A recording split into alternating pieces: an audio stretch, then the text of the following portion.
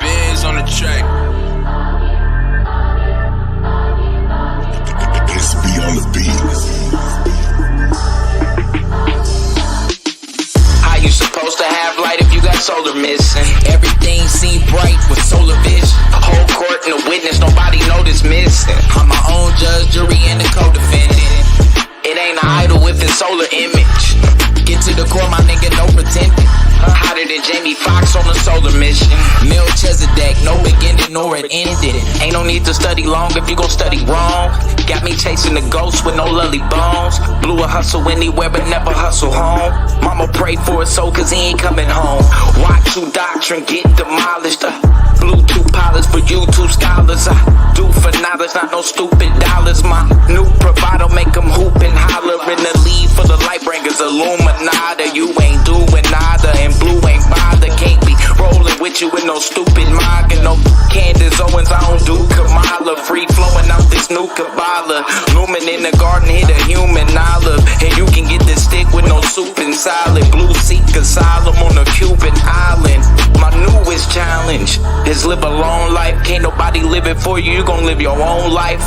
Right place, wrong time, I'm in the valley where the bones dry. I prophesy to the bones rise. How you supposed to have light if you got solar missing? Everything seem bright with solar vision. Whole court and a witness, nobody know this missing. I'm my own judge, jury, and the co-defendant. It ain't an idol if it's solar image. Get to the core, my nigga, no pretending. Hotter than Jamie Foxx on a solar mission.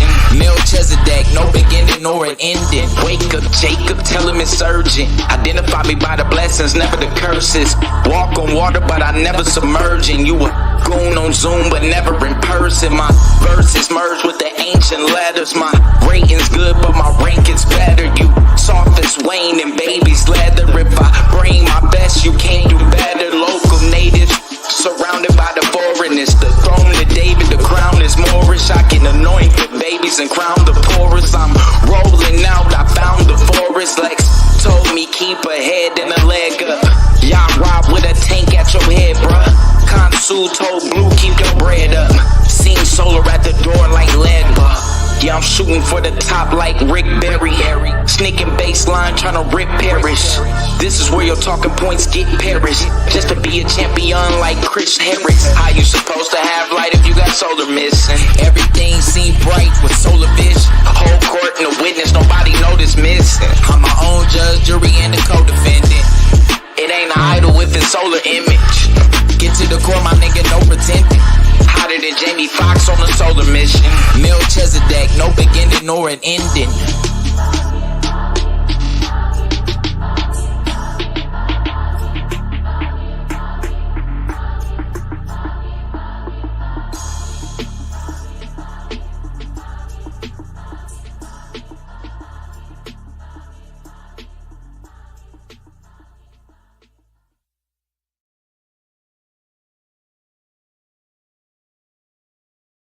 What's good, what's good, what's good? We back. Let me get into this real quick. Let me go ahead and get it here. Boom. Wow. Share.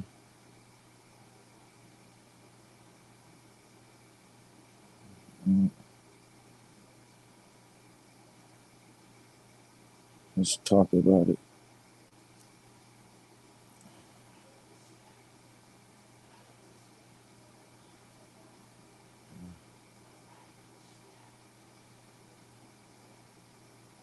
Alright, so we got that part. Let's go back here. Alright. Let's go.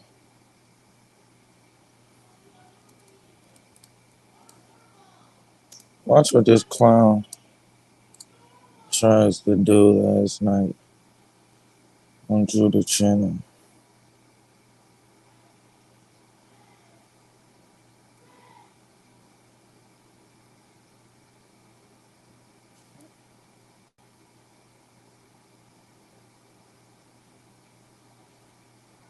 Is this the right channel? I don't think that's it. Yeah, YouTube.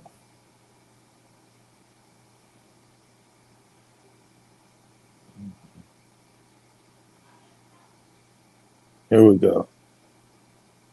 Yeah, let me go ahead and get this in. Hey, why did Naphtali leave?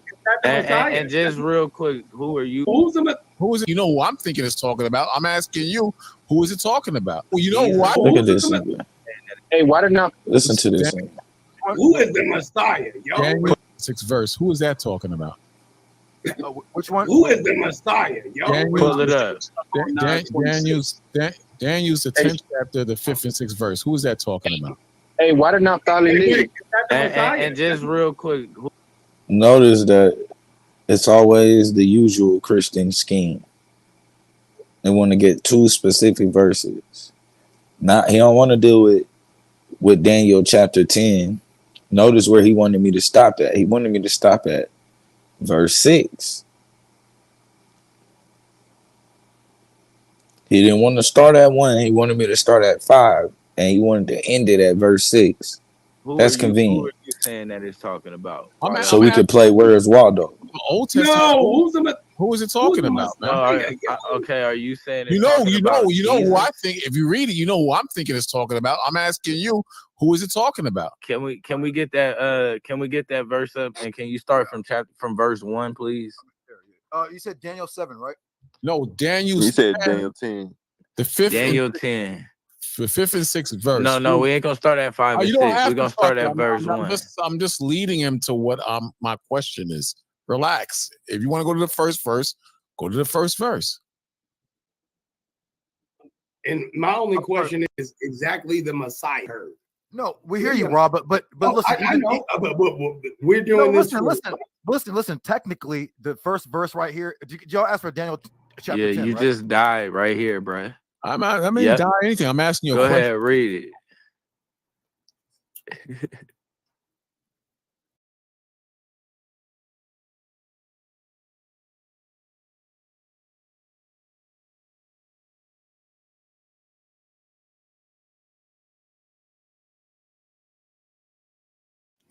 In the 3rd year of Cyrus, king of Persia, a word was revealed to Daniel, who was named Belshazzar.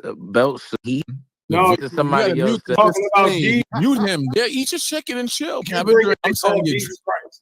So hold on. Name Belshazzar.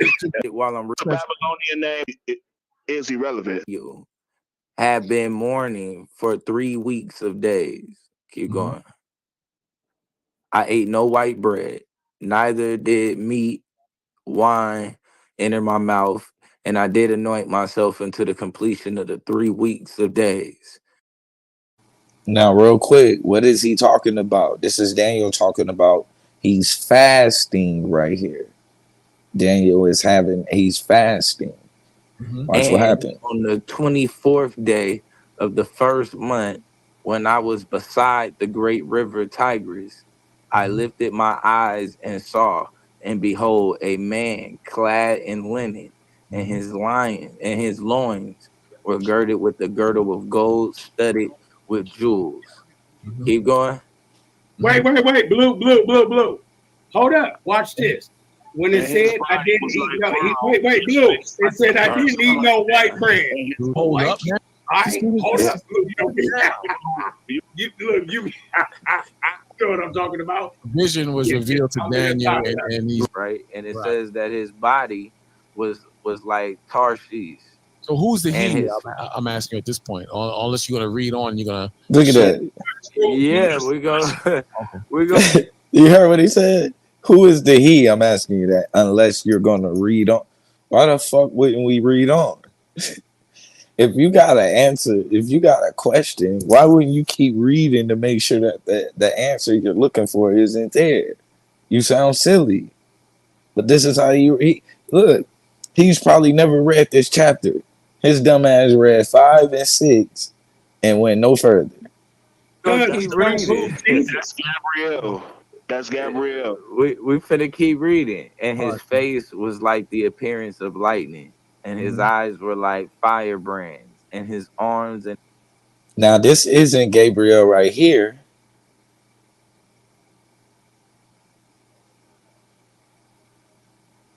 His legs were like an appearance Watch him of go to brandish Revelation. copper, and the Watch him go to sound of his Revelation. words was like a voice of a multitude.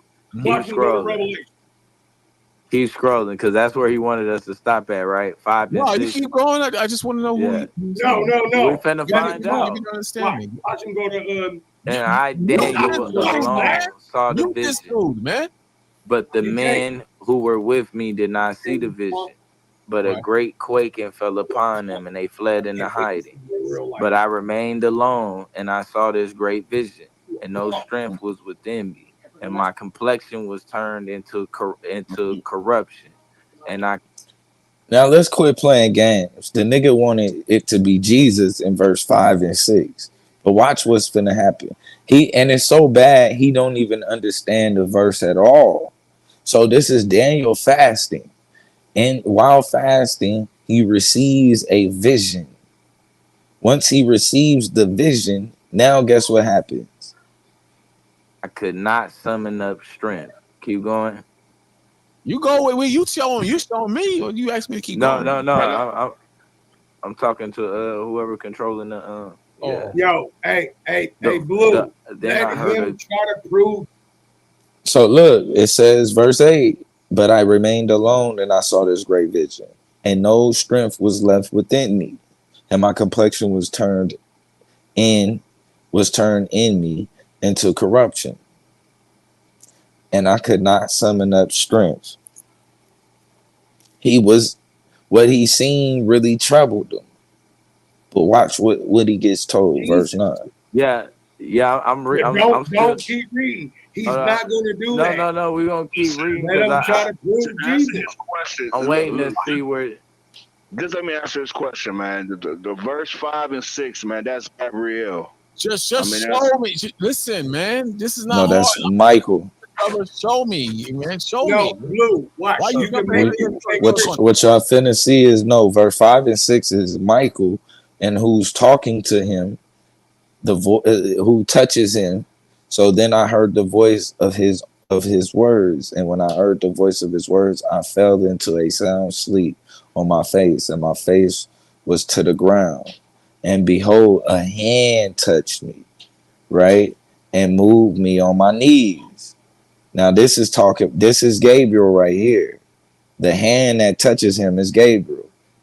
Watch what's finna happen. I'm gonna show y'all how. Gabriel, show me. One dude talking about Gabriel, one dude talking about Jesus. And when I heard the voice of his words, I fell into a sound sleep on my face, and my face was to the ground. All right, keep going. And behold, a hand touched me and moved me on my knees. Keep going real quick. I mean, scroll down. Yeah, talking about Jesus. Let him talk. We'll go to Revelation. That is, before we keep reading, do you know who touched him? Who voice he heard? Just show me, man. Just show me. Okay, cool. Now, yeah, 11. And he said to me, Daniel, man of desirable qualities, contemplate the words I speak to you and stand upright. For now I have been sent to you. And when he spoke to me this word, I stood quaking. And he said to me, fear not, Daniel, for since the first day that you set your heart to contemplate and to fast before your God, your words were heard, and I have come because of your words.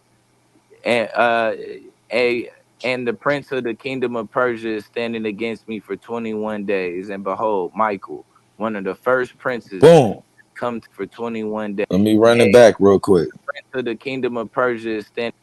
Your words were hard, sent to you. And when he spoke to me, stand upright. For now I have been sent to you. And when he spoke to me, he said, and now I have been sent to you. Who? And he said, fear not, Daniel, for since the first day that you set your heart to contemplate and to do what? Fast before your God, your words were heard, and I have come because of your words. Why? This word I stood quaking, and he said to me, fear not, Daniel, For since the first day that you set your heart to contemplate and to fast before your God, your words were heard, and I have come because of your words. And a and the prince of the kingdom of Persia is standing against me for 21 days. And behold, Michael, one of the Behold, Michael. That's who he seen in the dream. Michael. There is an angel, Gabriel, the messenger, who is there giving him understanding on his dream, on his vision. princes has come to help. That's who he seen, bro. Michael. Oh, it didn't say that, man. It said, He seen Michael. The voice that he heard was you know, Gabriel that came to him. What he Look, and this is Gabriel now. And I have come to enable you to understand what will happen to your people at the end of the days. For there is yet a vision for those days. seen was Michael. wait, Behold, Michael, one of the first. That you're look, going to hold talk. on, hold on. I'm showing you because hold on. This is Gabriel. Wait. So we can even go here. Even if you want to jump out of the window and say that this is an end time prophecy, which it isn't. This is not an end time prophecy, but let's just say you want to say the end of days is an end time prophecy. Cool. Nigga, that say Michael, not Jesus. That say Michael, not Yahweh Shai. This is Gabriel speaking, and this is Michael handling business, letting him know, don't trip on what you just seen. It's good. Michael, that's just Michael there handling business. He done showed up to the fight. That's all that is. Nowhere in there is Jesus. Nowhere in there are you going to be able to fit Jesus. Stop it. Wait, because you want to proselytize. This is Gabriel revealing. Hold on, bro. Calm down. You calm down. I'm not down, bro. I'm not Look, I've been reading this. Look at these dudes. Now a whole demon coming out of this nigga. Listen to him. The 11th verse and go slow and show me that's what it is. I'm not. You tell me back to the 11th verse. Here we go. Listen. And he said to me, Daniel, man of desirable qualities. Who is the he? Gabriel. No, quality. Wait. It said, and he said, No. Blue. He said, he's about to try to prove it's Jesus. I told you. Yeah, he finna die. We already know it's Gabriel because when we go to prove it's Jesus. This is sad. Him understand it on this vision. And he said, now he want to try. Look, now the nigga finna try to rewrite it. This is what he finna do right now. We finna play the role of the redactor.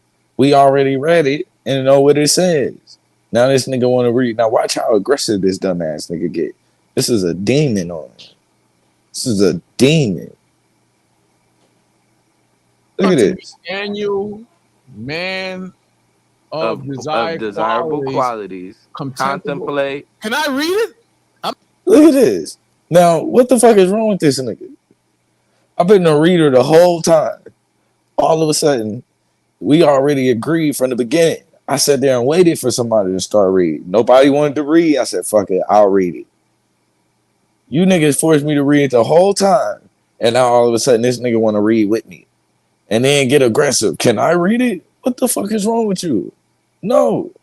No, bro. Qualities. Come to man of desirable qualities. Contemplate. Can I read it? I'm not you. No, bro. No, you was fucking up when you got to contemplate. You was gonna fuck it up. So just let me do it. So in your book in Isaiah 1 verse 18 it says, "Let us reason together with the Most High." Okay, brother, read it. Now he want to read. If the most like he finna change. Look, he want to. This is and the reason why he want to read because he want to stop and proselytize as he go along. No, nigga. Most High is about reasoning. Me and you can't. Okay, read. bro. I'm not typical Christian spiel. Whole sermon. You got it, bro. This is what I'm gonna do. He want to read. He thought he was gonna read verse 5 and 6 and give a whole sermon. No, nigga. No, this ain't This ain't nothing like church, bro. Light work. You got it, bro. I don't need the whole spiel. I just want you to go ahead and read it. I'm trying to chill you out and understand I'm you. chill, bro. Just read No, you're it. not chill because Oh my God. I'm not talking over you, and you're talking over me, and you. Yeah, I'm talking over him. No, nigga, like you said, you're talking over me for some reason. You decide you want to read. No, nigga, I'm read. And then look, He threw it. I decide like, all right, bro, this is too much. Go ahead, you got it. Then this nigga start acting like a whole, bro. Listen to this nigga, whole demon on it. Saying, let's just go through it step by step. I got you. No, you That's don't. what I'm telling you. Go ahead and start. No, you got it. No, but you don't got me because you're not You're not listening, bro. to That's why Listen. I stopped reading. Now he just want to have the last word, like a whole. Listen to him. Now stop reading. You stop reading. You stop reading, but you didn't stop listening to me. But I've been the reader the whole time, and all of a sudden you jumped in and decided to read with me. But you also have been talking over me, so I'm just simple. Nigga, I've been reading. I'm simple. Okay, listen. I apologize. Can you start reading now? You apologize, but you're still in third gear. I apologize. Can we read through the 11th verse? I'm in third gear.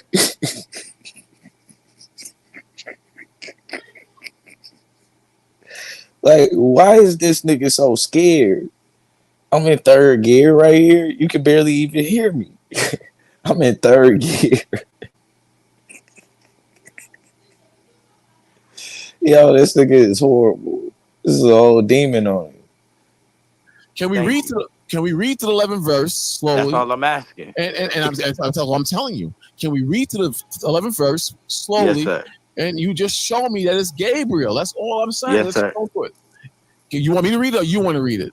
He's trying to prove that you're drunk. You're drunk. I don't want to hear what you got to say. Can we just Sir. go? Listen, I'm trying to be patient. I'm said, I'm not going to do the confusion thing. I'm going to jump off in a minute. You see, you ain't going to do nothing. Shut your drunk ass up. So let's start. You're the devil, and you don't care what it says. You're just here for confusion and wickedness. No, I'm not. Then why can't we read it? Brother, I'm trying to read. Shut up. Yes, I'm trying to hear. This thing got a whole demon on it. All right, so now he just showed up trying to lie and insert Jesus into a scripture where he don't belong, and he won't even stand on it. That's how you know something. This nigga's like I ain't even gonna say a snake. This nigga's an earthworm, because we hold the serpent to a high regard over here. So this nigga's like a fucking earthworm. He ain't got no backbone. The nigga showed up trying to plant Jesus in Daniel chapter 10 verses 5 and 6, and realized when you keep reading, actually you can't just put him there, nigga. He don't fit. Now all of a sudden, this dumbass nigga want to try to convict goddamn Rob and shit. Like, man, get your ass up out of here, nigga. Get back to reading the scriptures. Read it. You got it. I'll read through it, and you stop me and explain what I'm reading. It says, okay, cool. And he said unto me, Daniel, man of desirable qualities, meaning good qualities, contemplate the words I speak unto you. And now notice what he said. I'm gonna rewind it a little bit. That nigga said, I'll read it, and you stop me and tell me what I'm reading. What I say? All right, so we don't want to hear you. That's dead, brother. You want me to read it or you want to read it? You got it. I'll read through it, and you stop me and explain what I'm reading. It says, okay, cool. I stop him and explain what he read. Man of desirable qualities, meaning good qualities, contemplate the words I speak unto you and stand upright. For now I have been sent unto you, and when he spake to me this word, I stood quaking. All right, so at this point, it doesn't explain that it's Gabriel, but I'm going to keep going in the 12th verse if the brother will scroll up. Unless I'm wrong, I'm not saying something that I should see. You agree? Okay. All right, so clearly you don't disagree. Now, hold on. Wait. It doesn't say Gabriel, but are you assuming that the person that is giving him understanding on his vision is the same person that he's seen in the vision? Say it again. You lost me. The person Completely over his head. in the vision, Right.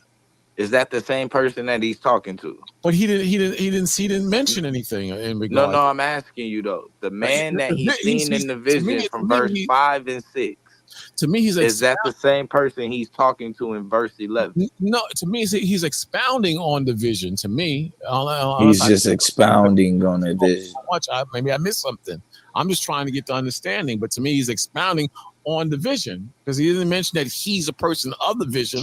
Well, let's read the 12th verse and let's see what it says. And if I'm wrong, real quick, Bafash, are you saying that Jesus had help from Michael? I'm not saying anything. I don't know who that guy is with that dumbass question. Position on the couple of verses, but every time we try to move on, someone is trying to, brother, are you saying it's Jesus? Brother, is he saying is that the spirit is the actual person? Answer the question, sir. Yeah, we trying to figure out who you saying it is. Yes, man. That's what we didn't all gave an answer already of who it is. One dude said Gabriel. I said it's Gabriel giving them understanding that the vision is Michael.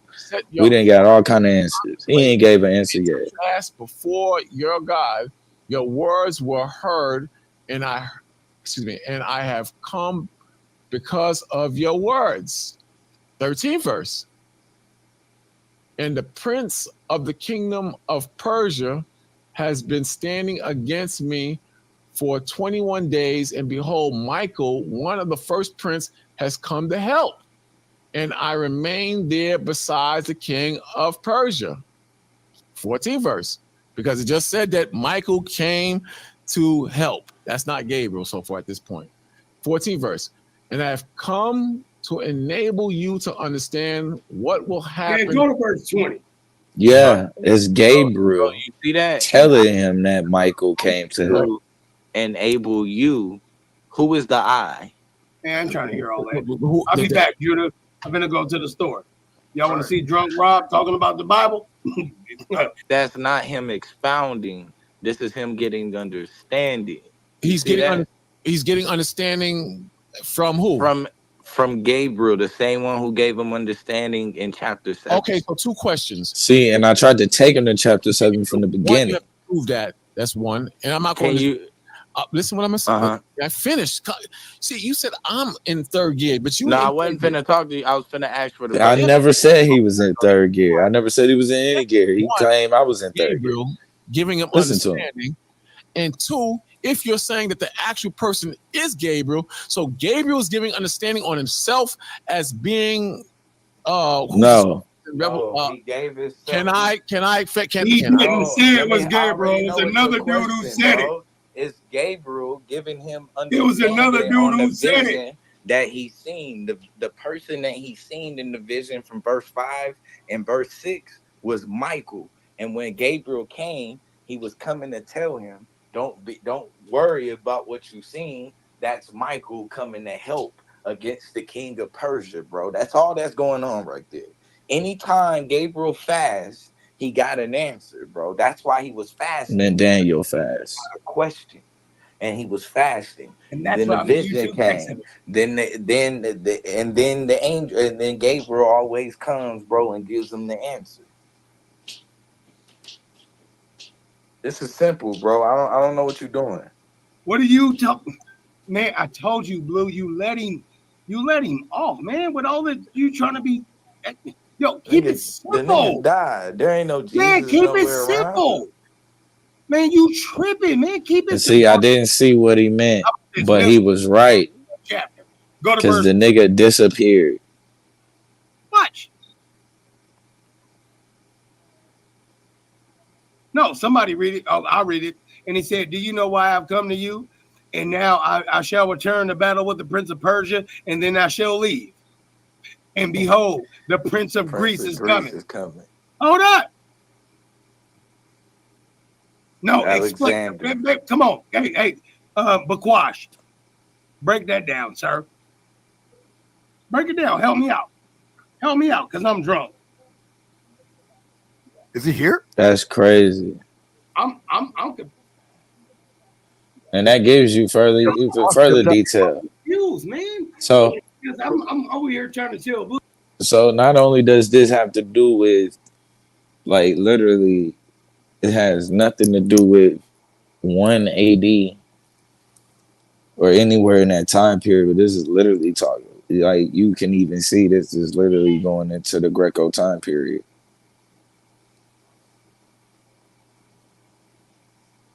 444.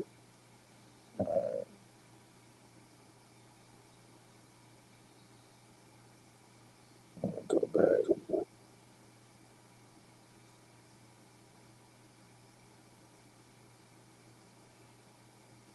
He saw him there laughing. I brought that up. I'm like, wait a minute, he just forfeited the debate. And saw that I started laughing because he knew it's over. Yeah, I Cosmo. saw that. Bro, he died like what 3.5 minutes into the first round when he said no one else can be a Messiah except for a Davidic. Yeah, that's what I was talking. Yeah, that's what I was talking about. Bro, when I went up to ask my question, I was conflicted whether I should ask that because Judah showed the verses, right? See if he would maintain his post or admit he was wrong. But man, Judah, when you first asked him about the synoptic gospels, right? I was like, bro, why? I was like, why did Judah keep saying the synoptic gospels in the debate? And I knew you had back in the corner, bro. That was crazy. Yeah. So I don't think he even know what the hell synoptic gospels was when he first asked. He said there was 3 of them. Did you hear him? He kept saying the 3 synoptic gospels. Like, sir, there's Matthew, Mark, Luke, and John. It's 4. Shut sticking up. Thank you, Brother Reuben. I mean, come on, man. It's getting trapped up. Listen, to prove that I'm not lying, Israel Doctrine wants to pick up that debate of what Reverend Charles said, that the Christian church is the Davidic monarchy. Did y'all hear that, y'all? The Christian church is the throne of David. So when you see the Pope walking around, holy shit. When you see Joel Osteen, he's sitting on David's throne. When you see the Mormons and the Owaspy, guess what? They're all part of Christianity. They're sitting on David's throne, according to these guys. Wow. But hey, man, Kind of right. That's a well, I mean, that's kind of true though. See, when you kind of think about it, you're kind of right. They call the Pope. He calls himself Jesus on earth, so he worshiping the Pope. Yeah, the Pope, pretty much. See, so these guys, and hey, I'm glad they're doubling down on that. I put the link down for Elder Bakwash to come on. I want to ask him. Oh, here he is. Here he is. Shout out to Elder Bakwash. Bakwash, I got a question. Do you agree with the Reverend and Israel Doctrine that the Christian church is the throne of David? I didn't hear you. Say, can you hear me? Yes, you're good. Hey, shalom, everybody. Shalom, brother. Do you agree with the Reverend and Israel Doctrine that the Christian church is the throne of David? The Christian church? Like, like the Roman Catholic Church, like that type of church? All of them, the Baptist, Episcopalian, Lutheran. Yeah, but Judah, them guys is out of their freaking mind. Christians is out of their mind. They don't even know. The guy don't even know he's an Israelite. He probably thinks that the damn small hats are the real chosen people, man. Them guys is sick. You can't go by their word. Them guys is insane. They on cocaine. But ain't he a Christian though? Who? Am I a Christian? No, I'm talking about the Israel Doctrine dude.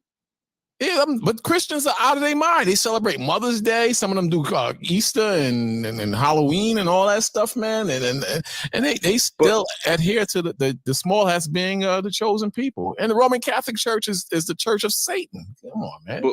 But I got a question though. If they say Christ and you say Christ, what's the difference? It's a big difference. I don't believe that Christ died for everybody. That's number one.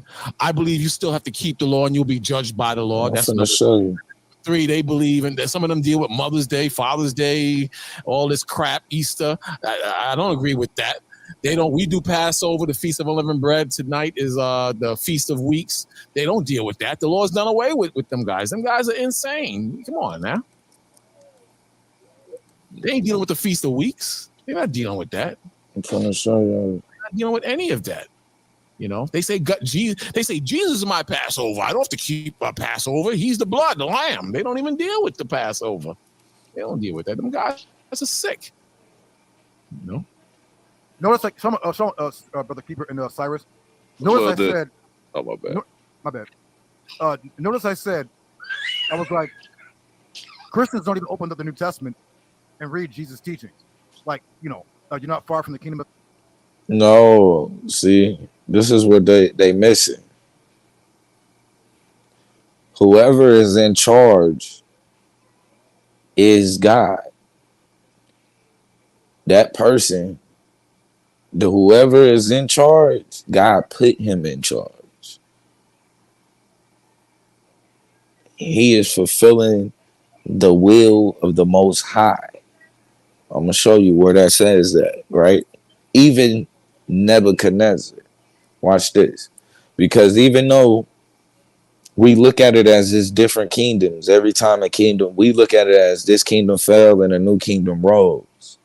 But on a spiritual level, there's never been a change, right? It's only one throne. And he chooses. I'm gonna show you. Watch. And it says Nebuchadnezzar. This is Daniel chapter 4. We'll start in verse 1. It says Nebuchadnezzar the king, unto all people, nations, and languages that dwell in all the earth, peace be multiplied unto you. I thought it good to show the signs and the wonders that the high God have wrought toward me.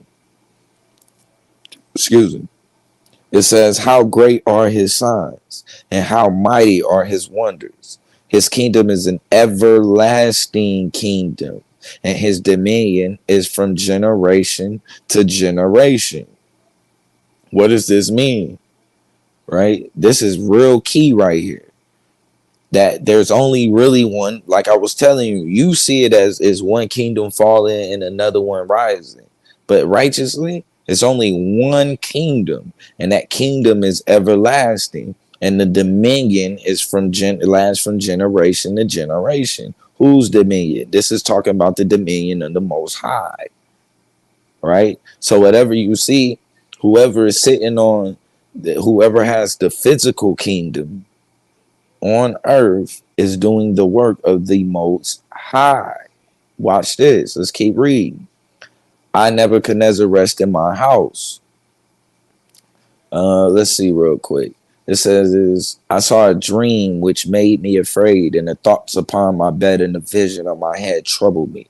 Therefore made I a decree to bring all the wise men of Babylon before me, and that they might make known unto me the interpretation of the dream.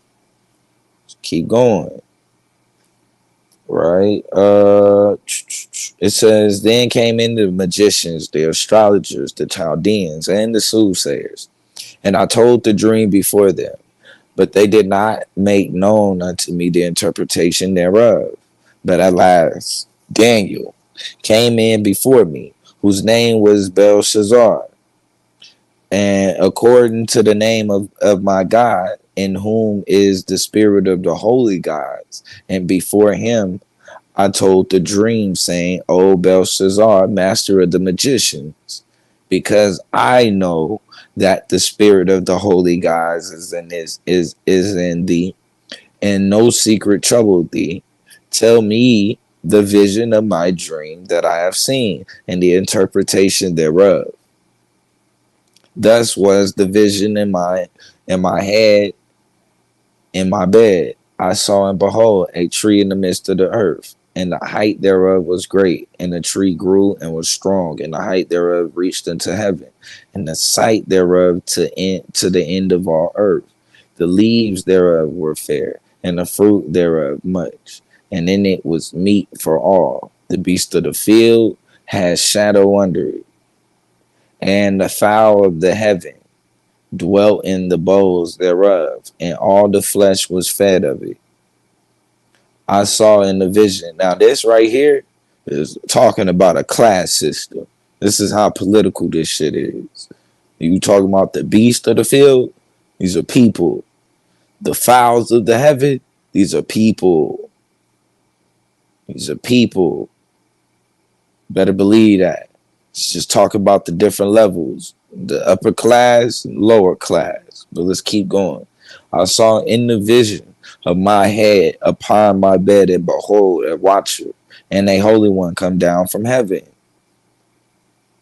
He cried aloud and said thus, hew down the tree, and cut off his branches, and shake off the leaves, and scatter his fruit. Let the beasts get away from under it, and the fowls from his branches. Nevertheless, leave the stump of his roots in the earth, even with a band of iron and brass in the tender grass of the field, and let it be wet with the dew of heaven, and let his portion be with the beast of the grass of the earth. Let his heart be changed from man's, and let a beast's heart be given unto him, and let 7 times pass over him. It's crazy. This is another Passover event. And let 7 times pass over him. It's clear. This matter is the decree of the watchers and the demand of the world of the holy ones, to the intent of the living, made known that the Most High ruleth in the kingdom of men, and giveth to whomever he will, and setteth up it in the basis of men. Notice that is real key. Remember what we read earlier, right? Let's just go back. Why is there? Remember, his kingdom is an everlasting kingdom, and his dominion is from generation to generation.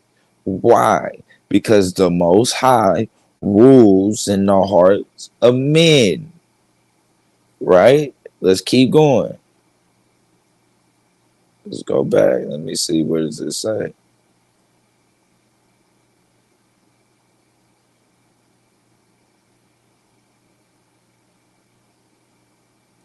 Notice what it said. Right? I am the Most High that ruleth in the kingdom of men, and give it to whomever he will, and set up whoever basis of in the it to the basis of men. This dream I King Nebuchadnezzar have seen. Now thou, O Belshazzar, declare the interpretation thereof. For as much as the wise men of the kingdom are not able to make known unto me the interpretation, but thou art able. And then Daniel, whose name was astonished for 1 hour, and his thoughts troubled him. The king spake and said, let not the dream and the interpretations trouble thee. He said, my Lord, the dream be to them that hate thee, and the interpretation thereof to thy enemies. The tree that thou sawest, which grew and was strong, whose height reached the sight of heaven, whose leaves were fair. Oh, that is you, O king.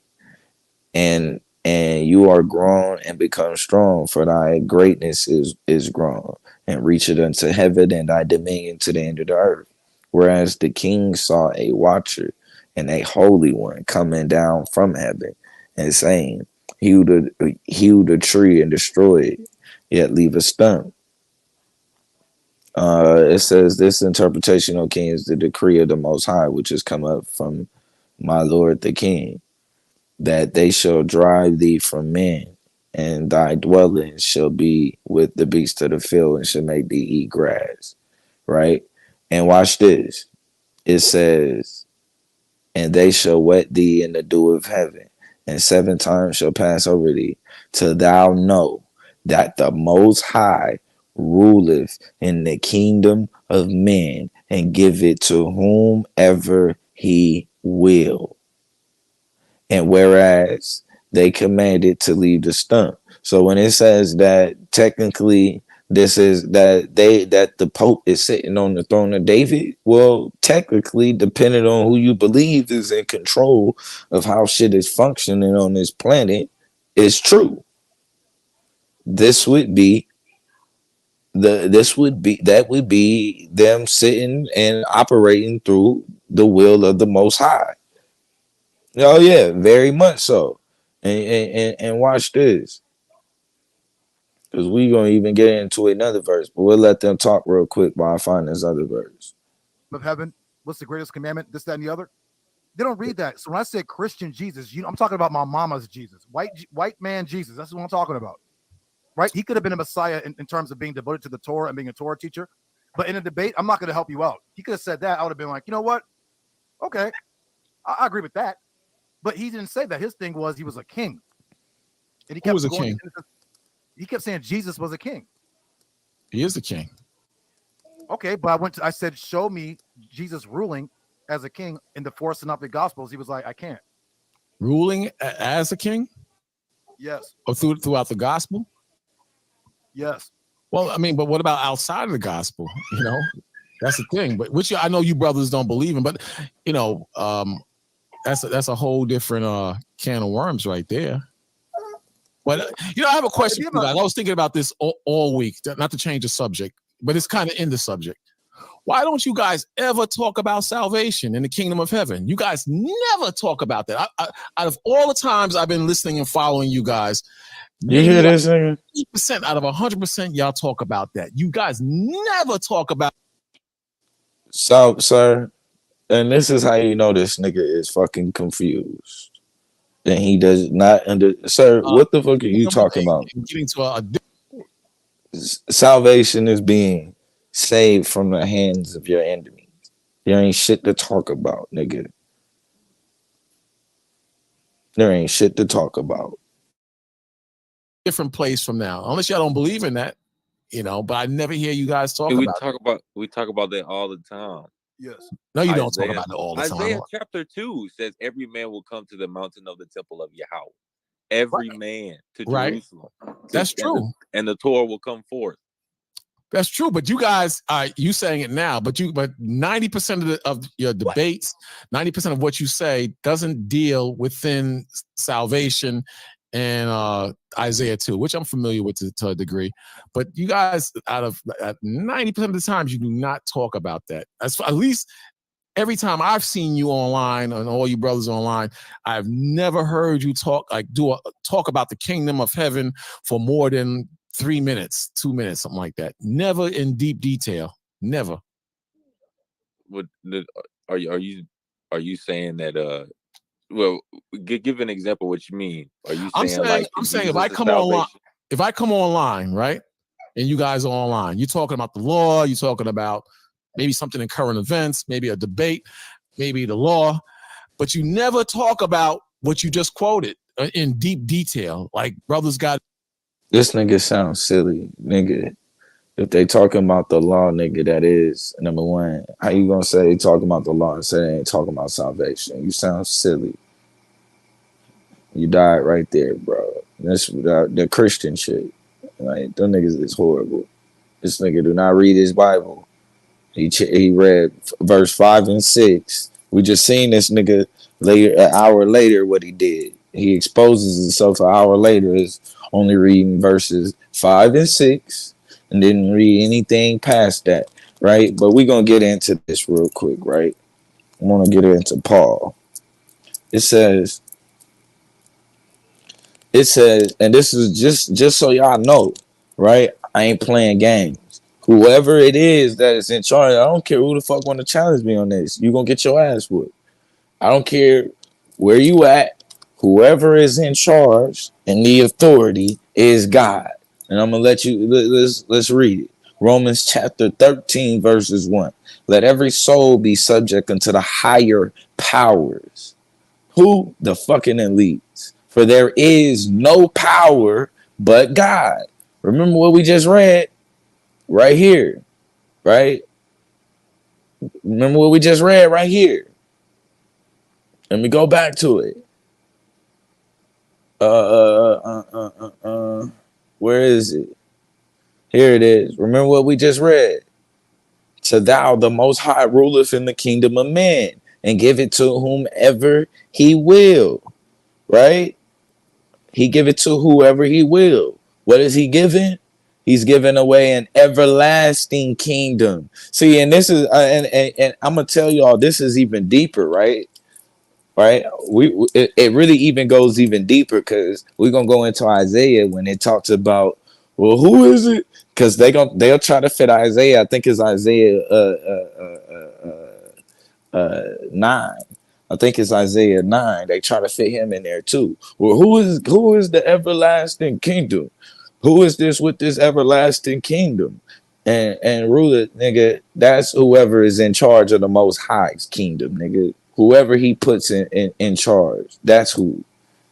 So let's keep going. Oh shit! I need to right. So you see that? Let me see. This is a kingdom that is everlasting. So the reason why this kingdom is everlasting, right? Let's go back. Romans 13 real quick. It's for further understanding on that. Right? Let every soul be subject unto the higher powers. For there is no power but God. There is no power but God. Now, this is actually kind of true, right? This is kind of true when you kind of think about it in a sense. There's really only one energy, right? There's really only one frequency.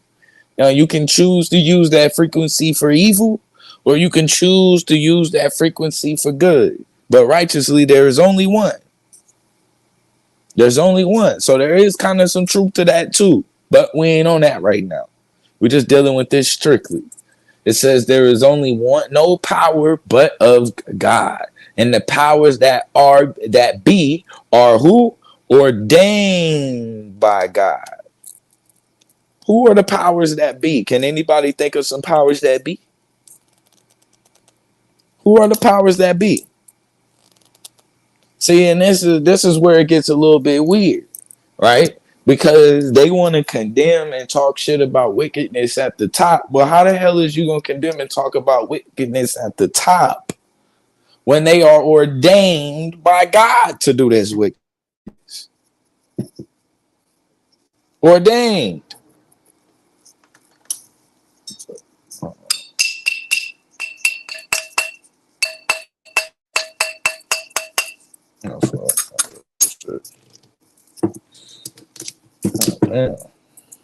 Ordained. Keep cooking though, man. We ain't even finna play, right? My fault. So let's keep reading though, right? For the rulers are not a terror to good works, but to the evil. But to the evil. So anytime you see somebody getting handled by the authority, just know that they was evil. Right? See? And goes even deeper. Imagine if this is your ideology, and you seeing a nigga crying out or getting choked out by the police, and all of the worst shit that could possibly happen to a nigga is happening to him, and you watching it on the news. Could you imagine if this is a part of your ideology? Guess what? Well, guess what? For the rulers are not a terror to good works, but to the evil.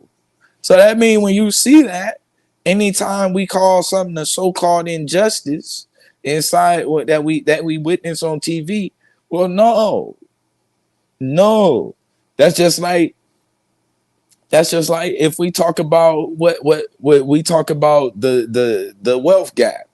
Well, no, you can't talk about the wealth gap, because the reason why there is a wealth gap, it wouldn't happen to good works. It only happens to evil. Without then not be afraid of the power. Do that which is good, and thou shalt have praise of the same, for he is the minister of God. Nigga, when you pulled over by the police, he is the minister of God. When the president gets elected, he is the minister of God to thee for good.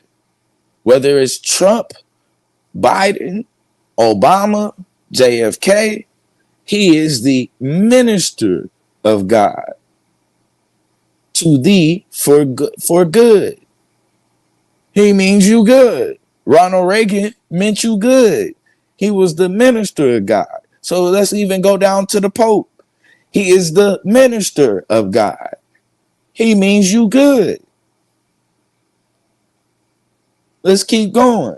So this even tells you, well, why would the Catholic Church just move the priest around? Well, technically, that wouldn't have happened to that baby if it wasn't evil. Because if the baby was doing good works, for sure the rulers are not a terror to good works, but to evil. So it makes sense now when you have an ideology like this on why exactly you would just move them around instead of them actually getting adequate punishment. But let's just keep going, right? And it says, shout out to Michael in the building. What's good, God? But if thou do that which is evil, be afraid, for he beareth not the sword in vain. So Rodney King didn't get the sword in vain. No, no. Neither did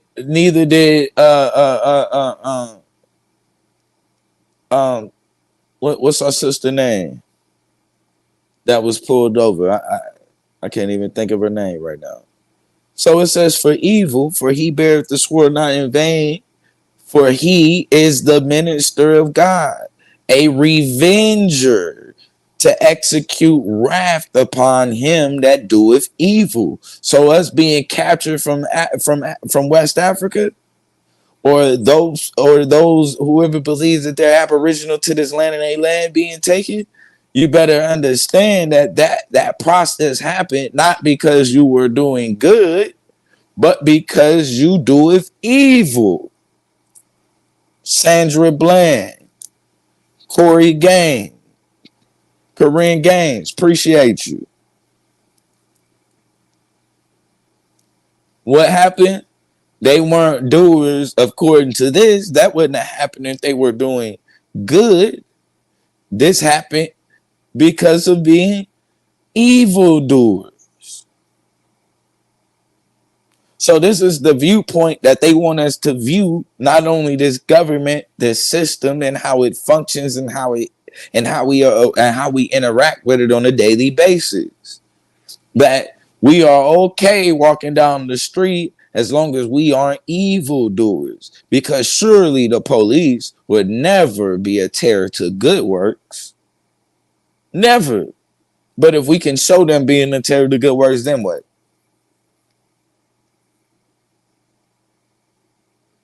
Then what?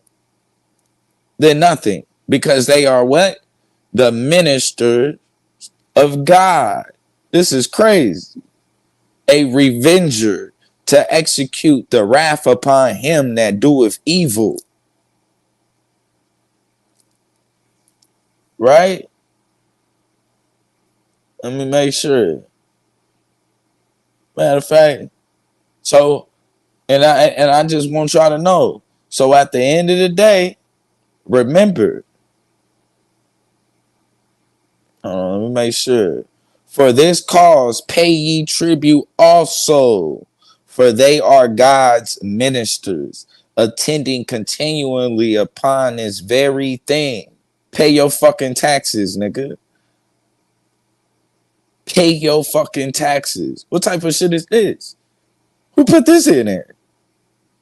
It just so happens this would be Romans 13. Romans 13. This is a convenient book right here. This is very convenient. Look at what it says. For this cause, watch, let me go back. Wherefore ye must needs be subject, not only for wrath, but also for conscience sake. So put your own shit aside, because you might get a wrath, but also for your conscience sake. For this cause pay your tribute also, for they are God's ministers. Who? Who God's ministers? Biden? Sir, Biden? God's ministers? You talking about Kamala Harris? Sir, God's ministers? Like Trump? How about the Rothschilds? Those God's ministers? Pay your tribute. Pay your fucking taxes. That's what that means. Pay ye tribute also. For who? Your government is God's ministers, attending continually upon this very thing. Make sure you always paying your taxes on time, nigga. Don't let them have to come and ask. Render therefore to all their dues. To what? Render therefore to all of their dues. Tribute to whom tribute is due. This sound like some revolutionary shit.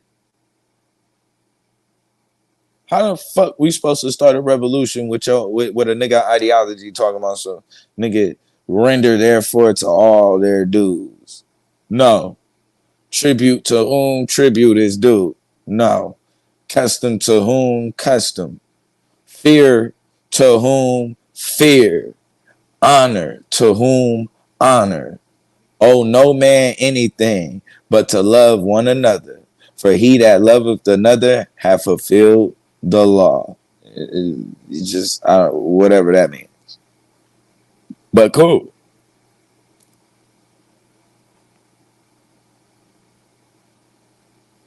Right? Cool.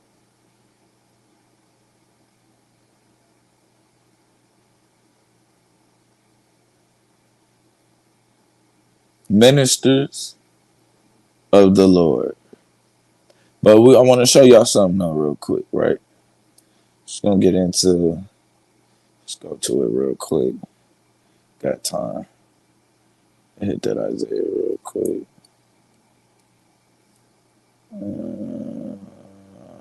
I think it's Isaiah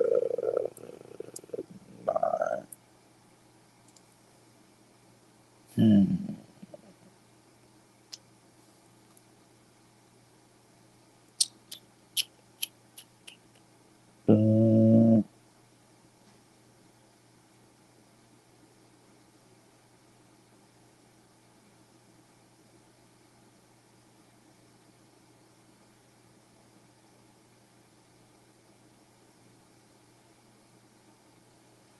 Watch this.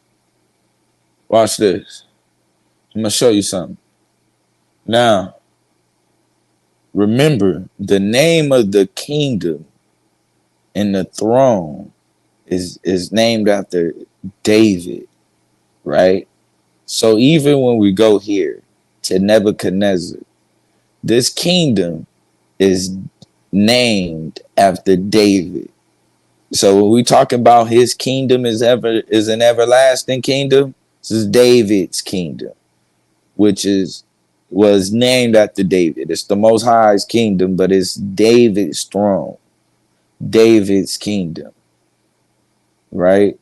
So the government is sitting on David's throne. The Pope, Biden, Trump, the police. Let's keep going though. Says of the increase of his government and peace. So watch this. No, it says, for unto us a child is born, unto us a son is given, and the government shall be upon his shoulders, and his name shall be called Wonderful Counselor, the Mighty God, the Everlasting Father, the Prince of Peace. Now watch this. This is another spot they're going to try to fit Jesus in. Of the increase of his government and peace, there shall be no end. There shall be no end. Of the increase of his government and peace, there shall be no end. Upon the throne of David and upon his kingdom, to order it and to establish it with judgment and with justice from hence on, even forever. The zeal of the Lord of the hosts will perform this. Very key. There's no end to this government, to this kingdom, to this throne. The reason why is because we could go right back here to Nebuchadnezzar. The kingdom is an everlasting kingdom, and his dominion is from generation to generation. And when we go down, what does it say?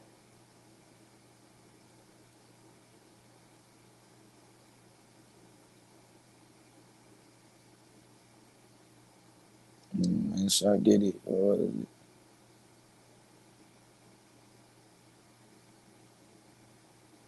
Boom. And it says, till thou knowest that the most high ruleth in the kingdom of men, and give it to him whomever he will. The most high. So even to back that up, when we go into Romans, let every soul be subject unto the higher powers, for there is no power but of God. Same thing. There is no throne but of God. There is no kingdom but of God. The powers that you physically see are a manifestation or ordained by God. This is what they're telling you. So the government is a manifestation of God. The Pope is a manifestation of his will.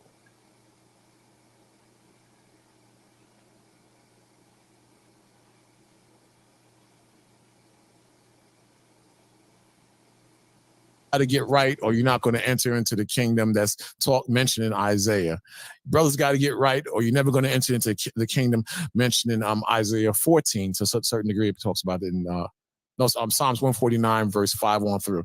You never go into that in deep detail. You brothers never talk about that for the most part. Am I wrong?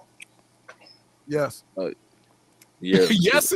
So, Judah, in the last 5 Sabbaths or 5 weeks, have you brought that up at all? Yes. Okay. All right. Maybe it's me. Maybe I missed it then.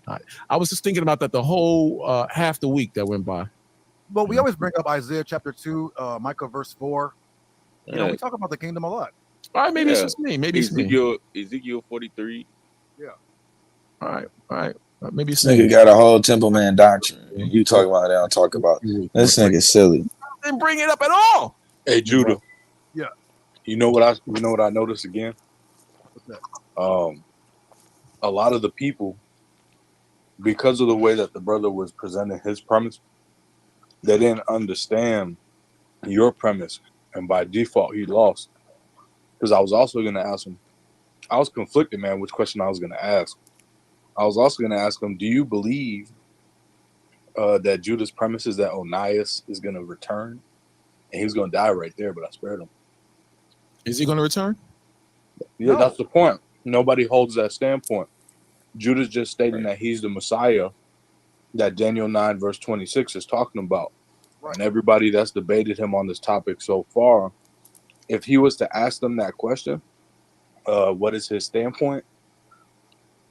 And they would get it wrong. They would have lost by default. All right, let's say hypothetically, the Jesus that we believe in, Yahweh Shah, is real. Who would be the greatest Messiah between them two? Hypothetically, if he was real, who would be the greater Messiah, and why do you say what you're saying in your answer? It's kind of like an idolatrous question. No, it's not. I said hypothetically, man. It's not blasphemous or idolatrous. It's just a question. Onias the third was a confirmed. But I'm not asking you in regards of what you believe as far as confirmation. No, nigga, in regards of he was actually a priest and a Messiah, nigga. How the fuck you gonna say that? If hypothetically they both was actually doing their thing, it would be the person who actually did the work. It's true. Who would be the better Messiah? Who they call Christ, or wait, who are you calling your Lord and Savior? Brother, this is not that hard. You are a very intelligent dude. You know what I'm asking you. This is what I was asking though. If go ahead, I'm sorry. This is what I was saying. When you was talking about salvation, are you trying to say that Jesus is salvation? I was just asking a question, man. That has nothing to. I wasn't relating that to. Yeah, I'm asking that because I'm wondering whether you're saying like Jesus is your Lord and Savior and the things that are written about him, or You talking about Cap? I'm asking a hypothetical now. With the first question, the first thing I mentioned, that was just something that was on my mind throughout the week. These guys never talk about salvation, so I'm not linking that to who they call Christ or Ananias. I'm not linking that to anything. My second question, I'm just asking a hypothetical. If the Lord that we believe in really existed, look at this nigga with all these hypotheticals. Better King and Lord. Yeah, that's what I'm saying. Like, which Lord are you talking about? What Lord do you think I'm talking about? Jesus Christ. Okay, so if Jesus Christ existed, based on what you know about him in the Old and New Testament, or the New Testament, who would be? What do we know about him in the Old? Or Ananias? Onias the third. And why do you say that? And how do you back that up? Because number one, he was clearly spoken about in several places, especially Ezekiel 44 verse 15, where it says the high priest in succession are going to be from the line of Zadok. So this is like, and then the book of Maccabees confirms that, the Dead Sea Scrolls confirms that, and it's not really like we're trying to tie things in with what they call it, Judah, foreshadowings and all this nonsense. So you're saying based on that would make him better than a man who brought people. Not only that, but a Zadokite is still a Levite. Water into wine. That was his first miracle. Had the power to confound the Pharisees, Sadducees, and scribes. Could read people's minds. You saying the aspects you named in Ezekiel, what the fuck is he talking about? These would outdo the stuff I just named. Absolutely. This is why. Because when these guys came to rob the temple for the treasures of the temple, Onias was out there, and these two men appeared out of nowhere, and they beat the crap out of the guy and stopped him from touching Onias, and told him to be thankful to Onias and go and do sacrifices to the Most High. So the question, how is that above bringing men from the dead? Making a woman who was dead rise up. How does that? He kind of got a point there. Top those. This is why. If it was real. Yeah, this is why. Why? Because the job description that Onias the third was supposed to fulfill is exactly what he did. He became the high. That's a better point. Ruler of Israel. He taught the Torah correctly. He was bringing the souls of the children of Israel back to the Most High. So now this is my question to you. Wait. Go back. I didn't understand that. I said, you said that Ananias. I think a better question would have been who had the better impact. The men appeared out of nowhere and beat the hell out of the men that was going to rob the temple. Mm-hmm. And my question to you is let's say hypothetically Jesus did exist. If he brought two people who were dead back to life, if he took demons out of a person and put them in swine and had a swine run off a cliff and drown in the sea, how does what Ananias, that example you gave with Ananias, how is that better than the miracles I just stated? That's what I'm asking you. Yeah, no problem. You said something and then you want to ask me a question. I don't understand. Yeah. You asked me 3 questions, so when I answer, I'm gonna ask you a question. That's how it's gonna work. So you're not going to answer that other. No, question. I'm about to answer your question, but when I'm done, I'm gonna ask you a question. Okay, all right, okay. Yeah. So this is why it's greater than all those things you mentioned. The things that he was prophesied to do, the office he was prophesied to hold, he did. That's real, though. He did that well, and he was teaching the Torah correctly and bringing the children of Israel back to God. Not only that, I'm going to try to use this question to get you to see my perspective as well. Wait. Before you ask me a question, that's your example that you just said right there, right? Yeah. I'm going to show you why, a little bit more insight into my answer with this question, right? And I think we'll understand each other. So let me give a hypothetical. Let's say I was able to turn water into wine and resurrect 2 people from the dead. Mm-hmm. Would you believe I'm your Messiah? If you were able to do that, because when Yahweh Shai did those things, it wasn't just the fact that he did those things; it was the fact of the spirit that was on him And the spirit that was on him and the miracles he did related to what the prophets foretold would happen when the Messiah would come on the scene. Even though I know you brothers don't believe that. I'm just what prophecies related to that would happen when he came on the scene? Sir, you're lying. What prophecies? how I see it, and I'm answering your question. If Like you Daniel 10, the one you died on? and the words you spoke was of the Holy Spirit, that would put you in a completely different perspective as an ordinary man. And I would have no choice but to follow you if the Holy Spirit opened my heart to what you were saying and it was from the Most High. But the example, I'm not going to go back to Ananias, but that's the answer to my question, towards you. Yeah, I get it. So even in your law, in Deuteronomy 13, verse 1, it said, if someone comes to you and they like a witch and they make something come to pass, and they say, but let us go and follow after other, and they make something he just died. And they say, but to you in the law, in Deuteronomy 13, verse 1, it said, if he just died, let's get the scripture. I'm going to show you why he died. And what's crazy, I was getting ready to pull this scripture, but I was going to leave him alone. I wasn't going to beat up on Jesus this bad. But I'm finna do it because he lied. What did he say?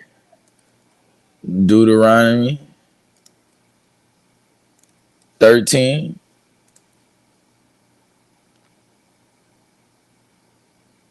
Watch this. I'm going to show you how Jesus died. He just killed Jesus. He just killed him. And he don't even know it. The nigga is so slow. This is the worst verse for you to pull. Look at what it say. If there arise among you a prophet or a dreamer of dreams, and giveth thee a sign or a wonder, and the sign or the wonder come to pass, whereof he spake unto thee, saying, let us go after other gods, which thou hast not known, and let us serve them. Thou shalt not hearken unto the words of that prophet or that dreamer of dreams. For the Lord your God proveth you to know whether he love the Lord your God with all thy heart or with all thy soul. They said, nigga, this verse say Jesus was a test, nigga, to see if you really love God or not, or if you was gonna fall for them dumbass miracles that you falling for. See, and that's the difference. He asked the question that kind of killed itself.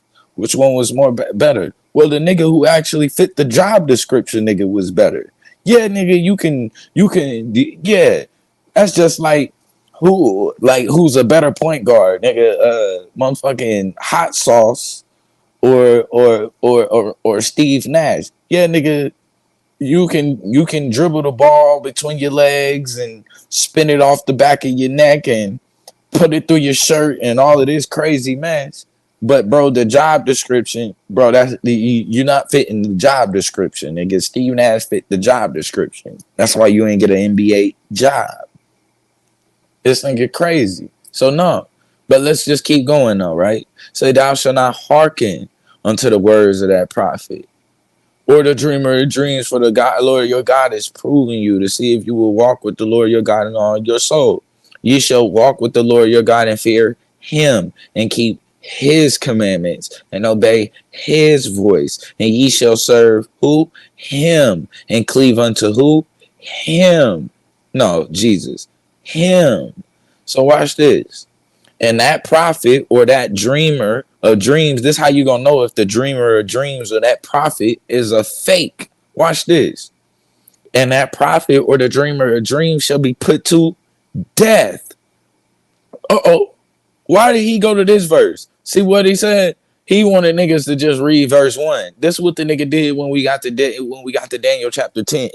What shall happen to that prophet if the nigga is lying, and that prophet or that dreamer of dreams, Jesus, shall be put to death, because he hath spoken to turn you away from the Lord your God, which brought you out of the land of Egypt and redeemed you out of the house of bondage. What is this talking about? Salvation.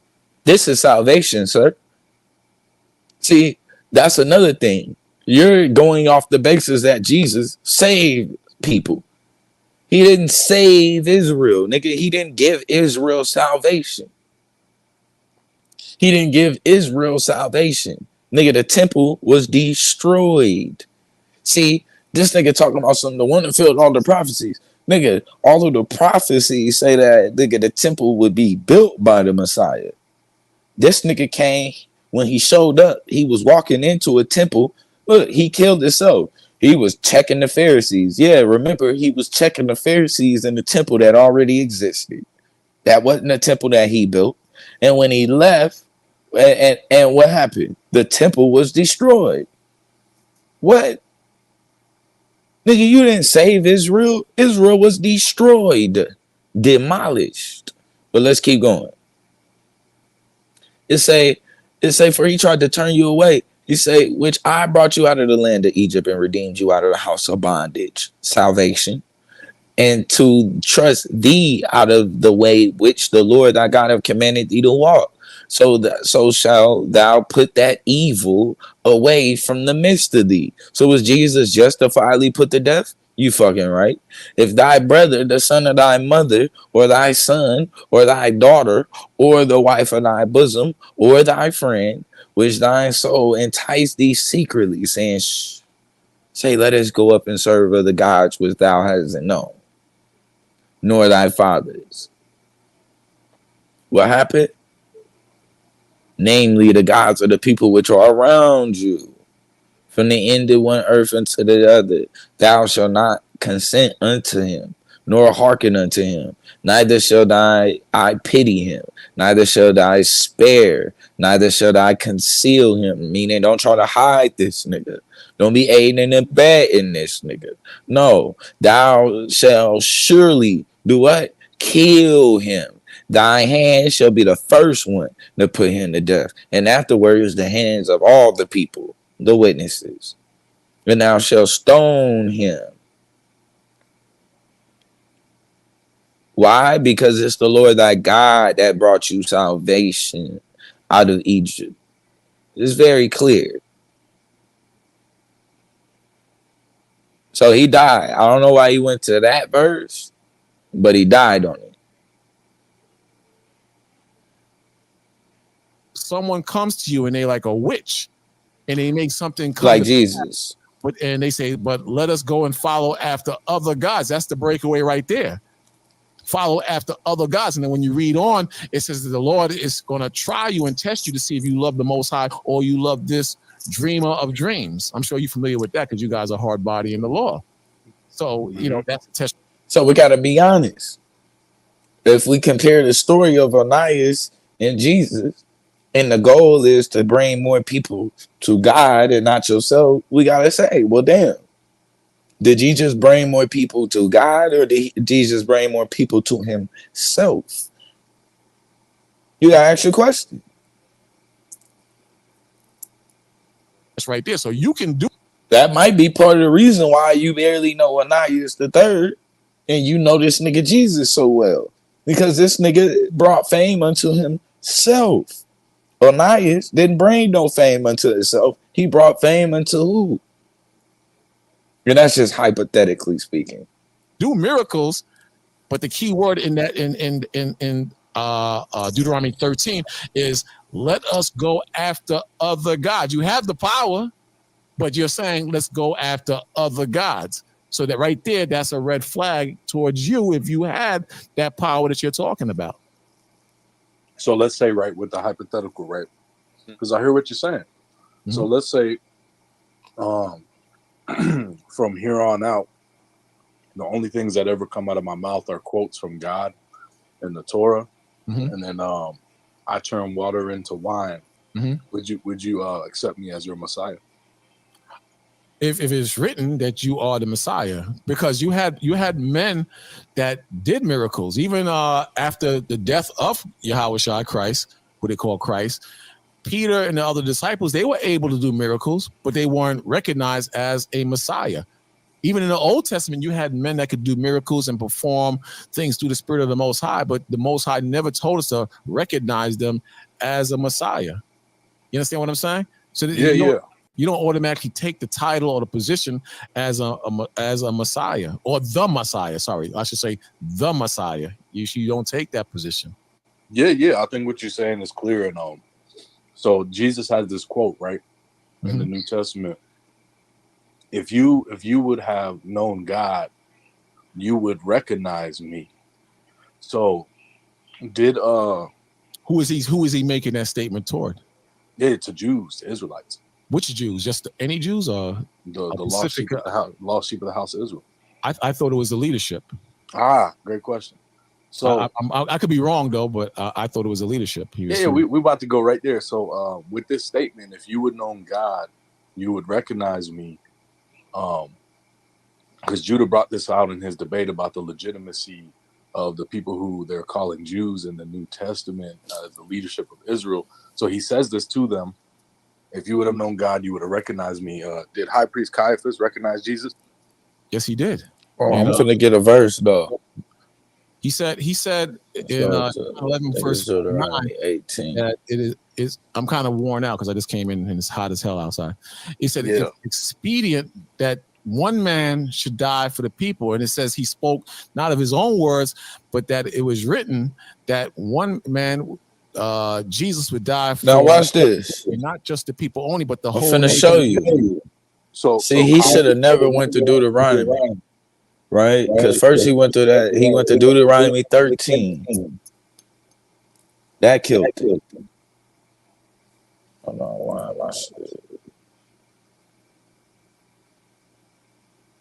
am I y'all getting the echo?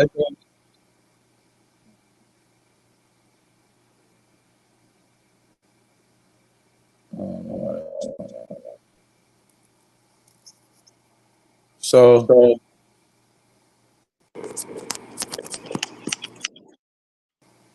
Yo, what the fuck?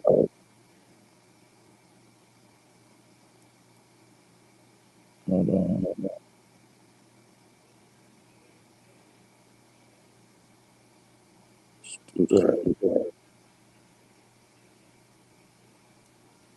Nah.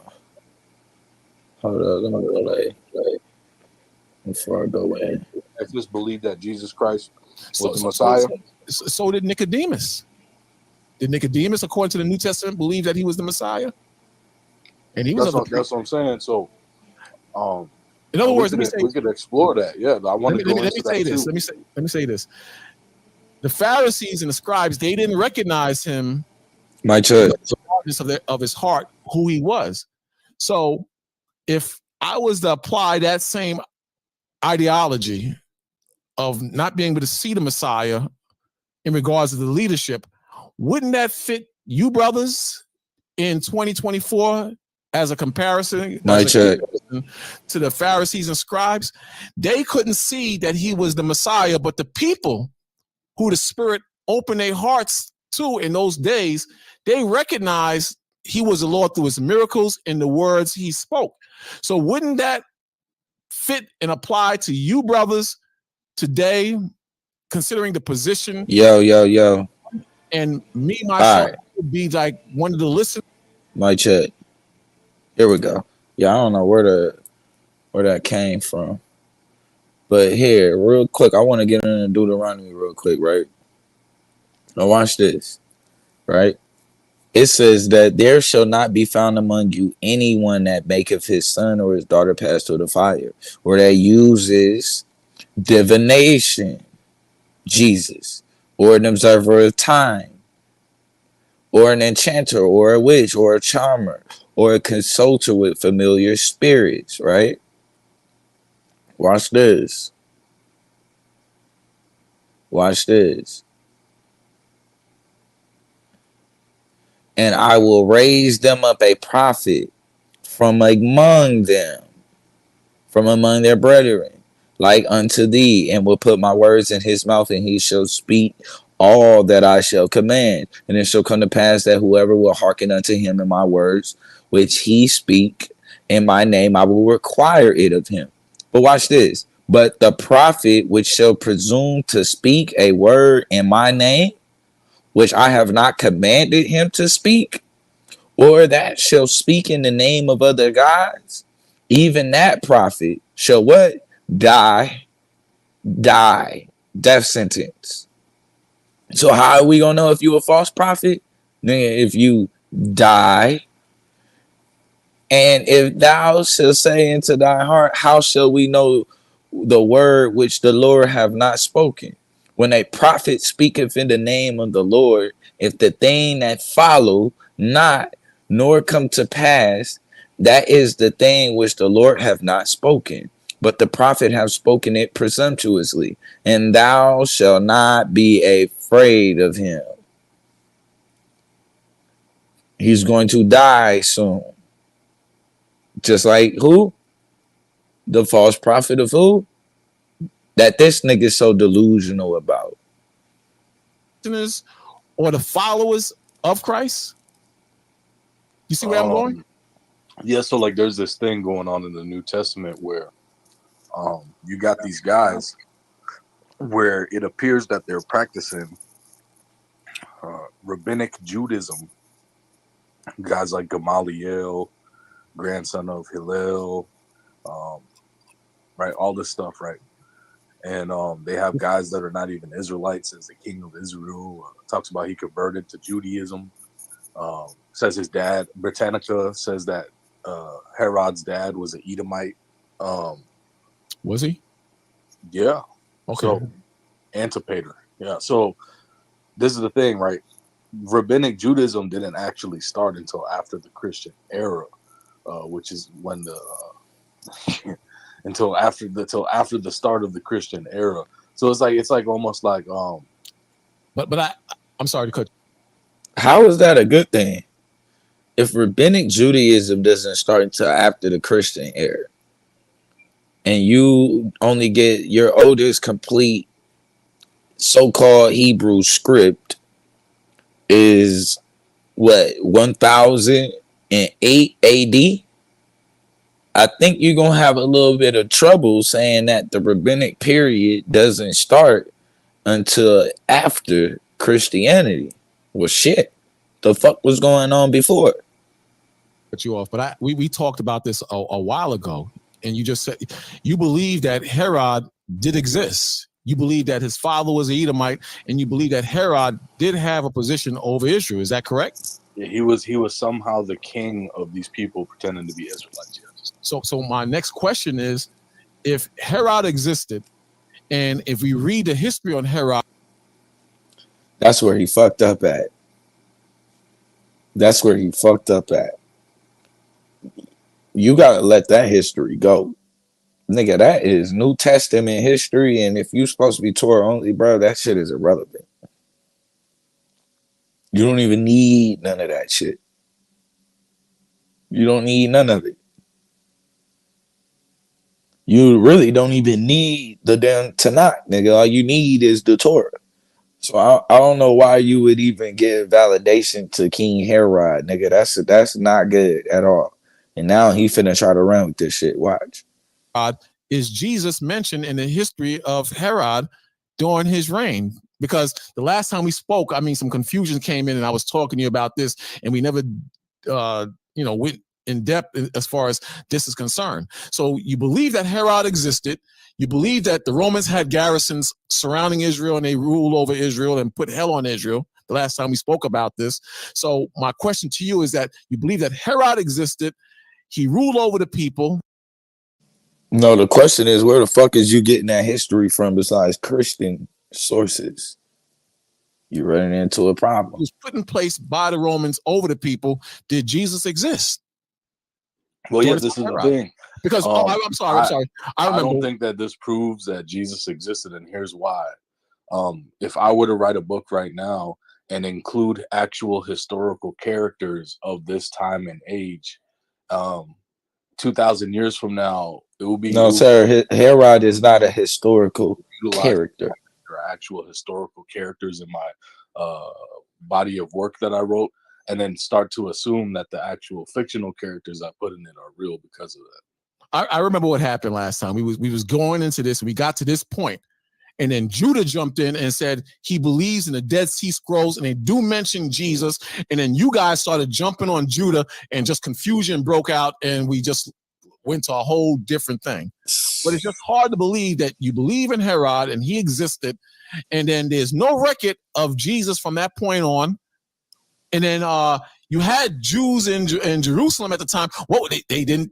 Time just went on, and during the what they call the diaspora, they were just scattered. Jesus never existed. They were scattered. Is that what you're telling me? No. And this is the thing, right? So, I think that when we're reading certain forms of literature and stuff like that, I'm actually going to do a presentation on it. And Judah, if anywhere I'm going to do this presentation, bro, you already know it's going to be right here, bro. I'm not doing it nowhere else, bro. I'm going to make it where I'm going to go into bodies of work, pieces of literature that are used and it was used to attach certain people to the biblical Israelites and the customs and the traditions. But these are completely fictional bodies of work, such as the Kebra Nagast, Rabbi Akiva finalizing and starting actual rabbinic Judaism, attaching himself to fake characters in the Talmud. See, this is where you run into a problem. This is how you know anything that you know is based off of these people. So how the fuck are you going to separate these people from what you are deeming as real history when that shit is being made up by the same people you were saying makes it false?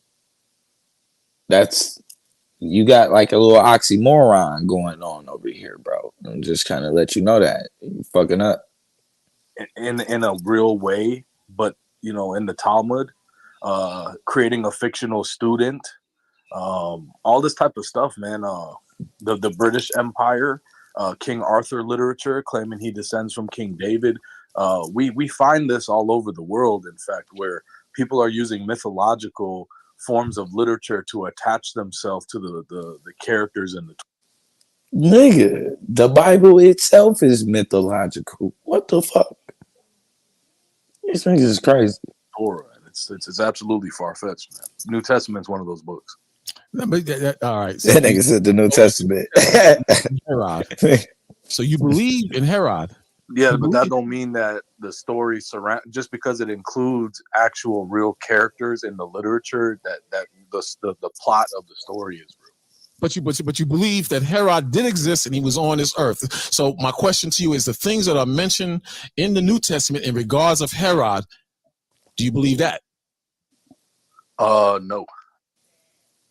So this is what this was. Well, I do.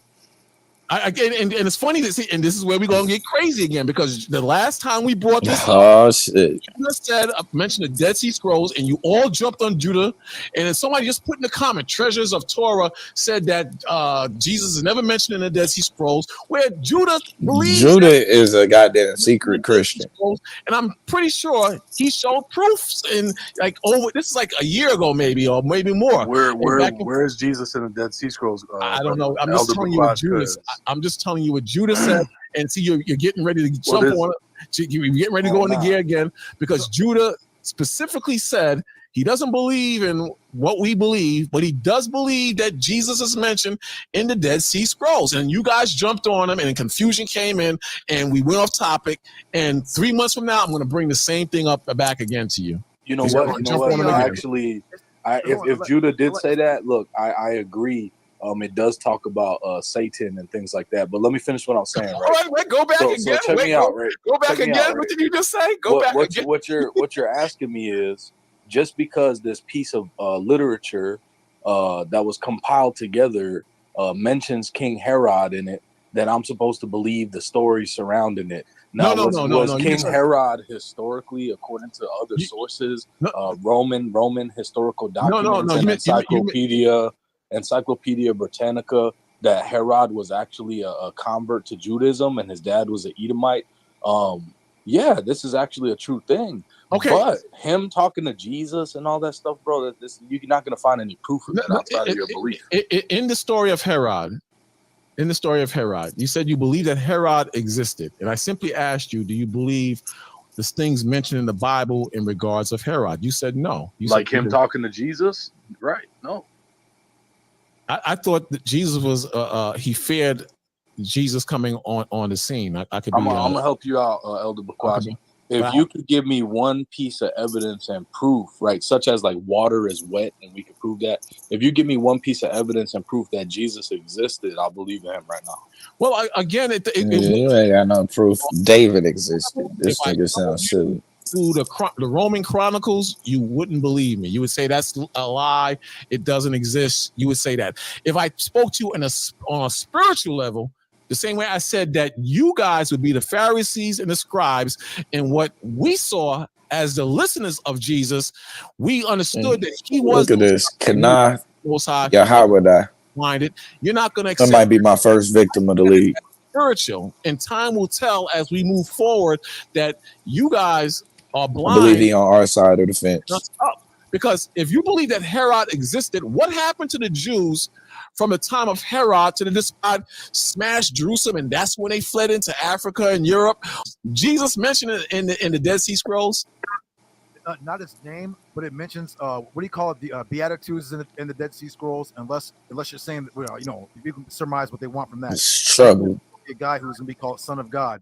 But again, this is over years. I did teach that, in my opinion, I believe that Jesus is mentioned, but I can't say for sure. I'm not gonna. That nigga say the coming of the Son of God. Like debate that, but in my opinion, I think that he may be referring to him because there was nobody after Onias III that was of any consequence or importance besides Jesus of Nazareth. If you believe that. And so Jesus of Nazareth, on the oral writings, it reflects back to. He can't be talking about the guy that walked on water. Is this y'all Torah teacher? Because this nigga sounds like a Christian. What is it? Isaiah 53. I think it's that's actually talking about Jesus in the oral writings. Same thing. You know, so. I'm just saying maybe you can't see what we see, you know. That's all I'm saying. You know, so this is the thing, right? Elder Bakwash. This thing, right? Elder Bakwash, right on. Wait, hold on. Elect. Yeah, but I was trying to answer Bakwash first. Let me ask everybody a question. Actually, it's just if you know, say it, because the second question is more important to me. Did Abraham have any brother or sisters? Oh man, come on, let me answer Bakwash's question. So the history. No. I'm saying it for a point. I'm saying it for a point. Did he have any brother or sisters? That's a yes or no. Oh, don't know. Yeah. Before Abraham was, I am. Yeah. Did he have any brothers or sisters? That's a I know or I don't know. It's a good question, actually. It's a pretty good question. And I know where you're going. No, it's like a distraction. Now, I came over here with a nice dialogue, man. You won't even. All you do is, I mean, that's pride well, right this there. The thing, though, right? Bakwash asked me a question. The host of the show, said that I can speak, and that's a lot of pride right there. So here go my second question right here. Can you prove Abraham existed? You talking about Christ? Yeah, but this is the thing, right? Can you prove Abraham existed? Are you gonna let me answer your question? Yes, sir. All right. So this is what Christians do when they can't prove the legitimacy of Christ. They attack everything else and make everything else have to be. Brother. I mean, don't give a false narrative. They make attack. That's a question. You're not gonna let me answer your question because you're giving a false narrative to lead. You're gonna deal with what I feel like saying is what you're gonna do. Well, man, okay, whatever. Let him answer. I'm curious. Let him answer, Quinn. I'm kind of curious. You're gonna have to deal with what I feel like. I want to hear. That's a good question. I want to hear what he's gonna answer. Yeah. So this is what Christians do when they can't prove the legitimacy of Jesus Christ's existence. They start to attack the legitimacy of us being able to prove whether David existed or Abraham existed. So I'm going to give you a little bit of insight, right? And we're going to see if you're a real Israelite or not. So at Mount Sinai is what set apart our book, the Torah, our inheritance, our legacy from things like the Quran and the New Testament, where it was millions of people witnessed the things that God did. Millions of people? It wasn't one person. So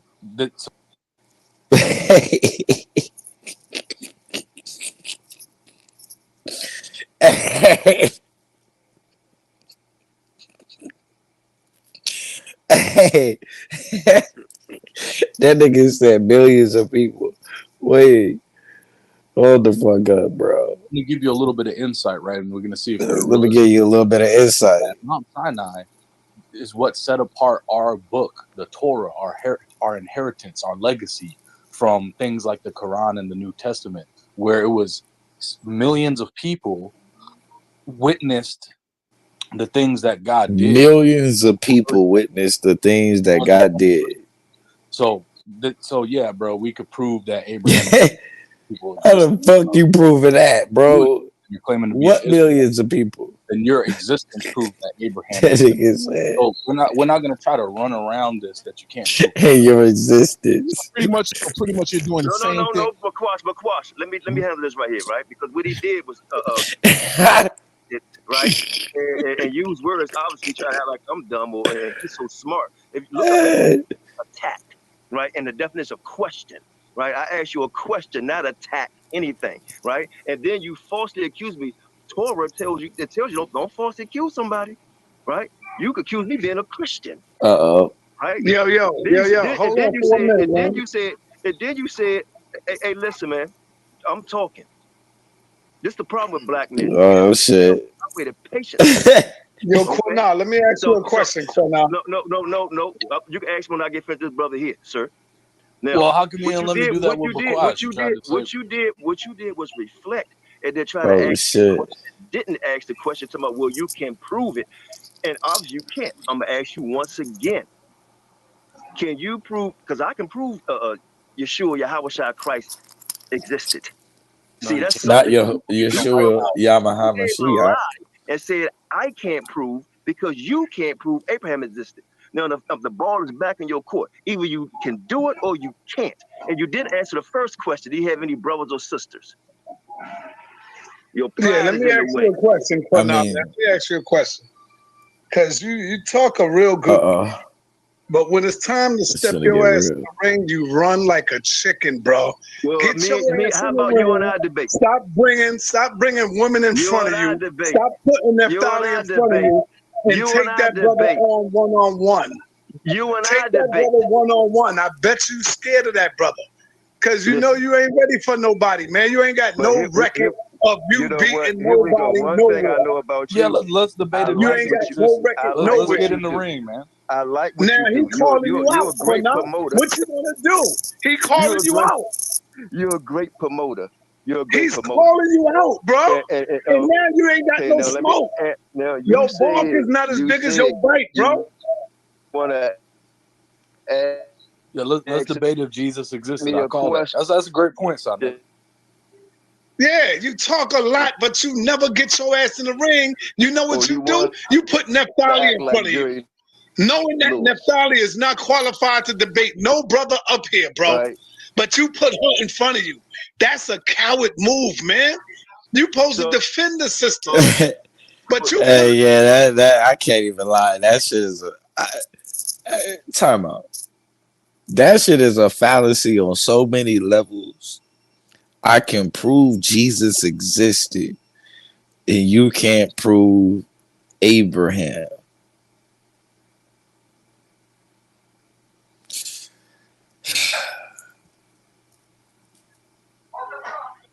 Oh, you don't got one debate, but now you want to debate me. I'll take that debate. I'll take that debate. If there was proof Jesus existed, the whole world would believe in him. When I was like, come on, man. Yeah, but he asked you the question: Can you prove that Abraham existed? If by your logic, by your logic, then that means the chemists do. By your logic, by your logic, that means and neither is Nepal. But again, come on, Kunal, you want to debate me on? We could debate if Jesus existed or not. And if you prove he existed, if you could show one evidence and proof this man existed, I'll believe it. You won't believe in him. I'm going to show you that nobody, even Christian scholars, don't even believe he existed. Quanon not gonna take that. He's scared to take that debate, man. The early church fathers were debating whether if I debate Paul's somebody, experience where he heard a damn voice was the actual experience, or he actually existed as a human being. There's no proof the guy existed, but I'll call that debate though. I mean, hey, all them Kemetic brothers gonna be happy about that one. Can you prove Abraham? I will debate Quanon on is God also the devil as well. I'll take that debate right now. Let's me and you debate, is God and the devil one and the same? Let's me and you debate that. No, that ain't it. Is God also the devil? That ain't it. Come on, tough guy. Come on, Quanon. I get what he's trying to say, but that ain't it. Now you ain't got does he work for God? Yeah. You just could do that. You could do like, does he work for this him? will be my first debate ever. Beating Quanon ass. Let's get it in. Yo, you're gonna be undefeated. Why Quanon so quiet? Quanon, what's going on? He keep hitting that Wi-Fi button, so we think he got a East Indian internet connection. I challenge Quanon that the Most High God of the Bible is not also a good God, but he is also a wicked and evil demon. He is a as well as a good God. Hey, Judah, why you allow this? Judah? Why you allow somebody to come on here and talk about your God? No, I'm not talking about the Torah. Man. Are you talking about the God of Israel? I'm not talking about the Torah. Are you talking about the God of Israel? All right, let me answer you and let me make it plain. I'm talking about your God, Quanon. Your God. Are you? That's the God of Israel. No, listen, that's not true. Hey, because Judah, do you believe in the God of Israel? You don't believe in the God of Israel? Hey, watch this. Everybody on this platform, but you. Oh, it's finna get real. Nah, that's a damn lie. Let me talk. You don't believe in the God of Israel, Quanon. Anytime a nigga start like that, you don't. Be out there It's finna get real. pictures all over the world and sending it to other men. You do a lot of fuck shit that goes against the Bible, nigga. The fuck? You don't believe in God either. Stop lying. Your God Stop is that lying. I can show you so much shit that you have that goes against the scriptures, nigga. Hey, okay, sure. Oh shit. You got a big ass mouth, nigga. Oh shit. You ain't no fucking Israelite, nigga. You ain't no Israelite. You do the same fuck shit that everybody white daddy, nigga. You mad because you got a white daddy and you not an Israelite. What? You do the same shit. But I bet you I'll bust your ass on the scripture. Do you want to do the debate? Yes or no? Let Judah be the fucking moderator. You can't. And we'll do it on this platform right here. With you, it'd be on the best debate. Platform. Hey, listen. Hey, look. If I was to have a debate, let me say something a little bit, champ. Slow down. Slow your If I was to debate you, it'd be on the best goddamn debate league channel out there, the real toughest environment, big bro. You know what that is. You know what I mean? That's FOPE, Academic Debate League, right? Yeah, you scared. That's me and you. I'm showing up. I'm pulling up on Fopi.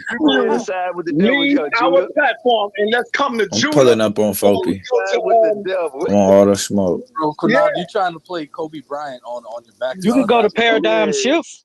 Kinda, man, but it's a little easy with them. Let me and you go to Paradigm Shift. Donovan. I'm y'all Jesus. I'm a star. Look at y'all niggas love Quanon.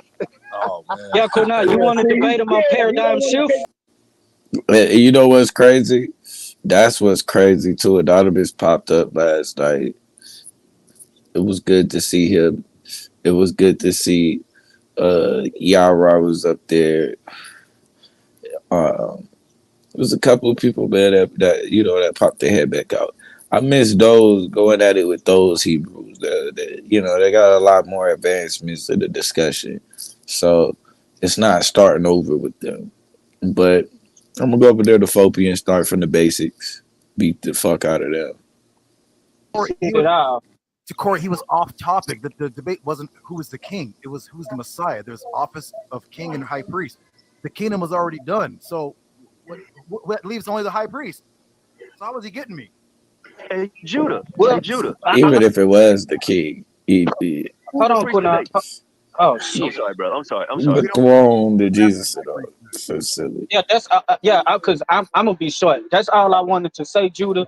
Congratulations. That nigga shouldn't have gave up his position. This nigga couldn't handle the pressure.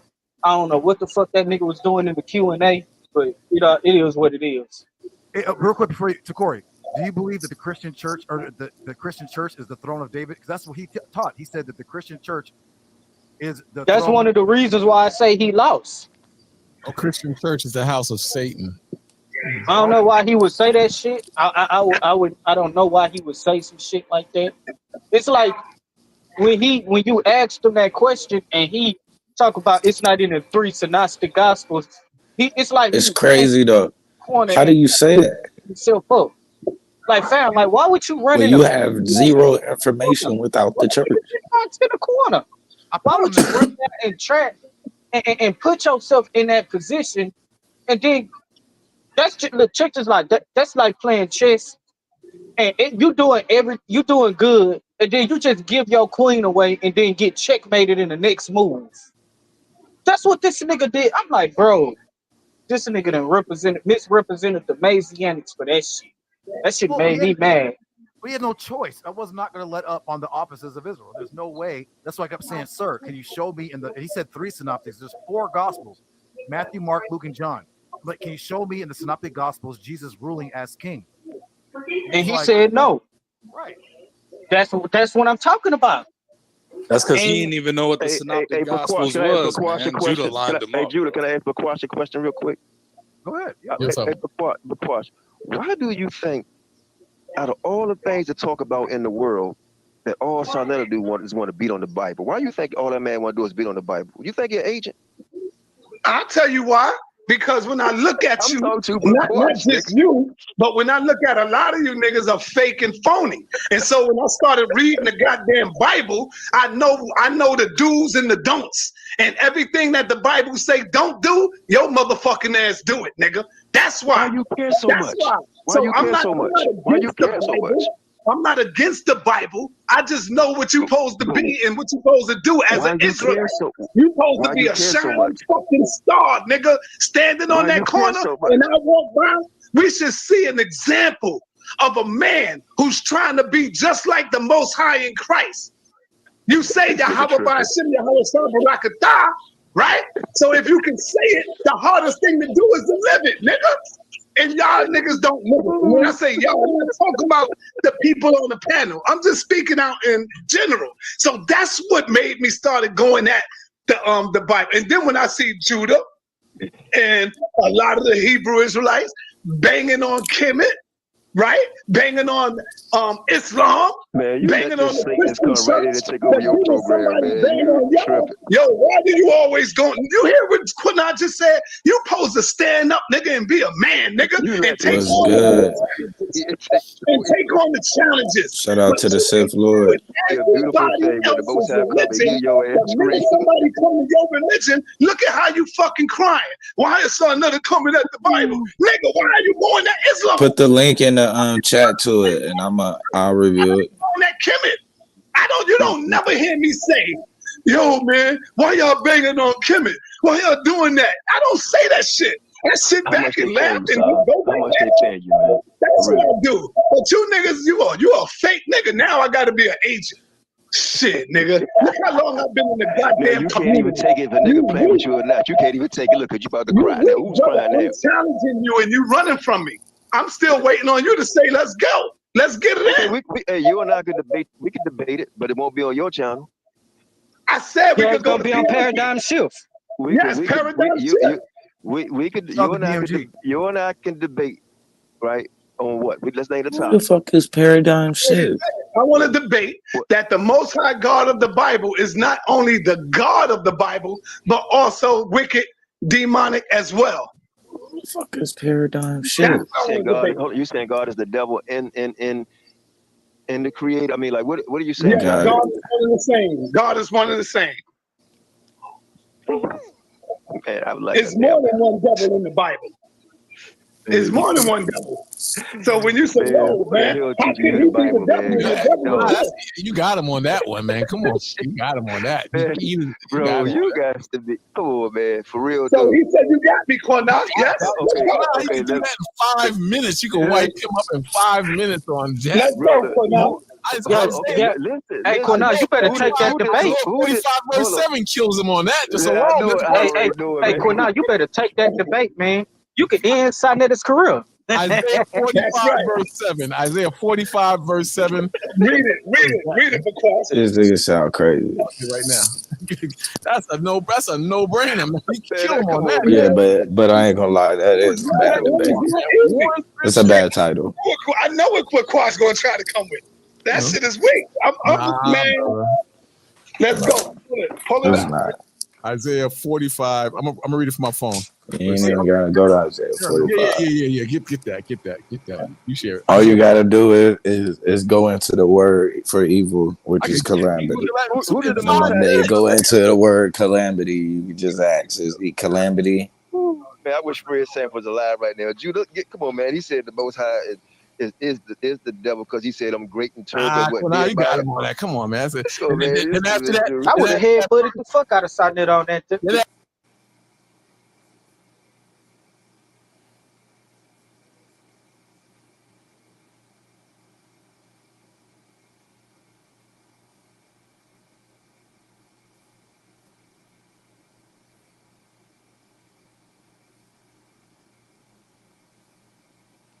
We'll tap in. Shout out to the Civ. Damn, here we go again.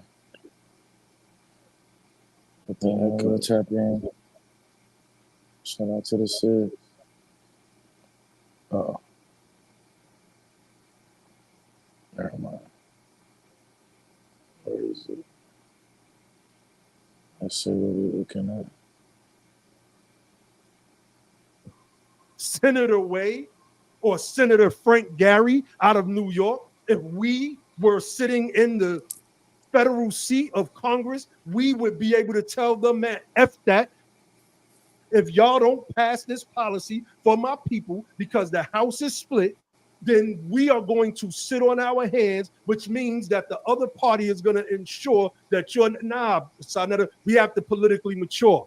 Malcolm X called us political chumps at one point. We ain't political chumps no more. We are now flexing. Well, nah, he said we needed to have a political maturation. He ain't call us chumps, but he did say that. No, wait, hold on, bro. Do a keyword search right now. He used keyword Malcolm X political chumps. That's gonna come up. He did call us political chumps, but that was in the 60s.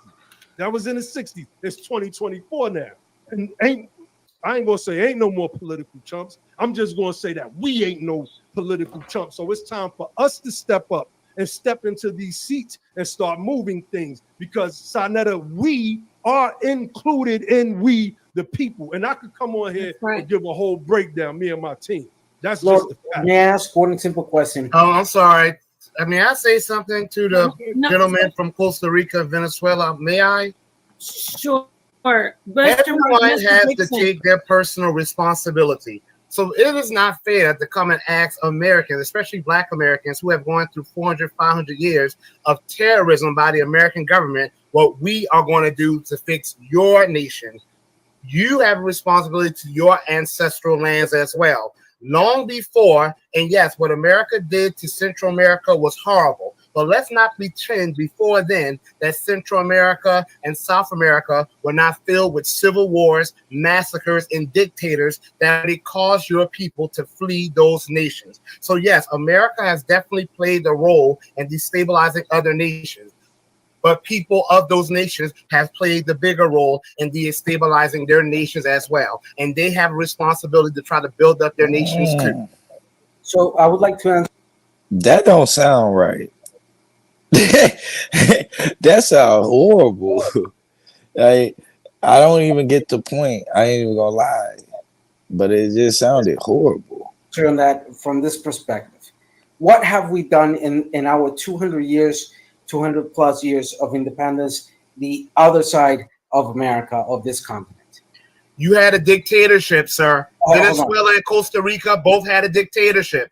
Do I need to break it down? Venezuela and Costa Rica both had massive civil wars. Those had nothing to do with America.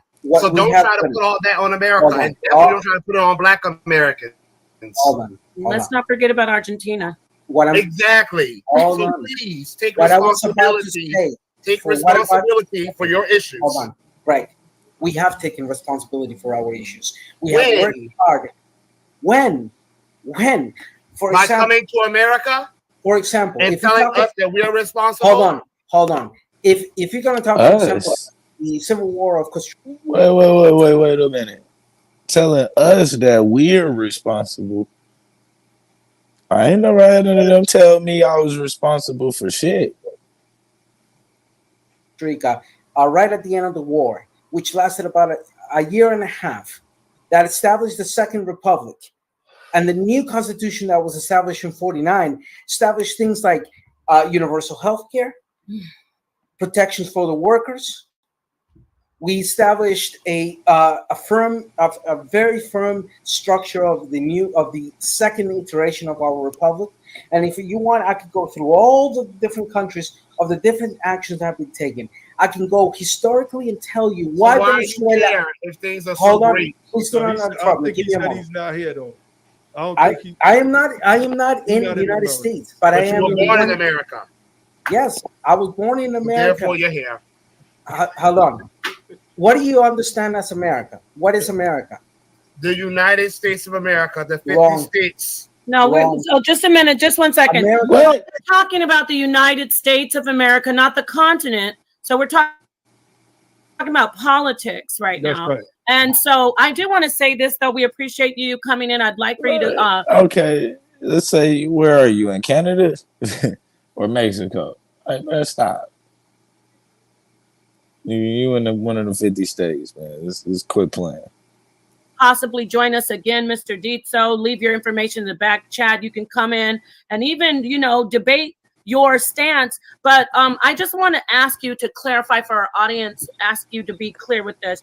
Are you saying that possibly we should prioritize Latin America's issues and focus on Latin America, prioritize it over what we are discussing as far as Black American issues? I need to be completely clear with that answer.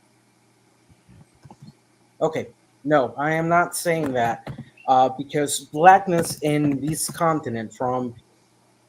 So what the fuck are you here for, sir? Argentina all the way to Canada and the Caribbean, what's known as America, either North, Central, South, or the Caribbean area. The Blackness, we all live in our own areas, in our own realities, in our own interconnection. We should move on. Yeah, we should move on because we're talking about American United States politics, not phenotype and cult. We're talking about politics right now. So this conversation was specifically about domestic policy. Yeah, domestic policy. Yeah. Yeah, so I'm gonna actually hand it over to Don. He hasn't spoken for him. Well, Mr. Dixon, and also I know you're waiting. What's new? I do want to say this to you, Mr. Dietzo, though, and to everyone. Don't forget that we are unique as Black United States of American people. We're unique to the rest of the world, and so we can't get away from that. I actually am Dominican. I'm Afro-Latina, but I'm also on my mom's side. I'm a Black descendant of slaves. So I'm talking about the transatlantic slave trade. So now you're not in the Freeman on that side. Sis. Thank you. So you're not in the conversation at this point because we're talking about the progeny of the transatlantic slaves. In a nutshell. So moving on, Domo, did you want to say something before I move on to the other brothers on the panel asking questions? Oh no, yeah, I was just saying we should move on to the other brothers of the panel. Yeah. Okay, great. So thank you for your input, Mr. Dixon, and thank you, Mr. Dietzo. I appreciate you being here. But what's new? What did you want to ask or add?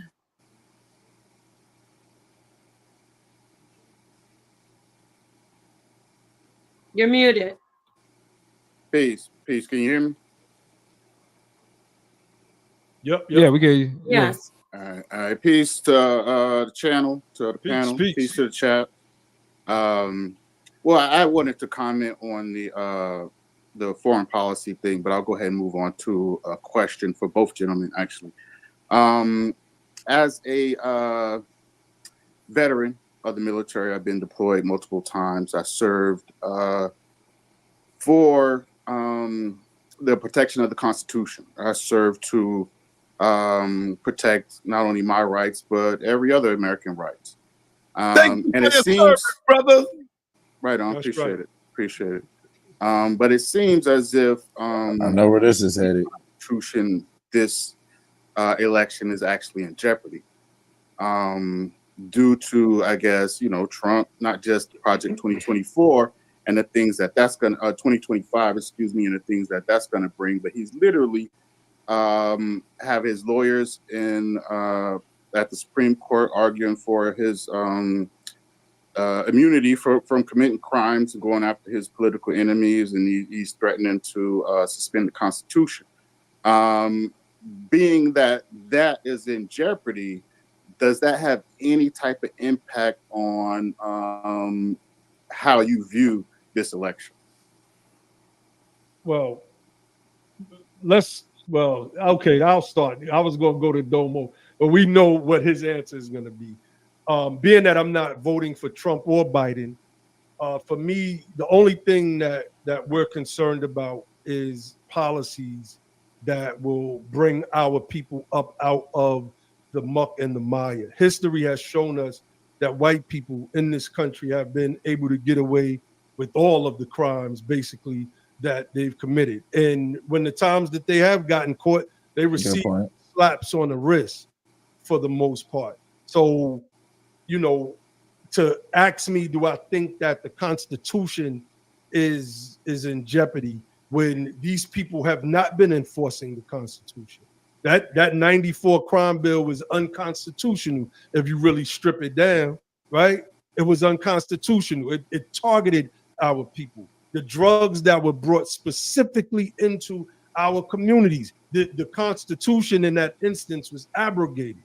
When you look at the Iran-Contra scandal in and of itself and understand exactly what happened with the trade-off of guns and drugs, et cetera, and how that has had a negative impact on our community, where was the Constitution for us then? What I feel is that we need to get ourselves together politically, form ourselves into a 50 million voting block, 50 million people voting block, men, women, and children. And I say the children because when they get old enough to vote, we'll ensure that they're voting with us, that are moving a certain type of way to ensure that our rights are protected.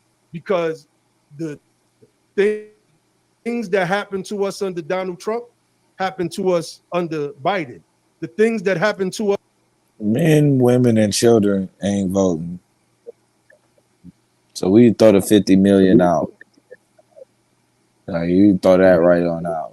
Like children can't vote, bro. Let's not. Was under Obama, happened to us under Bush, and happened to us under Clinton and Nixon and Carter, and I can keep going all the way back. So that's my answer to that question. I'm not trying to cape for anybody or say that one is going to be worse than the other when they're all bad, in my opinion. Follow-up question. You mentioned, you kind of said we don't have rights, and then mentioned that we need to exercise our rights, as in voting. The Constitution protects our voting rights, does it not?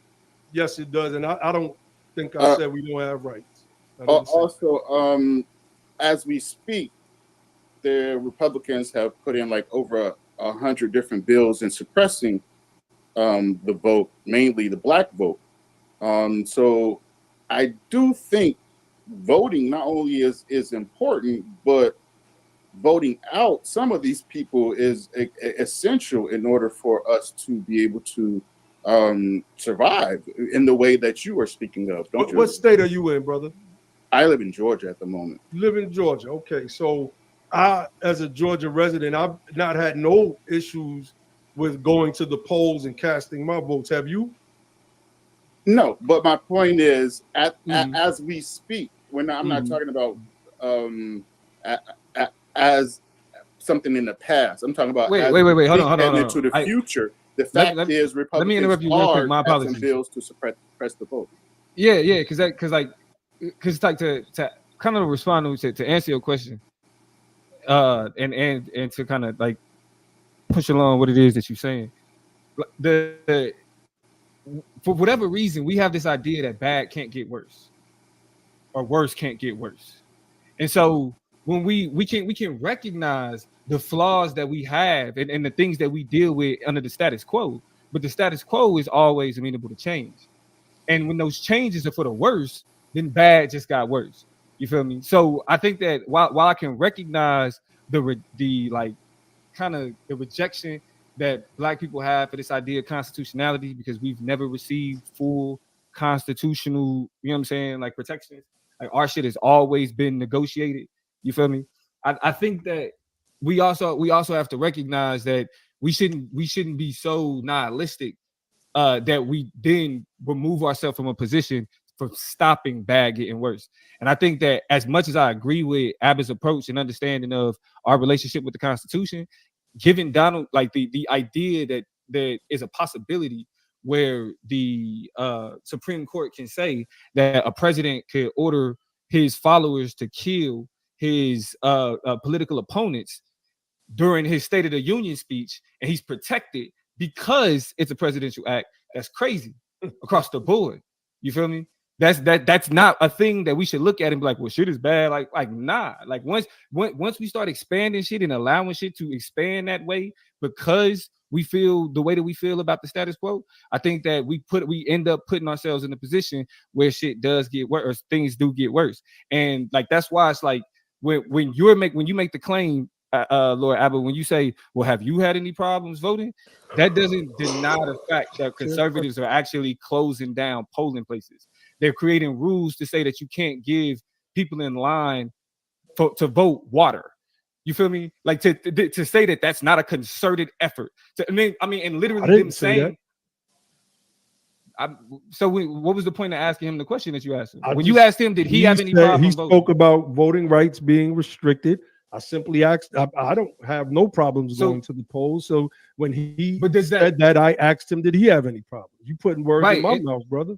Let's stand on what we're saying. What is the point of you asking that question? Or were you attempting to call into question whether or not there's a concerted effort? What was the point of asking him? Has he had any issues? The point was, did you have an issue? You don't play coy. Don't play coy. Because I didn't. You've made it a habit to not stand on a lot of things except your main talking points. So I don't think I've done that. I think I've stood on what I've stood on here, and I've explained and explicated my position very well, actually.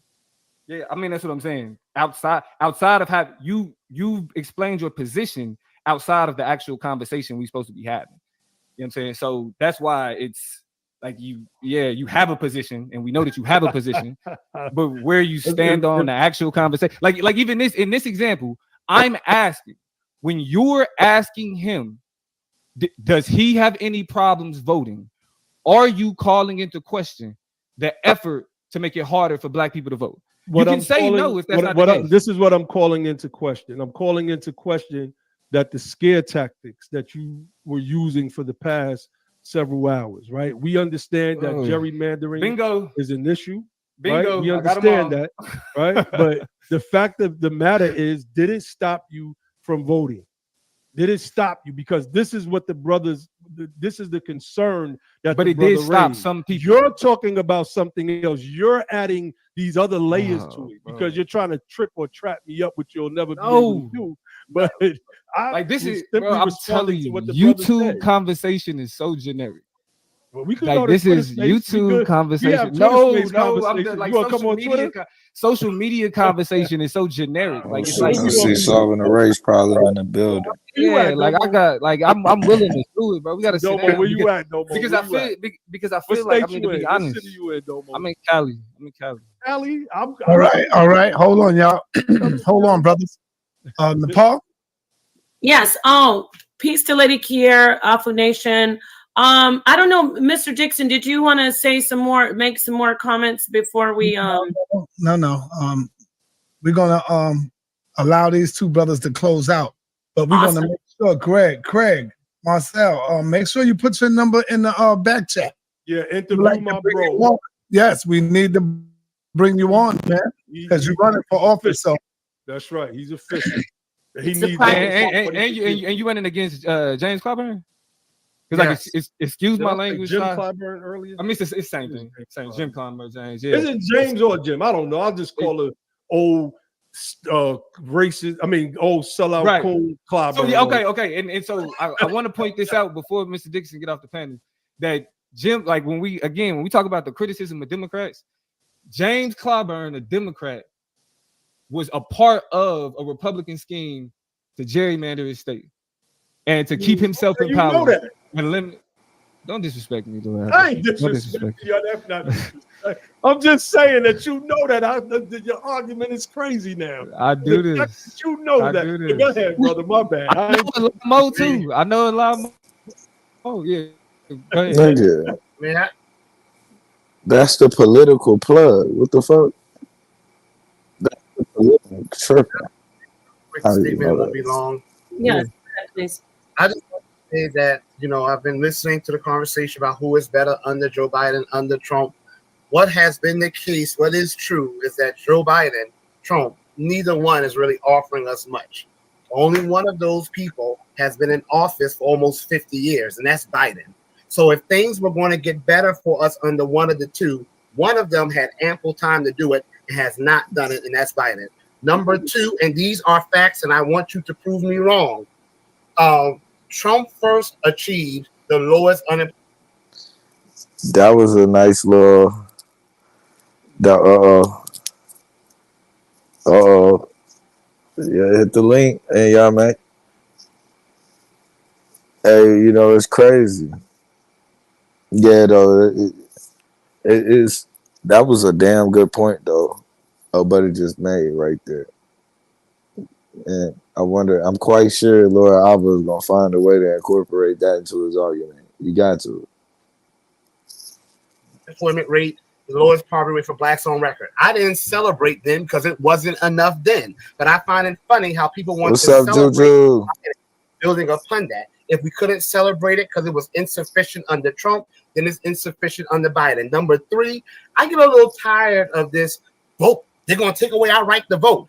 They say they want to take away our right to vote, and then they say in order for them not to take away our right to vote, we need to come out and vote. So which one is it? If they're taking away our right to vote, then how is it that they're telling us to vote harder? In Georgia, I'm right by Georgia. I'm in South Carolina, I'm right by Georgia. They actually saw a higher turnout rate after 4 years of Trump than they did before him. That is facts. No one talks about the other act of voter suppression that is happening in this nation, like DC, like California. They're giving illegal immigrants the right to vote, something that should be sacred, something that should only go towards American citizens. My great-grandmother died at age 101. She was born in 1914. She fought for the right to vote, and they're giving it to people who just hop across the border, who come here with Black American hate. That's a voter suppression. They're giving people who just came to this nation the same voice as they're giving us. And those people are not going to vote our rights. They're going to vote for their own self-interest. They dilute our voting power. That's the true voter suppression. And I've been hearing about this Project 2025. To me, it just sounds like more fear-mongering. But I always used to ask people, stop telling me how much worse things can get. Show me how much better things can get. For the past 60 years, we have been voting as a captured electorate for the Democrats. That is a fact.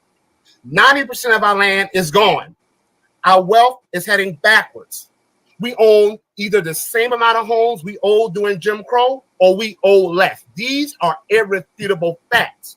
After 60 years, I don't want to hear about how bad the Republicans are. I want to see how good you are. I want to hear about how good you have been, and you have not been good. And if they're doing a Project 2025 that's supposed to scare me, where are the Democrats' Project 2025 for freedmen, Talk the Black to 'em. Americans who are descendants of emancipated enslaved. Where is their Project 2025 for us? Talk about all the things they're going to do for us. They don't have one. So I'm not going to vote for you just to keep me, just to save me. I'm going to start asking you, if you always have to save me, why am I always in danger in the first place? Woo. Drop that bomb, Sonetta, with a bomb.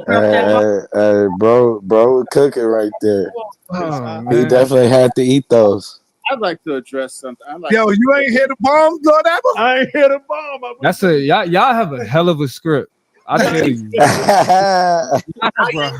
Domo ain't shit. Well, I don't use emotionalism. Hold on. Here. I don't use whining. Listen. I think y'all forget. There was a conversation that was failure. Hold on. Yeah. This is what I'm saying. This is the immature approach. Oh, come on. Justify the failure. Let me hear it. Laura Abba offered a debate topic.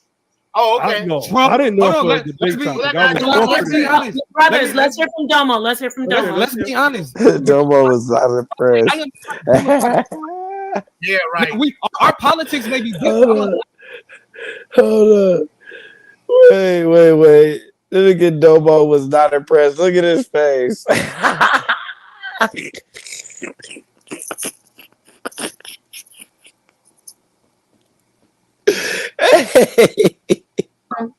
Where you at, son? Look at Domo's face. Oh, man. Well, I'd like to address Look, Yo, he's you not impressed, bro. I ain't hear the bomb. That's y'all have a hell of a script. I tell you. Like y'all have rehearsed that thing. Sir. I use all facts. Well, here. I don't use emotionalism. Hold on. Here. I don't use whining. Listen. There was. I think y'all forget. Go ahead and justify. There was a conversation that was failure. Hold on. Yeah. This is what I'm saying. This is the immature approach. Oh, come on. Justify the failure. Let me hear it. Laura Abba offered a debate topic. Oh, okay. I didn't know it was a debate topic. Let's be honest. Brothers, let's hear from Domo. Let's be honest. I am not a Democrat apologist. Yeah, right. Our politics may be different. Politics, I don't see. Yeah, see, and that's childish. I can recognize the difference between the variations in conservatism. Y'all have no viewpoint outside of you're either this or that, and y'all had the nerve to call other people limited. The topic of this conversation is I had the ability to objectively point to data points.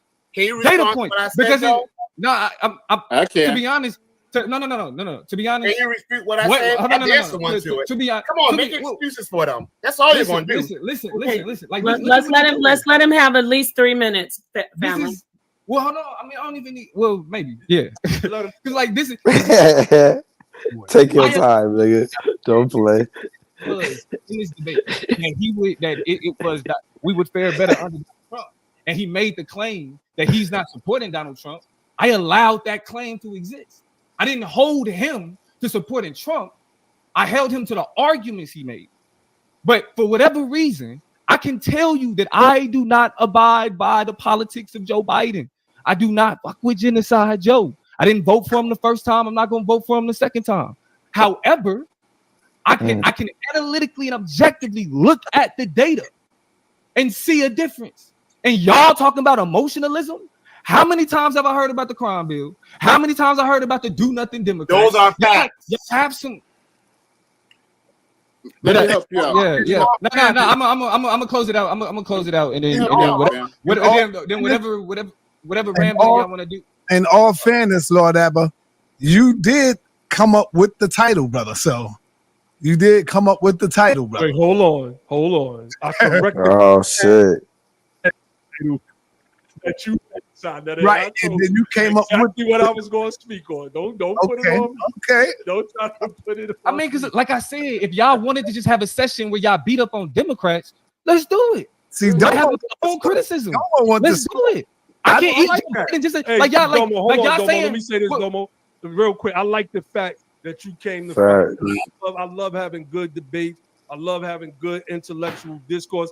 Out of all, I love having political discussions because these are the things that affect us right now. I could cook kataza on if Ruth was a Moabitess and Cesariak every day of the week, right? That ain't going to materially affect our people or not, right? I could cook them on that. But this conversation that we're having is different. So I think we need to bring Greg Marcel in and see if he can withstand. Bring my bro in. Hold up, see if he can withstand the pressure of Brother Domo.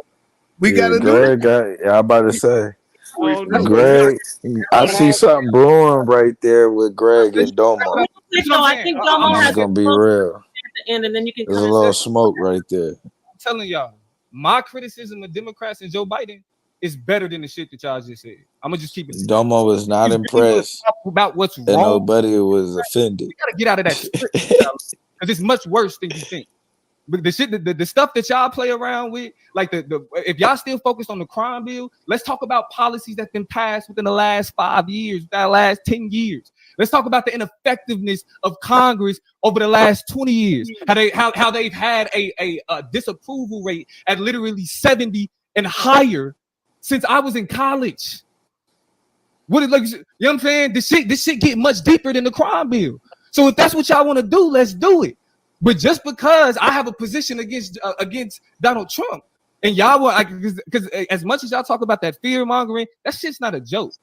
Like talking about the fact that the biggest threat to domestic security today is white nationalists. That's fear mongering. Who works with stop? I'm sorry, I cannot. Who works with white Who works with white nationalists? Who calls white no? Who worked with white nationalists? Like, that's what I'm saying. Like you, nationalists. No. And who's emotional? Where's the emotion coming from? Let them finish. Who worked with white nationalists? Joe Biden called die-hard segregationists, Ku Klux Klan members. He didn't just call them his mentors. He called them his best friends. He worked with them to keep black kids out of better schools. No. Now we can all sit here and say that busing was not a good program. Okay, but whether it was a good program or not, Joe Biden partnered with racists. One was right here from South Carolina, Strom Thurmond. I have family members who still remember Strom Thurmond. They still suffer. Remember him. They still suffer from some of the stuff Strom Thurmond did. And Joe Biden called Strom Thurmond his best friend. Listen, I'm not done yet. I can say that. No, Joe Biden, no. Hey, I ain't gonna lie. This sounded like they brought Domo looking like the Democratic punching bag right now. Oh. Hey, where's all of these black conservatives coming from, man? What the fuck is going on? Hey, bro, I had that shit locked in the chamber. And Brother Dixon, we gotta bring we have to bring you back. Hold on, Domo, you gotta let him finish. Just like that's what I'm saying. We keep hearing the same talking point. And I got one question. I got one question to ask you. I got one question. Criticism of him. I got one question, and then I'm out. Who is voting? Who are these? I need you to close out. Okay. Can I say something I'll ask this before y'all question. do that, though? I'll ask this question. We're gonna go, Lady Care. Just a bit. We appreciate your patience. I'll ask this question and shut up. I promise. Until it's time for me to close up. Who are those white nationalists voting for today? Both of them. You don't think the Democrats have white nationalists? You don't think there's white nationalists? Not both. You think that all the white nationalists vote for Trump and Joe Biden gets all the good white people? Are you insane? Did you not see? Did you not see when Clarence Thomas voted to repeal Roe versus Wade? You didn't see all the niggas that these same white allies and white liberals were throwing around that day? Or do you really think so? Do you really think in such a bifurcated manner that all the white nationalists go for Trump, all the good white people go for Biden? Apparently you do. No. I think the difference. White nationalists vote for both of them. You got the liberal white nationalists, you got the conservative white nationalists. Please stop this so implicitly.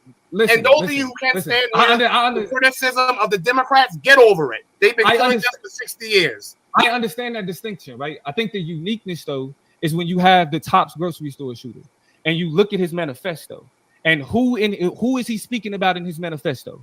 Who is inspiring the manifestos of people who want to do these race wars when the FBI catch these people? As much as I agree with everything you said, Marcel, I don't think nothing you said was incorrect. I think that however, we're ignoring the uniqueness of these new individuals. Again, Donald Trump led to the second highest spike in hate crimes because of his election, second only to a terrorist attack. And to deny the uniqueness and the historic nature of those types of incidents. That's a fact. That's it. You can't just get your points off, Domo, and then when other people he's not telling the truth, y'all. You can't do hate that, crimes bro. reached a high in 2023. Hate crimes reached a historic high against I black think people. this falls into the era of what Neely Fuller kind of talks about. Exactly. You are not telling the truth. That's right. I'm sorry, Domo. I'm not saying said that you're in my a liar. debate. I literally had a slide that said, okay, well, your slide is wrong. I could make up a slide. My slide is saying what you saying. Make up a slide too. The data is saying what you saying. But so wait a minute, Domo. Like, when I pulled up the slide that showed the high hate crimes in 2022, my thing is, why would you keep? We need to stay one at a time, y'all. One at a time. You gotta let my fault. I'm just trying to figure out why he keeps making the same point when I showed that hate crimes have been up under the Biden administration. What is Biden doing? He's in charge of the Department of Justice. He's in charge of the top law enforcement in the country. Why isn't he setting right? Marcel said it right. If they have a project 2025, where's our project goddamn 2023 and 2024 at to stop these goddamn devils from attacking us, because the hate crimes are spiking under Biden's administration? How are you not understanding that? Because the argument that I'm making is it's not the existence of him as the presidency, it is the nature and the culture of politics that Donald Trump has proliferated. So even though it's spiking under Joe Biden, that is literally because yes, the people that say okay, yeah. Wait a minute. That's a tough argument, though. When it goes up, I will say, if you saying that you getting these same spikes under Biden that you getting from Trump, and okay, we can say, okay, it's because of Trump. Well, you can't eliminate Trump from running. So I think at this point now we kind of got to take the spikes out of the way, out of the equation, and just deal with just impact policy wise. And now I think with that argument, is it the same? Trump's the blame. When it goes up under Biden, just the way the country is. That's not what I'm saying. That's not what I'm saying. All right. That's what I'm saying. Hold on. No more. You gotta let them go. But All can right. we move on to the question? Everybody, please. Hey, Domo. When you done, bro, you better come through. Voice it. Hit this link. Peace. To the debaters, Lord Abba and Domo, you both did a good job or whatnot. But I did have a question because I thought it was quite interesting that neither one of you brought up the fact that currently, Biden is being looked at for treason, and could possibly be impeached for reasons in regard to him giving away information or deals that his family is making backdoor with all these different countries and et cetera, et cetera. Now, with that, source up, come on, man. Say what? What's your source? Where did that come from? Let her speak, y'all. Let her You can look it up. It's news. It's not something that I'm making up. It's out there about him currently being reviewed for impeachment. Like, they're going through it right now. I didn't know that this was something that y'all didn't know. But he is being looked at for different charges in regards to impeachment. And I'm not saying that he's going to be impeached, but right now they are reviewing that based on different things that are related to treason, the different things that have come up, of course, with his son. Everybody knows about his trial where he was just found guilty of the different things and Biden's connection to that in the business He wasn't found guilty of different things. he was doing. They found that nigga guilty of smoking crack while he had a a firearm in 2018, October 2018. How the fuck they find that? I don't know. That shit is crazy. And a whole bunch of other illegal activities. Now, with that being said, if we, because everybody keeps saying y'all, you bring up the same points or whatever, what have you. So if we're gonna put race and all of that to the side, which is the primary concern for most Black Americans, everything is really racially charged in regards to this, especially this vote in particular right now. But if we put that to the side, then it becomes a matter of what's good for the country, and who's actually protecting the nation that we live in, who's actually creating policies that's actually going to leave us a future worth fighting for. And if our president is committing acts of treason, and things that would actually put us in danger as a nation, as citizens in general, then that almost to me supersedes race. You got a nigga that just got banned for like 30 felonies. Man, like 30 felonies. We gonna ignore that? Like, come on, man. Are we gonna ignore that Trump just got banned for 30 felonies to start talking about what a nigga son getting caught with a pistol and crack? Hey, don't do that. Debates, because this becomes a question of the nation and our protection as a country. What we do in house when it comes to this, talking about racism and all of that, that's one thing. But then when we step outside the country, it's just like what goes on in my house stays in my house. But when we get outside the house, we start dealing in other matters where society starts to have input on what's going on. Lady So, Kim, let me ask you a question, Sarnetta. yeah. Do you think they will ever allow a lady to run this country, to be the president of the United States of America? I'm gonna say this. I do believe they would, but I don't believe it's gonna be. Um, I honestly say I don't believe it's gonna be somebody that's really good for the country. And I'll say that to say this, because we all know, going on to another topic that y'all also didn't bring up about. You know, it's crazy because people used to always say Oprah back in the day. Oprah should run. Oprah would be president. And after the Trump election, I would say, yeah. Why not Oprah? About Joe Biden's health.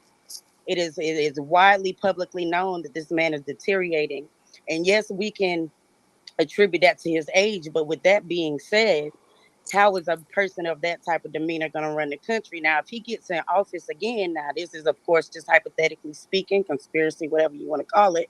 He gets in office again, he don't make it through these 4 years, then we're left with Kamala Harris.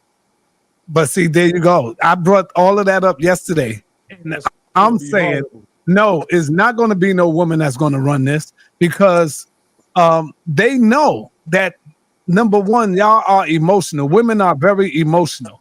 All right. Wow. And what you mean? Oh, wow. That's a fact. Don't get mad at it. That's not a fact. No, they will not allow a woman to run an this. opinion.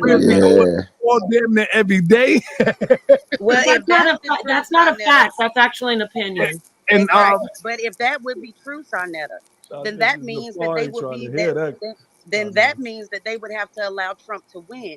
Because what I'm explaining to you in the order of things in politics, if the president is no longer available, then the vice president becomes the acting president. So if for some reason he gets ill, cannot run this country, or he dies, right, that's the only way. Yes, Kamala Harris becomes president. There and you with go. with his current health issues, I honestly don't know if Joe gonna be around another 4 to 8 years.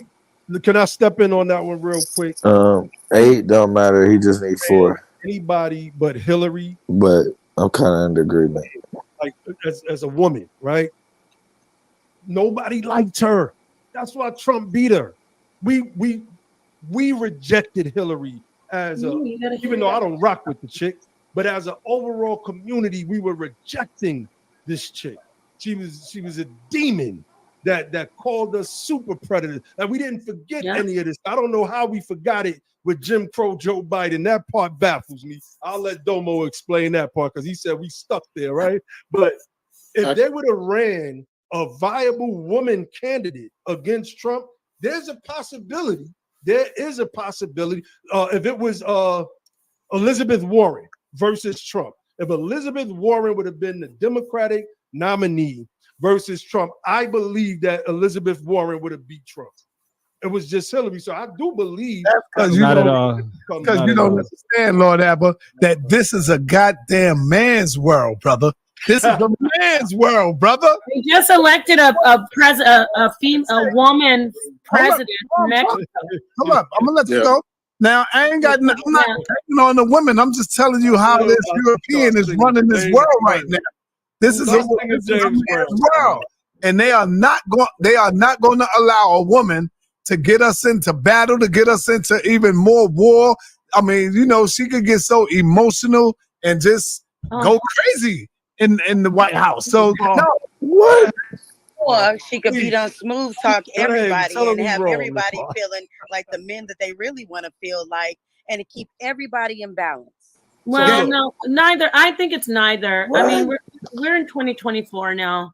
We're not that. Those are, and I respect what you're saying as far as different context. We're talking about the presidential office. And it's not a fact about women being more emotional. It's, do we have any qualified women? As I said, a woman in Mexico, one of the most patriarchal countries that in the northern, on the northern continent, you know, the continent, excuse me, of North America. We're talking about Mexico. They just elected a woman president. So if they can do it, that's a chauvinistic country. And they elected a woman president. What I'm saying is all of these presidents, male, female, white, black, they're not just sitting there controlling everything on their own. I mean, I'm not trying to go down the rabbit hole, but we know, you said it's on Netter. I don't want to say puppets, but they're a face in front of another type of what do you call shadow government or whatever you want to call it. So at this point, listening to both of these brothers and listening to the very intelligent audience members who are coming up here, I'm gonna vote, but it really does for me. It's like what Cosmon Cal said in the chat. Do I want Ebola or do I want to get the HIV? Who do I want to choose? That's how I feel about this administration. So talking about, are we going to have a woman president? Biden, even if Kamala Harris steps in, she's not going to be running the country. And I said that's my point. Administrations. That's right. I agree. Yeah, that's right. Well, I like to put some of their talking points into context. I'll start with the fact that the bus thing, I don't know about that. I need to read up on that. But there's a couple things that you guys are completely taking out of context. The whole war on crime, war on drugs, and all that whole deal was started by Republicans and continue to this day by Republicans. The fact that Clinton turned Bush into a one-term president by adopting their strong stance on war against drugs for eight years, and that produced the 94 crime bill. And yes, of course, Biden had a hand in that. Biden himself didn't pass that bill. Biden had a hand in writing the bill. So I'm just trying to put context to some of their talking points. The fact that you're going to get mad at that one bill, but it's okay for them to not only start the war on crime, which decimated the black population, but still to this day continue the war on crime. That doesn't make sense to me. And the fact that the sister mentioned a couple of to Marcel. The fact that the sister mentioned a couple of things about Biden. The first off, they haven't found any evidence on Biden after a year and a half of investigating him. They brought in a witness who happened to be a Russian spy. You want to talk about his age? Whichever president gets elected is going to be the oldest president ever elected. There's like a 3-year difference. So I mean, his age, it really doesn't kind of make sense to talk about. If you want to talk about mental decline, have you heard Trump speak? This is insane. The things he's saying and then the gaffes that he's making, it's not comparable to me. I watch both of them. But also, the gentleman was mentioning something else I want to address, but I forget, and I'll let you guys address it. Yeah. So first of all, Biden did a series of crime bills. Let's get that straight. And Biden, Nixon, and Reagan even told Biden he was going too far. Biden knew that the federal government was pretty much importing heroin and crack into black neighborhoods, the Nixon administration. And Biden wanted to establish a drug czar. And even Nixon and Reagan told him he was going too far. You can look these things up. Biden did a series of crime bills. And are we going to talk about the disparity that Biden did with the powder crack and the rock form of it, where the form that was used mainly by black Americans, he penalized, but the form that was used mainly by white Americans, he pretty much decriminalized. White people got help and special programs as they're getting now with this opioid crisis, while black people got thrown in jail for something that we did not bring to the nation instead of getting the help that we long deserve. That's number one. Number two, Biden bragged about this being his crime bill. He bragged that he would do everything besides lynch someone for jaywalking.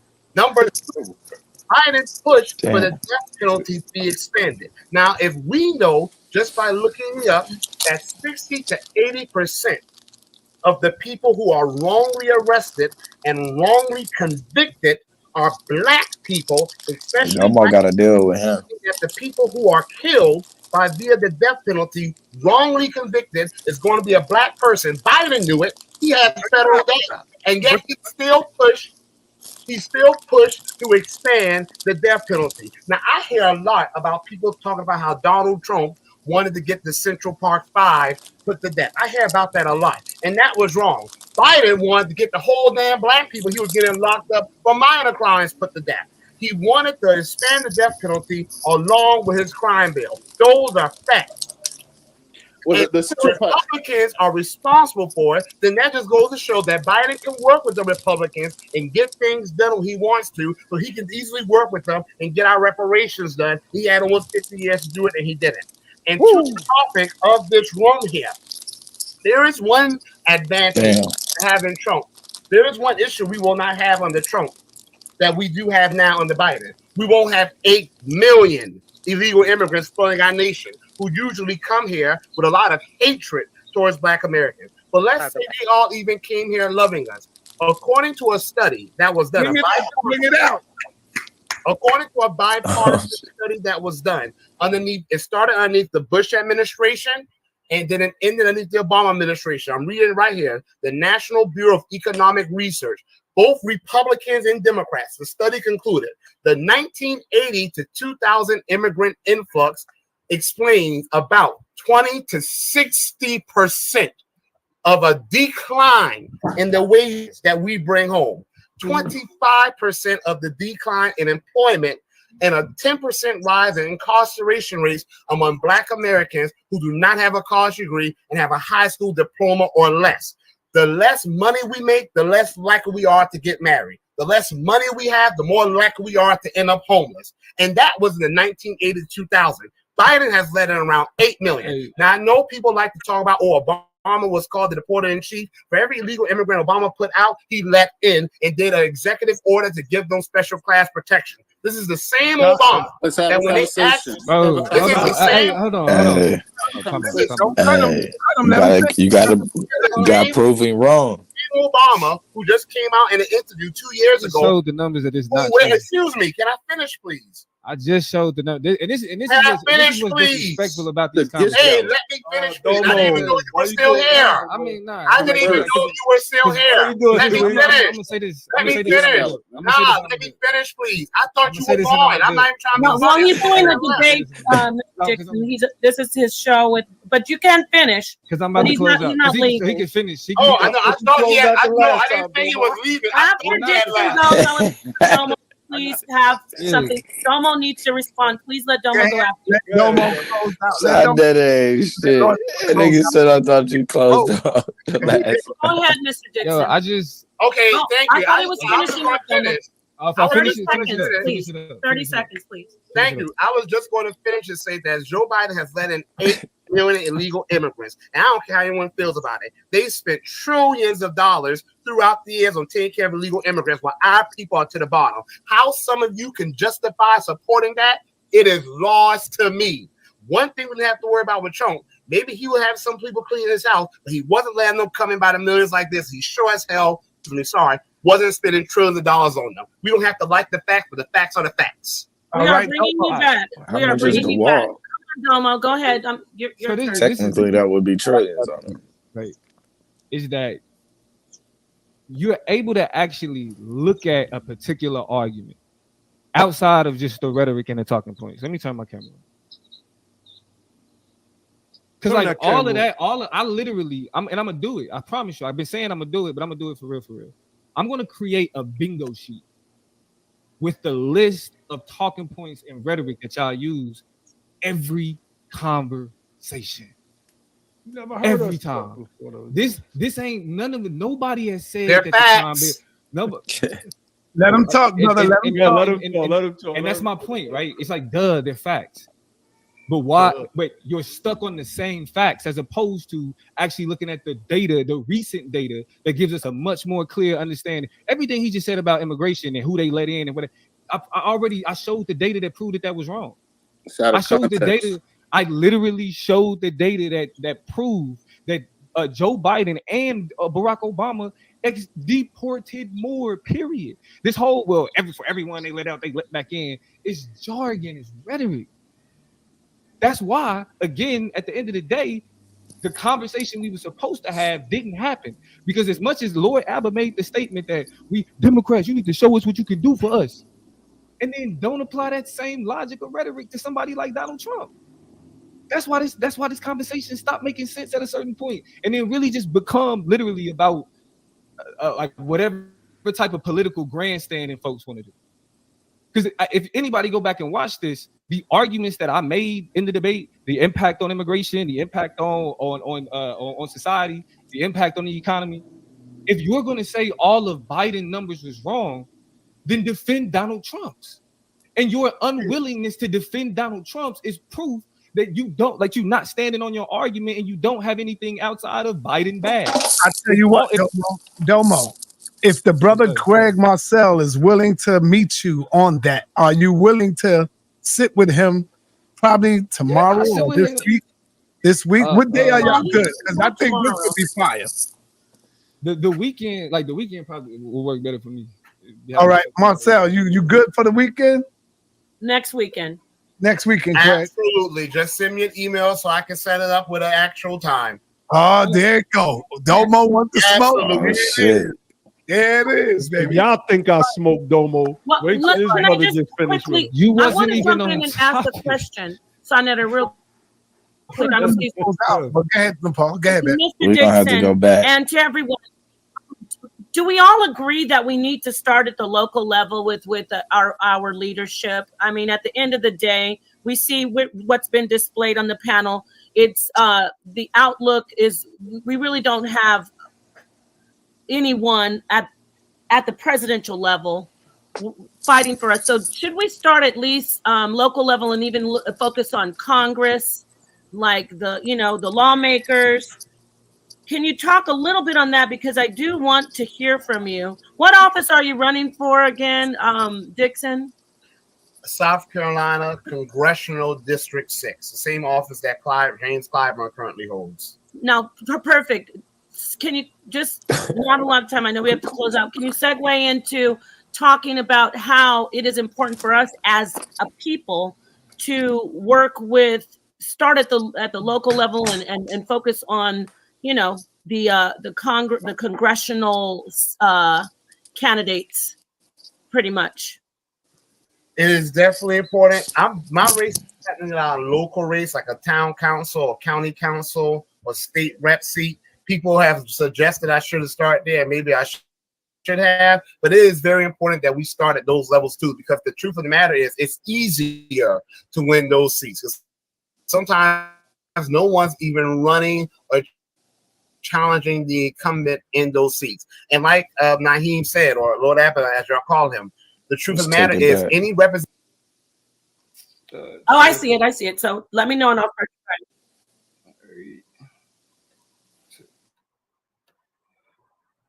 Yes, hit the All like. right. All right, you can go ahead and share it. Share my screen. Awesome. Okay. And I'll start your time when you say. All right, you can start it now. Got it. All right, so I appreciate y'all having me. Everybody pulled up to hear this conversation, important conversation with the election coming up. I appreciate Lord Abba for taking the debate/conversation, and I expect the conversation between two black men to be talking about these white men to be respectful and realistic. You know what I'm saying? Because at the end of the day, we on the same side while they on the same side. So I know a lot of this conversation kind of necessitates or makes people feel as if that we need to do this Democrat versus Republican thing. But as Lord Abba pointed out, that I'll reiterate, I am not a Biden supporter. When we say the best thing for black people, Biden is far from the best thing for black people. But given the circumstances and the lived reality that we have to live in, one of these men will be our president. One of these men will impact America in a way that impacts black people, whether it's our lives or our pockets. So at the end of the day, we need to have a full, broader understanding of the impact that these two individuals have on our lives and everything else. To give y'all a little bit of background, again, just so we don't get caught up in the liberal versus the liberal versus conservative, Democrat versus Republican, white on white violence. I am not a liberal nor am I a Democrat. I am a leftist. Joe Biden does not represent the politics that I represent. And I'm a black leftist. You feel me? So liberals specifically, whether they moderate or mainstream liberal, do not reflect the politics that I reflect. But at the end of the day, what I'll be arguing in today's debate is that Donald Trump poses a unique threat to the politics, to the society, and to the economics of everybody, but black people specifically. And we'll get into that. So what I'm gonna do, the way that I put something together, but again, you know, this is a little bit more fluid than like the average debate. So the way that I'm gonna lay out the information each round is I'm going to talk about a specific issue that we discuss when it comes to Biden and Trump. Oh, this was an actual debate. I didn't know they had an actual debate. I thought they was just having a discussion. Okay. About what they care about, I and thought each it one was of my like a rounds will pre-debate. address those specific issues that I feel like are more important. Abba and I will get into the back and forth about these things once we get through our information. But the way that I'm gonna do it is I'm gonna go through some very specific key issues that are at the heart of this year's election, and I'm going to dispel myths and bust myths about each candidate. All right, so getting into the first topic that I'm gonna discuss, and I'm gonna shout out Sai for kind of inspiring me to be like, make sure that you cover this, make sure that that's important, and that is each candidate's impact on immigration. Right now, we have certain immigration crises that's happening in black communities, specifically in Chicago, specifically in New York. Border towns or border states have already kind of been dealing with these things, but because of certain actions done by a conservative governor in Texas, people like the black people in Chicago and the black people in New York are now dealing with immigration in a way that they've never dealt with because they aren't border states, at least southern border states, right? So immigration has now become a huge conversation that we've been having, and I want to dispel certain myths about how we understand immigration and its impact and how each candidate impacts that. All right, so according to new data that was published last month, the Biden Department of Homeland Security has removed a higher percentage of arrested border crossers in its first 2 years than the Trump DHS did over its last 2 years. Moreover, migrants were more likely to be released after a border arrest under President Trump than under President Biden. 1 minute. I hear routinely a conversation situated around Joe Biden has open borders. Joe Biden is just letting people come in. Joe Biden doesn't care about curbing immigration because they want all these immigrants to vote. However, if you look at Biden's actual immigration policy, what you'll see is that there were Joe Biden, even with higher numbers of immigration, he actually still percentage-wise deported more migrants than Donald Trump did. That means that he did more to remove the migrants that we're saying is a problem than Donald Trump did. Let's continue. In absolute terms, this is from a Cato Institute. New data. The source is new data shows migrants were more likely. That's a good point. We're saying in his first 2 years he deported more. But he's saying percentage wise. To be released by Trump than Biden. And what it says in absolute terms, the Biden DHS is removing 3.5 times as many people per month as the Trump DHS did.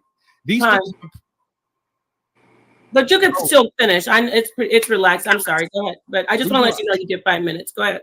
Oh, I thought we was doing 10 minutes. Oh, I thought you were doing a 5-minute opening. Well, go ahead and finish if you didn't do the 5-minute opening. I'm sorry. Oh, yeah. That's all good. No, keep going then. It's good. Keep it up. You got 5 more minutes. During the Trump administration, DHS made 1.4 million arrests, what it calls encounters. In fiscal year 2019 and 2020, of those people arrested, only 47% were removed as December 31st, 2021.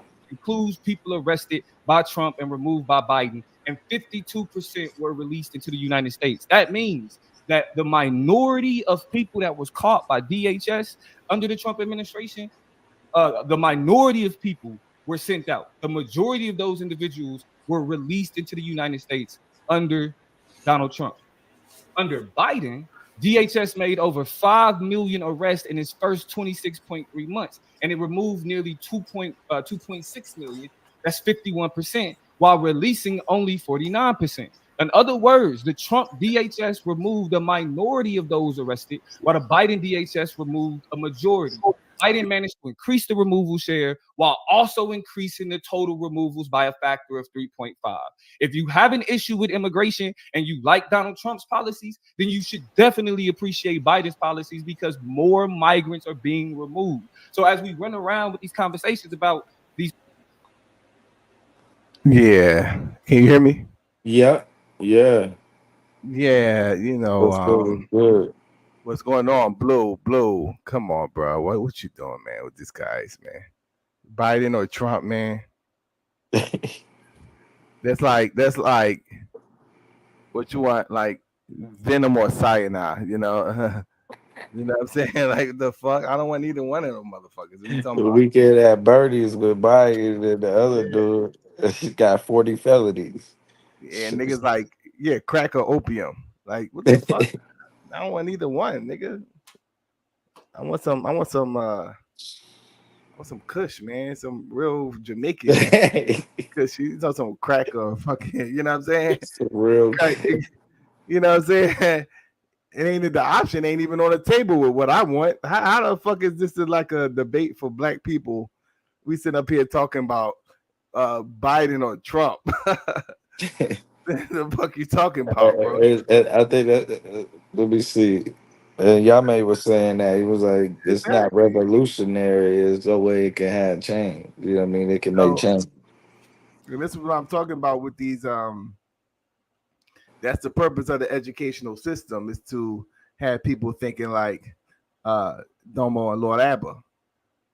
You see, like, you know, you're not even thinking outside of the box, and the black man in many ways is been infeminized by the white man. And what I mean by that, not directly dealing, saying, attack on Domo and Lord Abba, but I'm saying all of us, you know what I'm saying, in terms of how we approach life as men on this planet. Right. We should be seeking power. We should not be seeking to be under the rulership of another man. Right. So until we come to that realization, we're going to continue to try to make talking points and be wooed. I mean, look at politics in general, and even how we are treated within the political spectrum. We're wooed like bitches. Oh, we're gonna give you this and give you that. You know what I'm saying? We're gonna do this for you and do that for you. And then we're like and then a bunch of scorned. I don't want to say women. I don't want to make this into because bitches could be men too. I don't want to make you think that this is derogatory thing we saying about women. But I'm talking about bitches. There's bitch ass niggas and there's bitch ass bitches. You know what I'm saying? Bitch ass women. So you're wooed to sleep by the talking points of another group of men who never stand up on their promises, who never stand up on what they said they were going to do. And they do it every election. You know what I'm saying? They do it every election. When are you going to say, well, I don't give a fuck about what they talking about. I don't care about their role. And this is why I like Dame Dash. He said, man, I don't get it. They don't affect me. They don't affect me. I don't give a fuck who win. You know what I'm saying? Because he's I'm gonna start my own league. Yeah.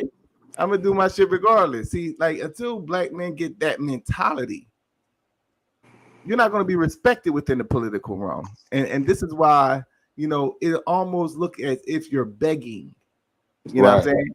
You know what I'm saying? You're looking like you're begging because you don't have nothing to put on the table to demand stuff. You know what I'm saying? And we want to overlook, the black men in general. And I'm talking about myself too. I don't exclude myself from this whole thing. You know what I'm saying? So don't think I'm the,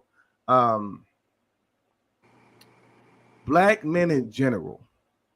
We, for some reason, we hate ourselves more than we hate white supremacy.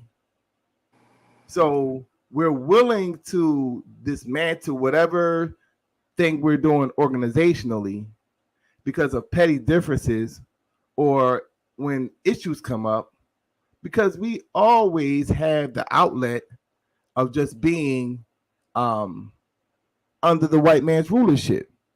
And he makes it that much comfortable for you to settle for his rulership and deal with the things that he is going to do to you and has continued to do to you. And this is why you're not respected by other groups of men. Let's see. And I was just watching this joint where it was this young man in the Air Force.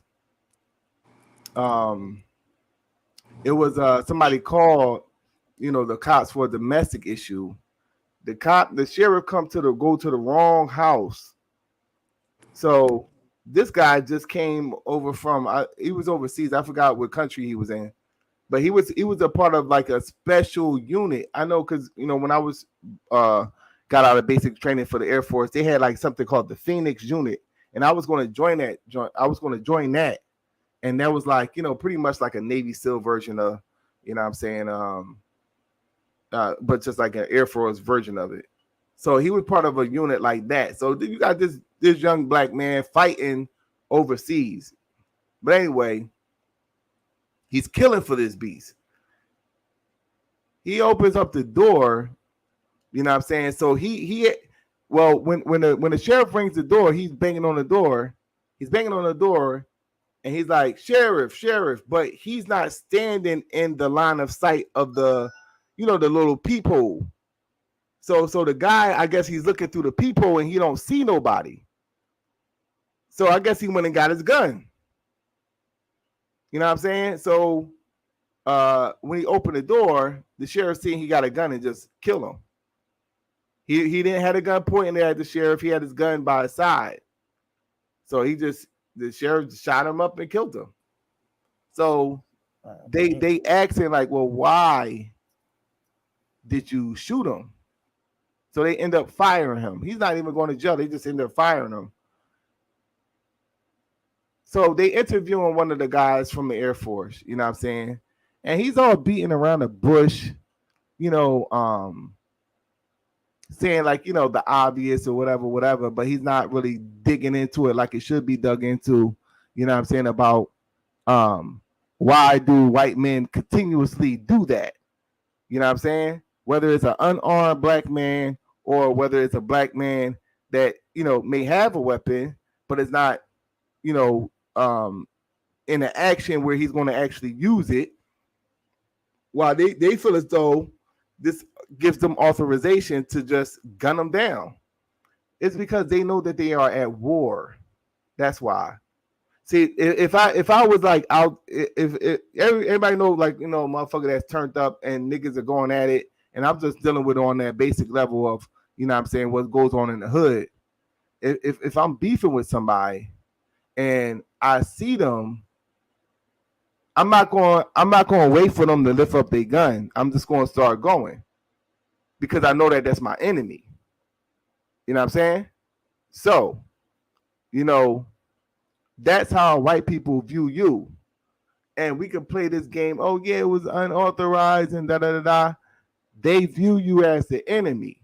And as long as black men continue to play around and beat around the bush and hope that this thing go away, you're going to continue to get gunned down by this beast. You're going to continue to have these situations where you see the obvious, but you're still trying to question what's going on, because it ain't just him. It was Zimmerman. It was these cops. You know what I'm saying? We see countless of times and them gunning down. We literally had on video, clearly the guy is running away. He pulls out a gun and shoots him in the back. They gun down little kids with toy guns. So if you're that silly to think that you're not at war with this beast, then you deserve to die at that point. You know what I'm saying?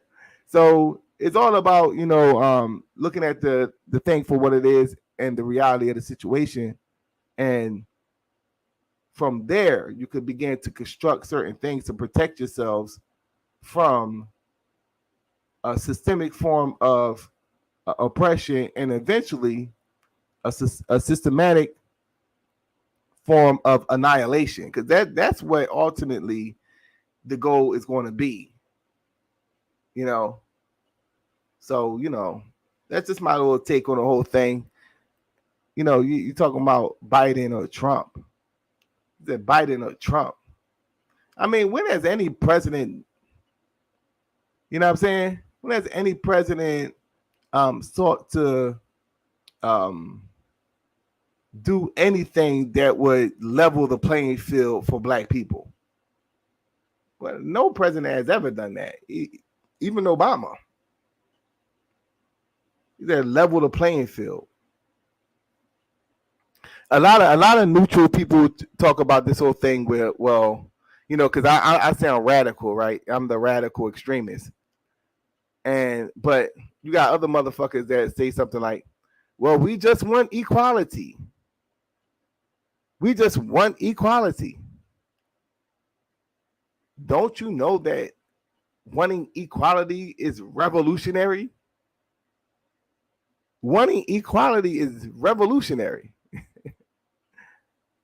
You know how much wealth has to be transferred from white people to black people for black people to have equality here in America? That would literally change the lives of the people that benefits from the system. You talking about evening up the wealth gap?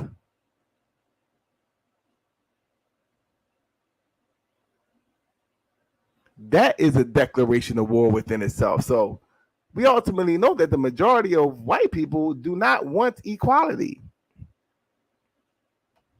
Equality would change the whole landscape of America as we know it.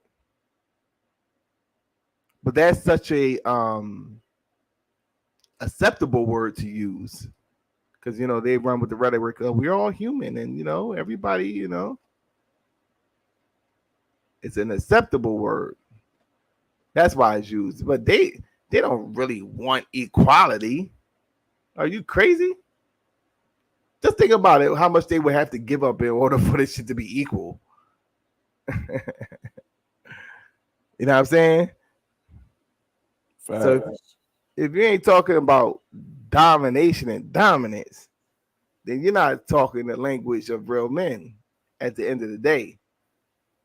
How is it that everybody else is seeking domination but you? What's going on within the psyche of the black men on this planet? Whereas though your continent is the one that's being exploited for this minimum. Like, black people are such a wealthy people. Very wealthy people. However, this whole thing was made, you said the Most High or whatever you want to call it. He placed us within the continent where all these mineral resources exist. And all the thing that you have to do is develop an African mind that can cultivate and use that as a bargaining tool when you're dealing with world economics. But for the last 400 some odd years, you have been outsmarted by the European and now the Asian. So now you have to be at the behest of the European and the Asian.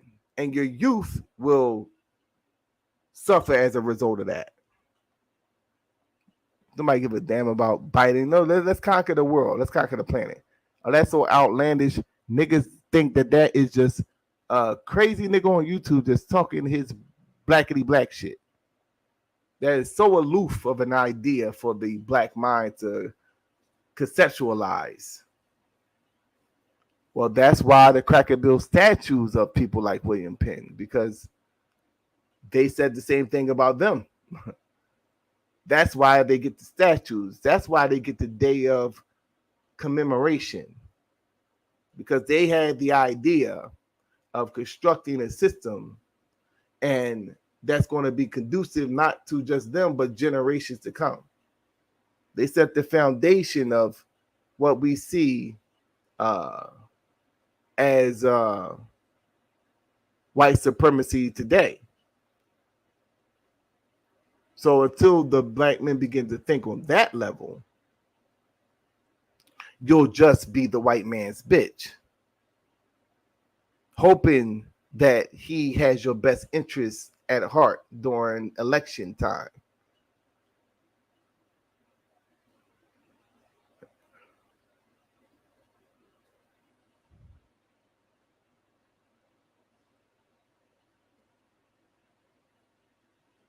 You there, Blue? Blue just let me go here. Blue let me. My Blue fault. just I let- was just talking. Damn. Blue let me rock. He let me rock.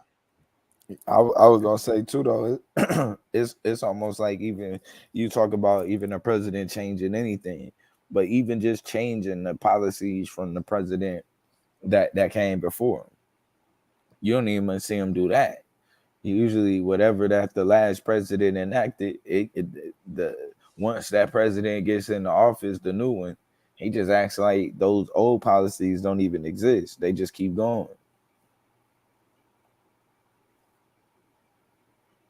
Mm-hmm. Yeah, this shit wild, bro. This shit is wild. Yeah. And it's just about, them dictating, educating us on how to fight, even though they didn't fight this way. Like, they didn't play Right. by the rules. But Yeah. Men in power break the rules. I mean, look at what's going on with both of the presidents. They were literally breaking the rules. right. You know what I'm saying? And they were both found guilty of breaking the rules. Hunter Biden and Donald Trump. They would literally, but that's what men in power do. They break the rules. You know what I'm saying? He has the power and the money. See, like this type of talk is forbidden amongst black men because a generation or so ago, those black men remember that other white man, that vicious white man that was hanging and lynching them. They don't want that type of smoke. We have moved away from that, and now laws are constructed that will prevent them from acting in that way. Nigga, do not F this up because they're not trying to see that white man again. Right.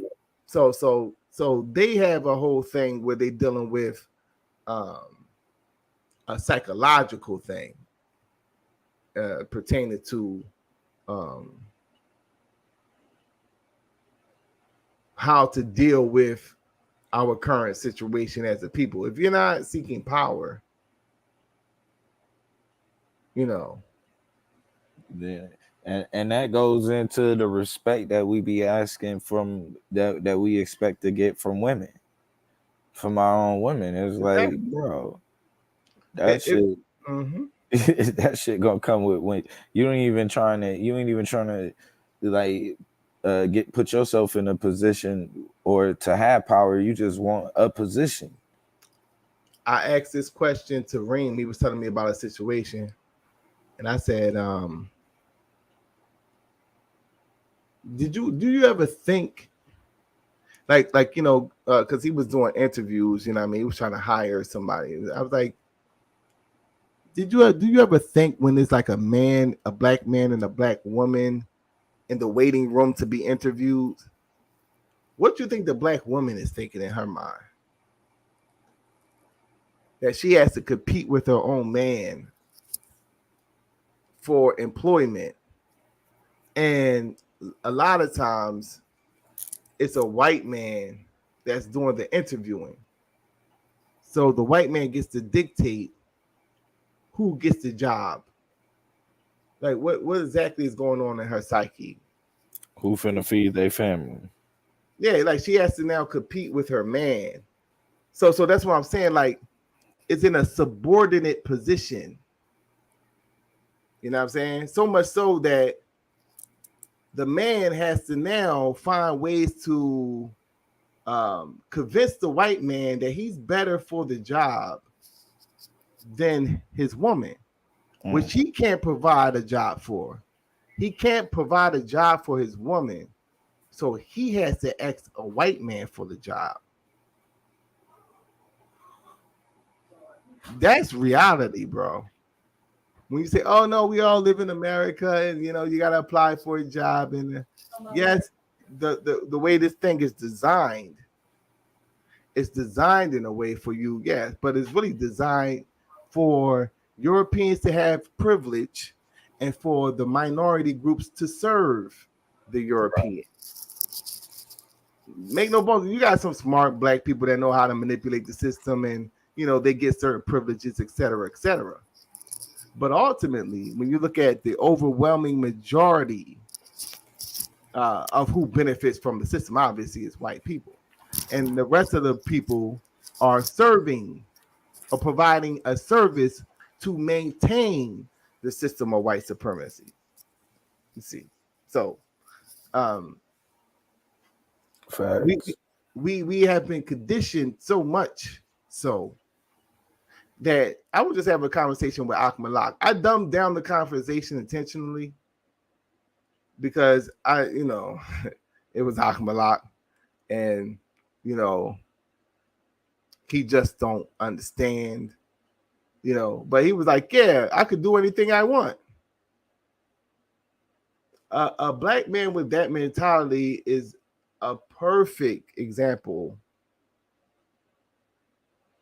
of miseducation, and that is pretty much almost a prototype of what the white man wanted when he was miseducating us. He don't even think that, he's not free. He literally thinks that he can do whatever he want to do. He really believes that. He don't control any institutions. He don't control any banks. He don't control any hospitals. But he will sit up there. So by you not controlling these areas that's crucial for human survival, you're now at the behest of other groups of people who do control those areas. And he turn around and tell you that he's free. So you're talking about a certain type of mentality that has been manufactured within a system of white supremacy. The system of white supremacy is a necessity to have black men out here killing each other. That's a key element within maintaining a system of white supremacy.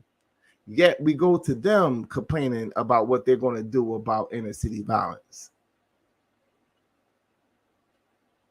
Because we don't understand the game and how it's being played. And that this is all about competition. Men vying for control of the planet. Oh no, you got niggas saying, oh no, we're not trying to like rule. We just want our little piece of the pie. Well, guess what? They're trying to rule. The Asian is trying to rule. So,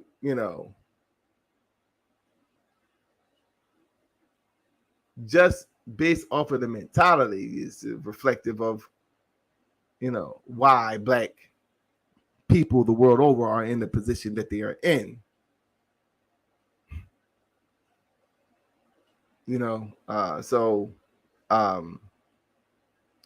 Yeah, that voting stuff, man.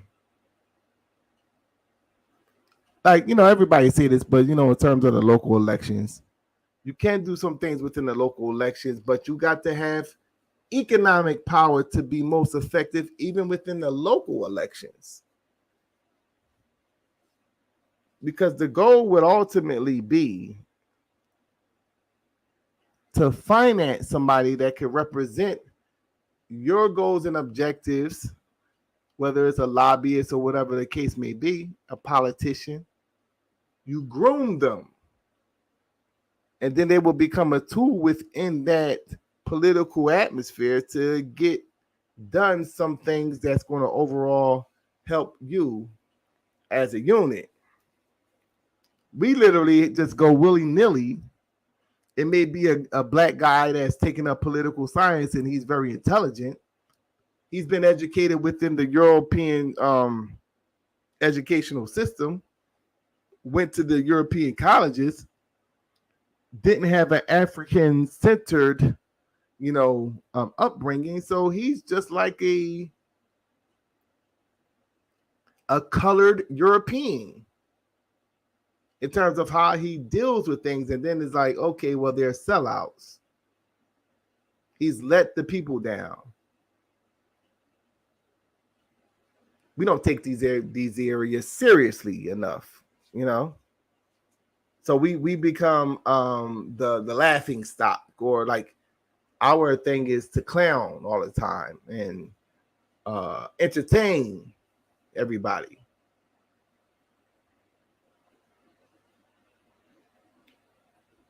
They make rules in the NBA where, people like Kyrie Irving, when they make a political statement, they're chastised.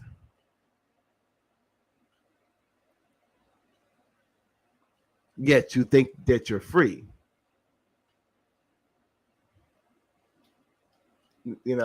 So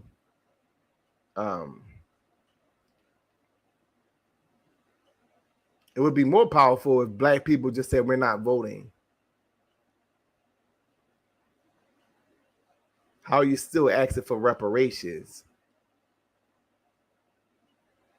for one of the most horrific, diabolical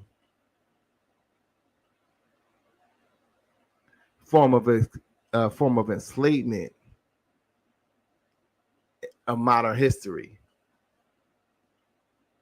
Still asking for reparations. And other groups of people, it's almost like that was part of the discussion that was Tariq Nasheed and the guy from Fresh and Fit, Myron. You got these other groups of people coming over here now like, oh, you're just making excuses. This is ultimately a slap in the face, and they not really understanding the system of white supremacy and how it works. Only we have that understanding. We've been here. We've seen the worst of this beast. That's what they're not understanding. So you got an immigrant coming in and they raise a kid there. Now that kid thinks he understands politics and he understands this ongoing social issue between black people and white people.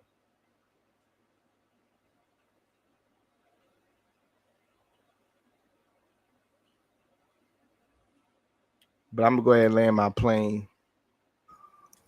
No, you actually I wanted you to look at some of these oh,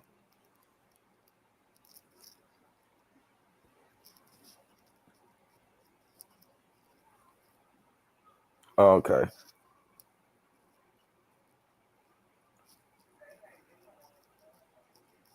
Hold on, my part.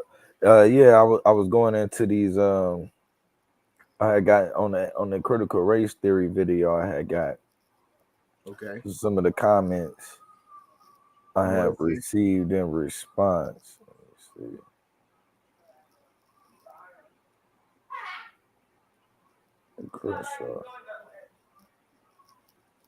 The need for any thought or act of racism as proof of their presumed verdict.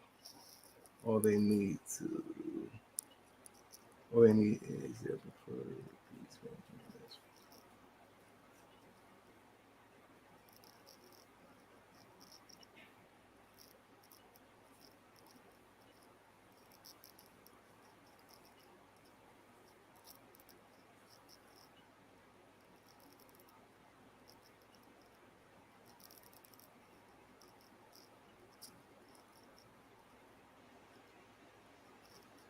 Yeah, you see oh.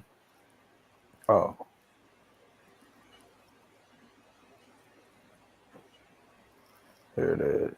Then they would use real government enforced discrimination in response to their presumed discrimination, altering laws, policies, and practices to favor their preferred race, all for the stated purpose of forcibly making the measurement between races identical. And the operative and the support, let's see. Because whether you support using government force to implement racial discrimination, all the rest is academic. That's what he says it does.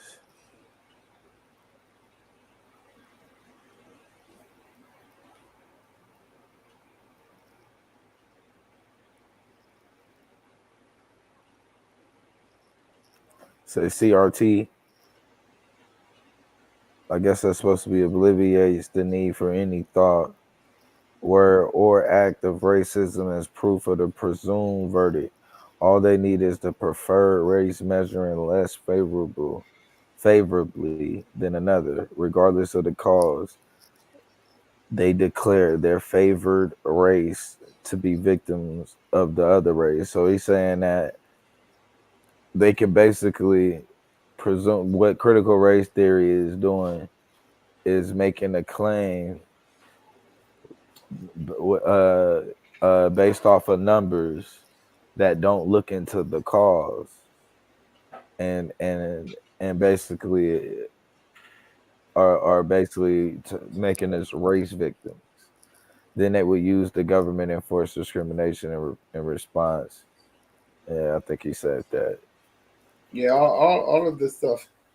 When you look in terms of because what they like to do is they like to point the finger at certain pathologies that exist within the black community, and even those things are a byproduct of a white supremacist system that has the power and the resources to keep us in a state of insanity. You got to be, in order for this thing to run, as what I said before, black people got to be insane. We crazy. So it almost sounds like the blackity black talking points, right? But they put crack into our communities. Oh, we didn't have to sell the crack. Okay. You may have a point with that. That's a valid point. But you got to ask yourself the question, why are they putting crack into our communities? What would be the goal for the government? This is an abuse of power we'll be talking about. Mm-hmm.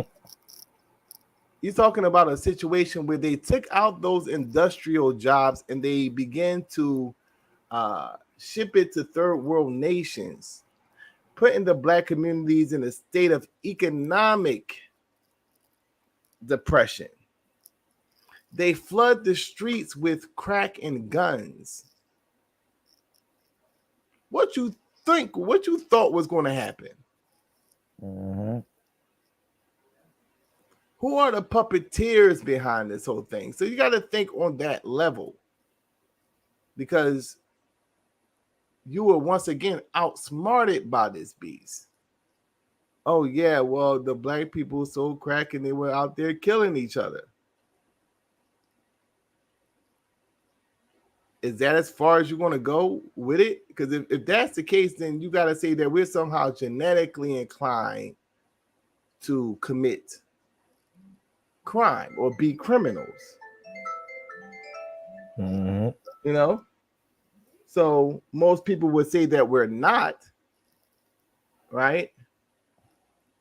So what is going on within the system that it produces these type of individuals?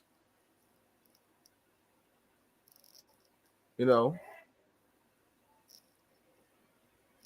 So you're talking about something that's being done on a systematic level, a systemic form of, like, a Negro factory. They produce these type of individuals. Like every year, you see the same thing. The young kids that was terrorizing the community 15, 20 years ago are now those 30 to 35-year-old men that don't have jobs, that's standing on the corner talking about basketball, right? And they, as much as crazy as they were when they were younger, when they were terrorizing the community, they in turn become afraid of the new young people that are terrorizing the community. So you see this thing, an ongoing thing of producing certain types of individuals, and they could sit back and use it as a justification to do what? Further subject you and say that ultimately you're the problem.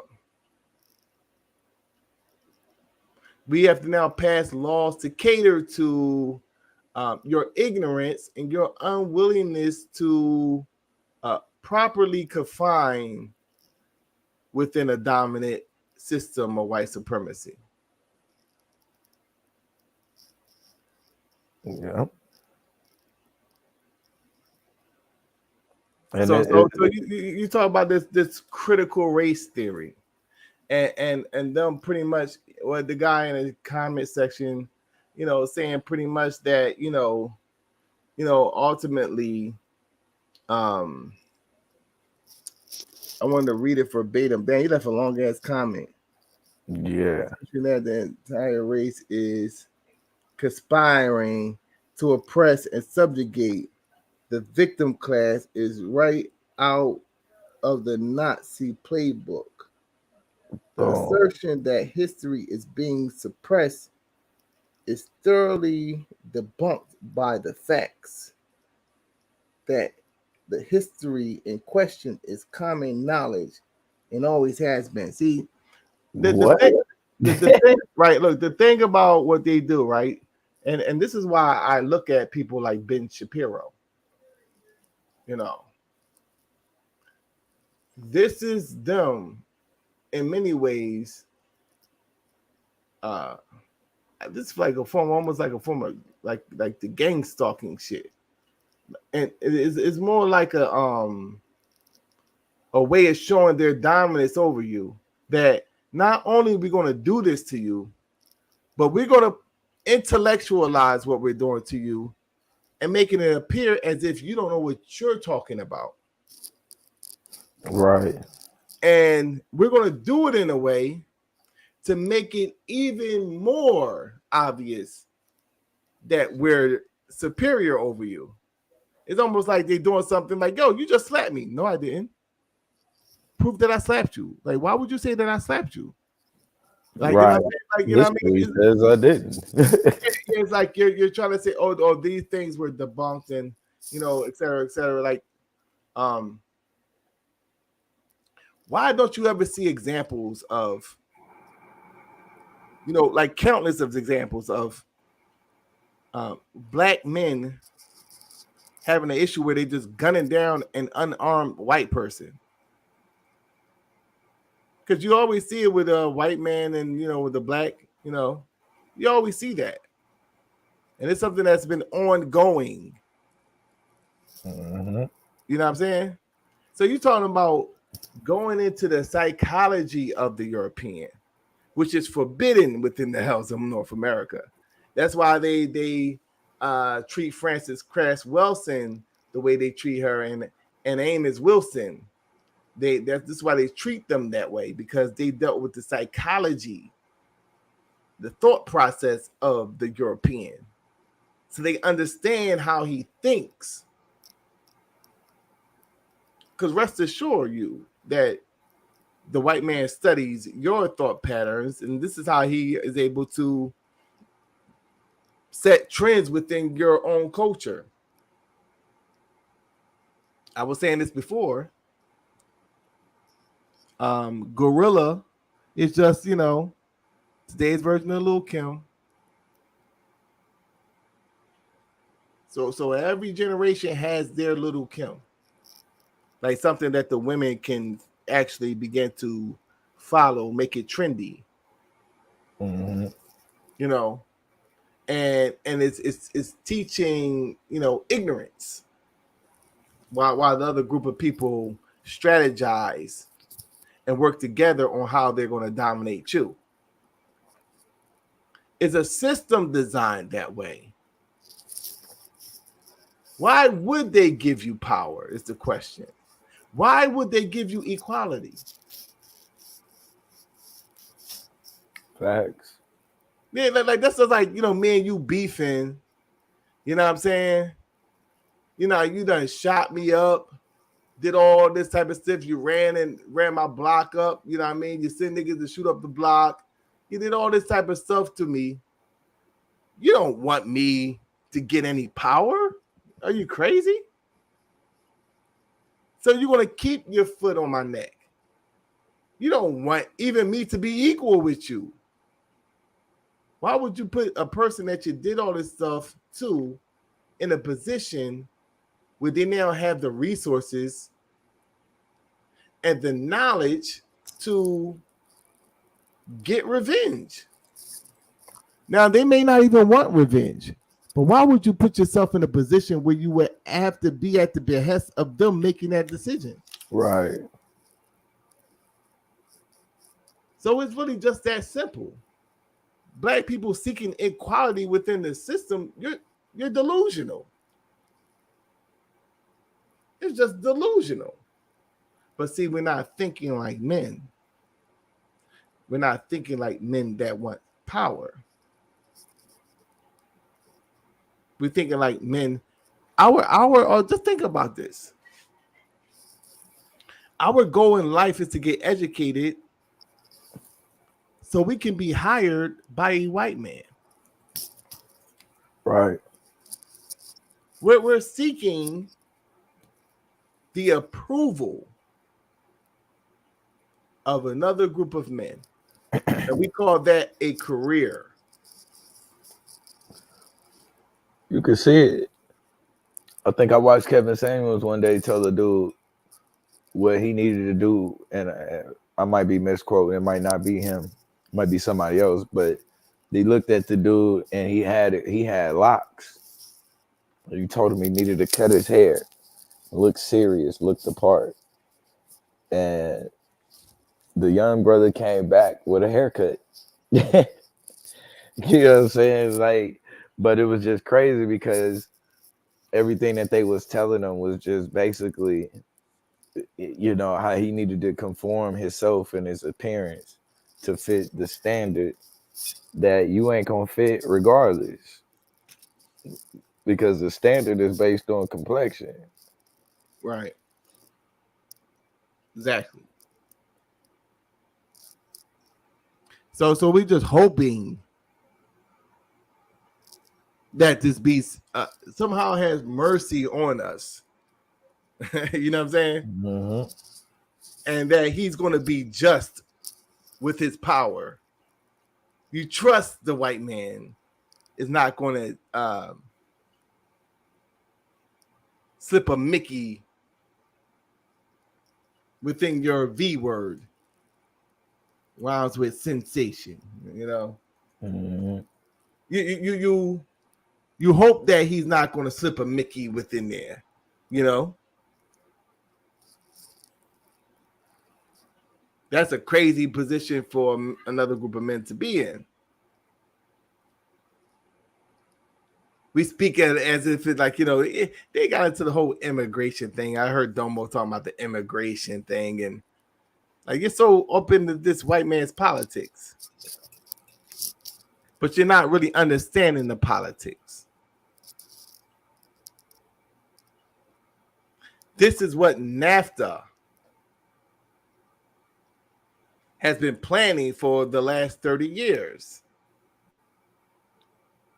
Now, you notice like NAFTA, for example, right? NAFTA, North American Free Trade Agreement. So it's including Mexico and Canada, right? It's a reason why they left out the Caribbean islands. Once again, you see white supremacy flexing its muscles again. So you have a North American Free Trade Agreement. So it's a priority that they begin to bring in immigrants. Because that's how this country runs. The country runs off of exploitation. Like I said, we are here serving this beast. You could go to any middle class neighborhood and see those Mexicans, you know, doing landscaping, while the crackers sitting up in their houses, chilling out from the sun, you know.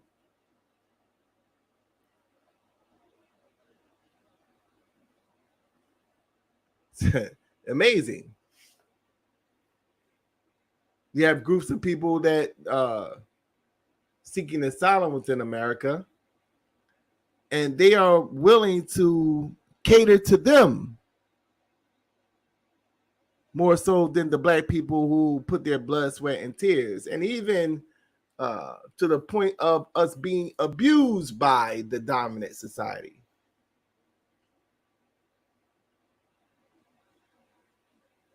And we think by going to town hall meetings that's going to change how they move as a unit. When did politics ever make a change within the Hells of North America? It was always some type of war or some type of revolt or some type of protest that made a change.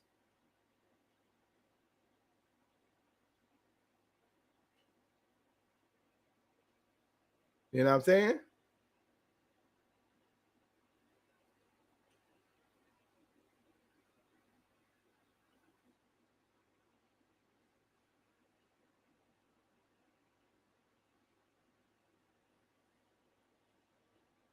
So you have a thing that's being done from a level of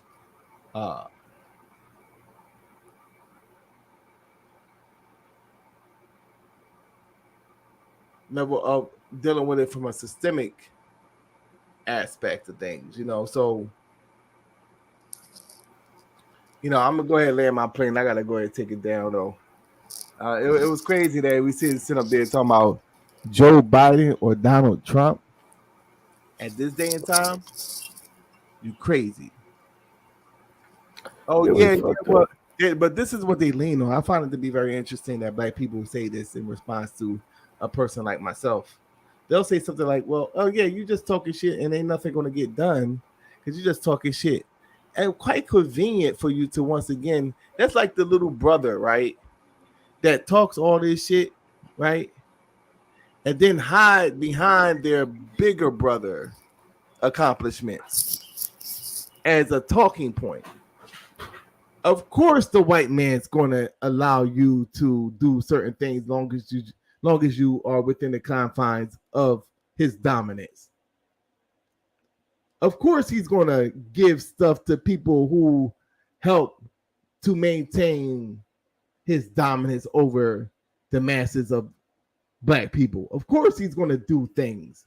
And he's like, well, I'm accomplished. Look, you know, I was able to raise, you know, $500,000 for such and such.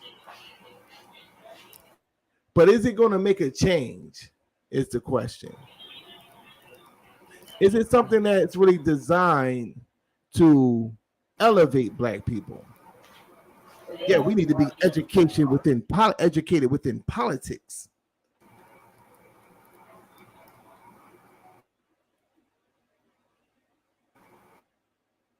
No, that's a fact.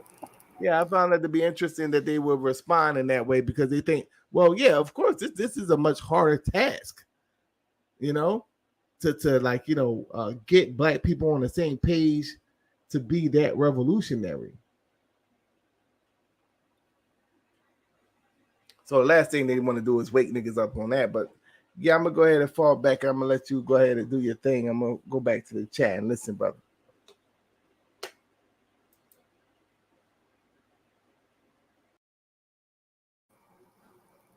All right.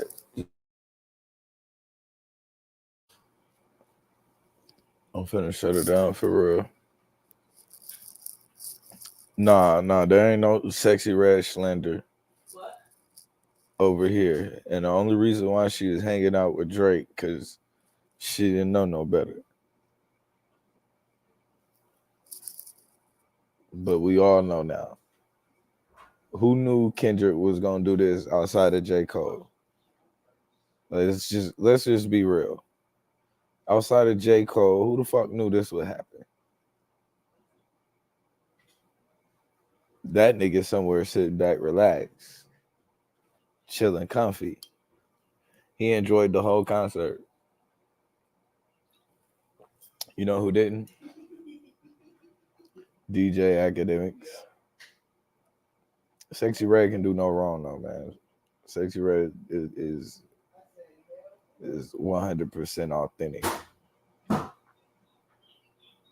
me see. Oh no, that ain't it. Hold on, first though, I want to get into this. Notice what he said about critical race theory, right? Gynocracy. Hey, go ahead, chillax. Find you something better to do than be playing around with sexy. She pull up. Sexy. So let me go back to it. Oh yeah, right here. It says that the assertion of an entire race is conspiring to oppress and subjugate the victim class is right out of the Nazi handbook, playbook. Sir, that the assertion that an entire race is conspiring to oppress and subjugate, what exactly do you call the foundation of America? Like the birth of this nation. The birth of this nation was based on an entire race conspiring to oppress and subjugate the victim class. How do you think you even get the transatlantic slave trade? Based on an entire race conspiring to oppress and subjugate the victim class. So it sounds like to me the Nazis took it. This is right out of a classical Eurasian playbook, not a Nazi playbook. It looked like the Nazis got this from somebody first. That's what it looks like to me.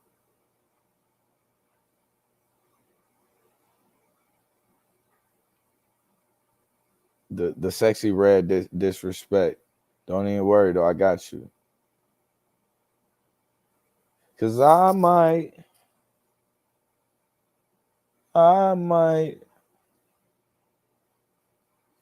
be snapping.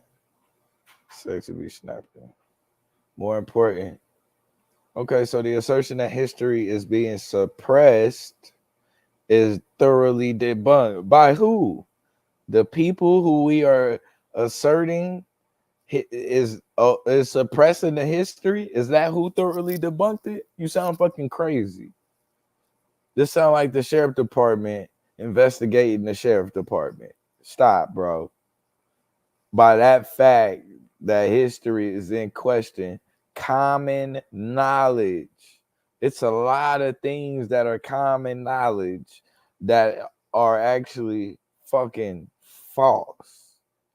This nigga said the fact that the history in question is common knowledge, like 70 AD, like the Jews ever having a temple being built, like Jesus existing. Like, man, get the fuck up out of here. Common knowledge. No, nigga, there ain't no common knowledge. You niggas is uncommon with how you think. More important, as a critical race theorist, we adopt a stance that presumes that racism has contributed to all contemporary manifestations of a group advantage and disadvantage along racial lines. What would be things that are classified as a group advantage and a group disadvantage? Let's deal with like redlining. Was redlining building the white middle class? Do you think that was a group advantage? And as far as them just writing that certain area, designating certain areas as inhabitable, you think that was a disadvantage along the racial lines? I would think that was, we see a group advantage during Jim Crow. We see a group advantage during when these racial codes are being drawn up. We see a group advantage for people during the redlining, and what we see is a disadvantage also. So I don't know what this brother point is, but he's gonna die on this hill. This is what he asked for, right? This is including differences in income, imprisonment, health, housing, education. Okay, more important, presumes that racism has contributed to all contemporary manifestations of group advantage and disadvantage along the racial lines, including the differences in income. Sir, first off, being brought here to be a slave is a direct group disadvantage. Let's start there with income. Second, the people who brought you here to be a slave, being in control of your income is a direct disadvantage along the racial lines for a group. It's a group disadvantage. And guess who is an advantage for? It's a group advantage for the people who we are saying is suppressing history. You sound stupid, but let's keep going. He gonna cook himself the whole time. He wrote this big ass paragraph, man. What are you doing, bro? I don't even, like at this point, I don't even know if you're a whole dude at this point. I don't know what you are. Anyway, including what? Income, imprisonment. So when we see that our communities are heavily over policed, and even though we know that we do these same crimes committed at the same rate, we don't get imprisonment at the same rate. So what we see in imprisonment is a large group advantage and another large group disadvantage along the racial lines. But let's keep going. Housing. Must we go back to the redlining again? Redlining is a group advantage, right? And a group disadvantage. When you and I give you an example. We just go back to Michael Jackson's neighborhood. When you go right across the street and the exact same house is $100,000, and the house across the street, the exact same house, the exact same build is $19,000, based on it simply being in a black community, based off an invisible barrier set. What you call that is a group advantage and a group disadvantage along the racial lines. But let's keep cooking this dumbass nigga. I don't even know why he even thought to even come over this way. Stupid. Health. Oh my God.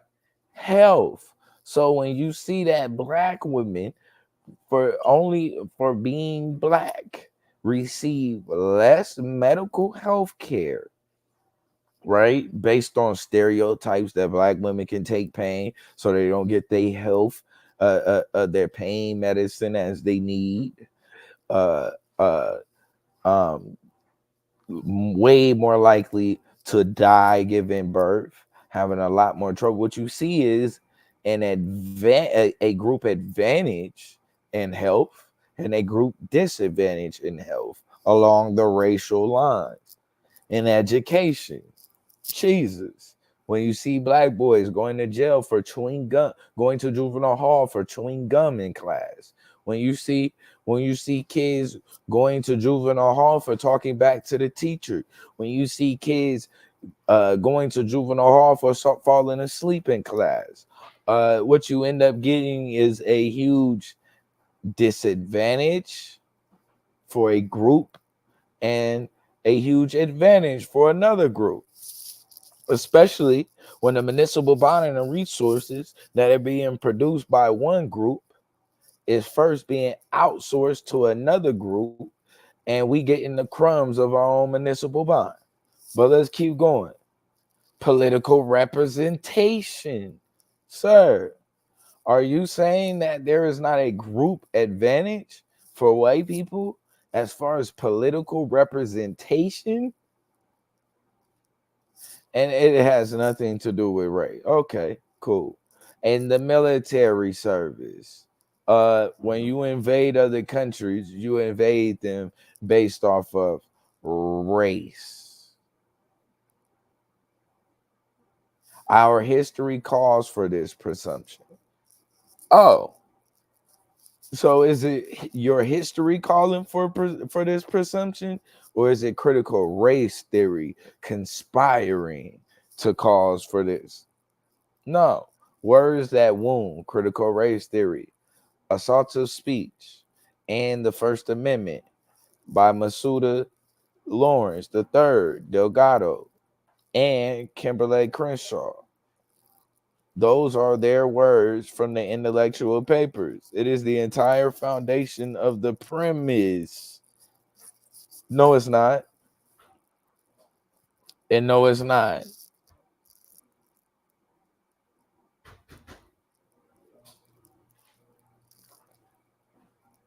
So, and what's crazy is it's not their premise, it's history's premise.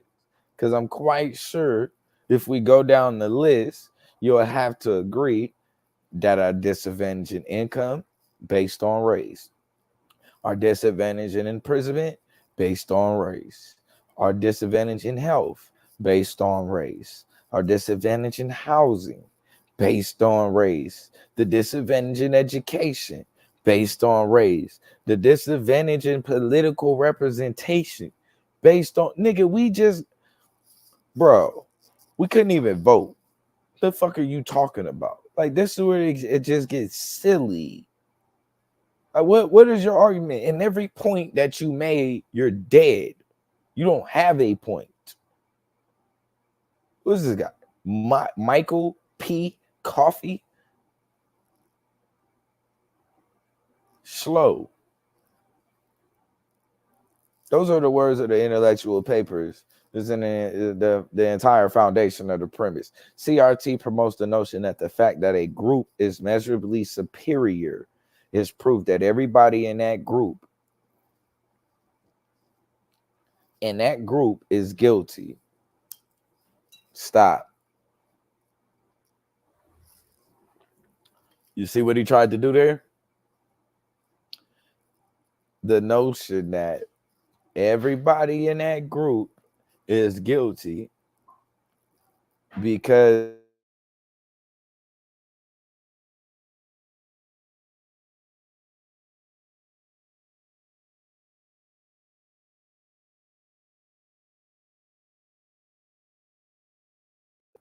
where there is a group advantage and a group disadvantage along racial lines, is that where you're superior at?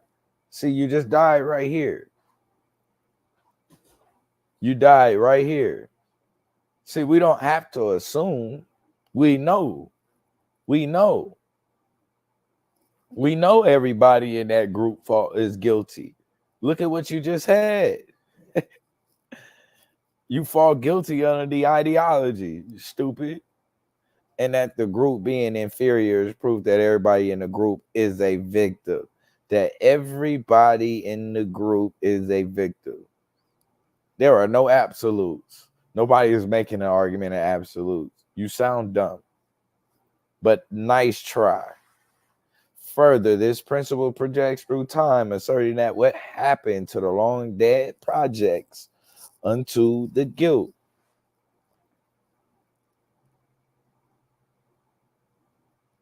If I wanted to make sure.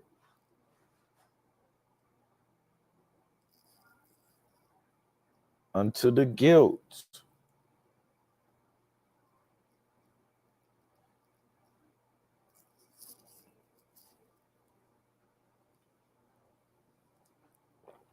Where am I at?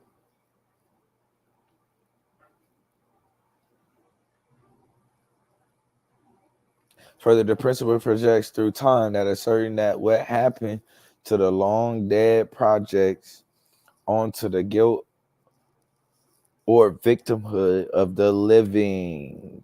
These are long dead? Are you sure?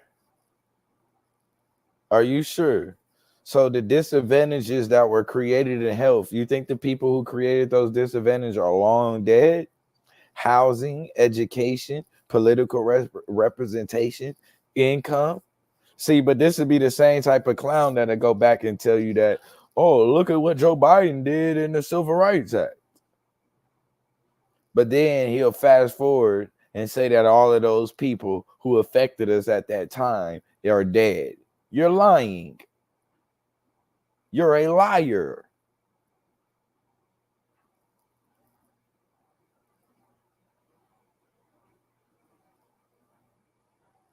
Further, the principal projects through time asserting that what happened, or the victimhood of the living, even with the living never, even if the living never experienced it at all. What did we not experience, sir? The large group advantages or the large disadvantages? Because we definitely experience every day the large disadvantages along the racial lines. This is according to your dumbass words. Cooked. Cooked. CRT uses history and statistics to justify using the government force to implement racial discrimination. CRT uses history and statistics to justify using government force to implement racial discrimination. No, sir. Nobody can use anything to have the government forcefully implement racial discrimination but you people.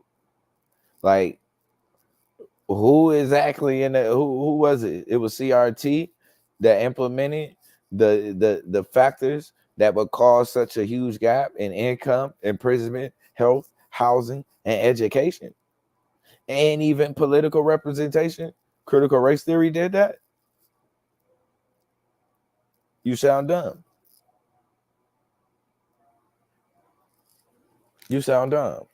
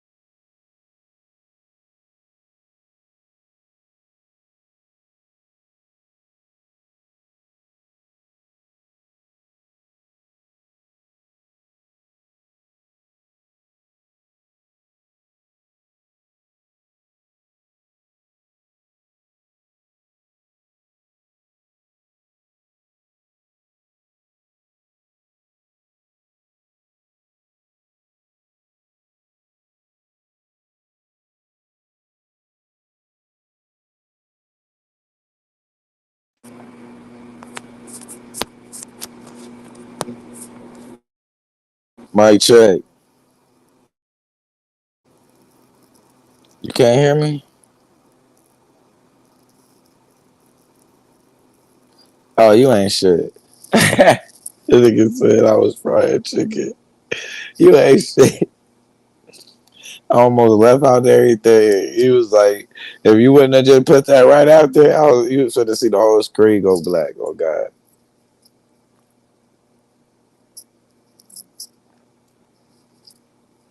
But yeah, man, this is what this dumbass dude wrote me. I don't know why he showed up over here for this conversation, but these dudes don't have a shot. Look at this shit.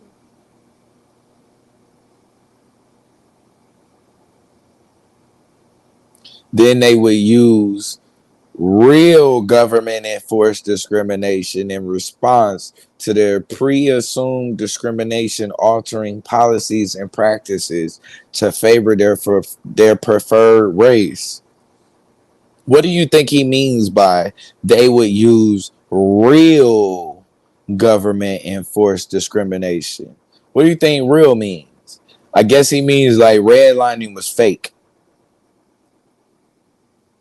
I guess he means like even having a federal housing act was fake. That wasn't real. Those weren't real government issues. Like those weren't really government discrimination being or discrimination being enforced by the government. He don't think those things were real. Redlining wasn't real. The Highway Act of the 50s and the 60s wasn't real. Gentrification, that wasn't real. It wasn't really something that was enforced by the government. See, that's where he's going to die. See, every point he's made, he's died on. You don't have a leg to stand on. But he brought his ass over here thinking he could come in the comments talking about critical race theory. You're stupid. You're stupid. I'm just going to be honest with you. I'm just going to be honest with you. Your whole argument debunks itself. It caves in on itself. Unless you came in here to be, as you called it, one of those people who we make an assertion is suppressing history. Unless you're one of those people who is suppressing history, which I'm going to assume you are, because you came in and said it's thoroughly debunked. And this is how it's debunked. Not with actual evidence. Not with actual artifacts. No shit like that. Look at what his dumbass says. It's thoroughly debunked by the fact that history in question is common knowledge. Huh? Thinking like Jesus? Like, you mean like Jesus walking on water, nigga? You sound stupid. That's common knowledge. That don't make it right. You sound crazy as fuck. This dumbass nigga. We making an assertion that history is being suppressed thoroughly. But when we go down here, you use the word, then they would use real government enforced discrimination. Oh, so you saying real government enforced discrimination would be if it happened to white people? And who exactly would be enforcing it? Because who is the government? White people. This is where it gets silly. Your government is we the people. Who is we the people? The majority. So are you saying that white people would be enforcing discrimination laws upon other white people? Well, that sounds like white on white crime to me, sir. And that's not a black problem, nor does that have anything to do with critical race theory, with your stupid ass. Every point you made, you died. You died. Look at this. Dead. Dead. Dead. He said, based on racial theory, more important as critical racial theorists, we adopt a stance that presumes that racism has contributed to all contemporary manifestations of group advantage and disadvantages. And look at what his dumbass taught along the racial line. This is what he's saying. There were no group disadvantages and advantages when we talk about income. There were no group advantages and disadvantages when we talk about imprisonment. There was no group advantages and disadvantages in health, housing, education, political representation along the racial line. There were no group advantages and disadvantages based on race. Sir, you have to be one of the people that we assume is out to suppress history that you so-called claim has been thoroughly debunked based on common knowledge. Like Christopher Columbus discovering America, that type of common knowledge. Or like Pluto was a night planet, that type of common knowledge. What type of common knowledge exactly are you talking about?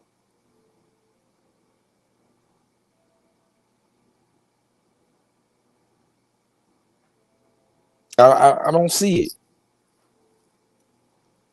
But you want me to believe that you're writing this out of love.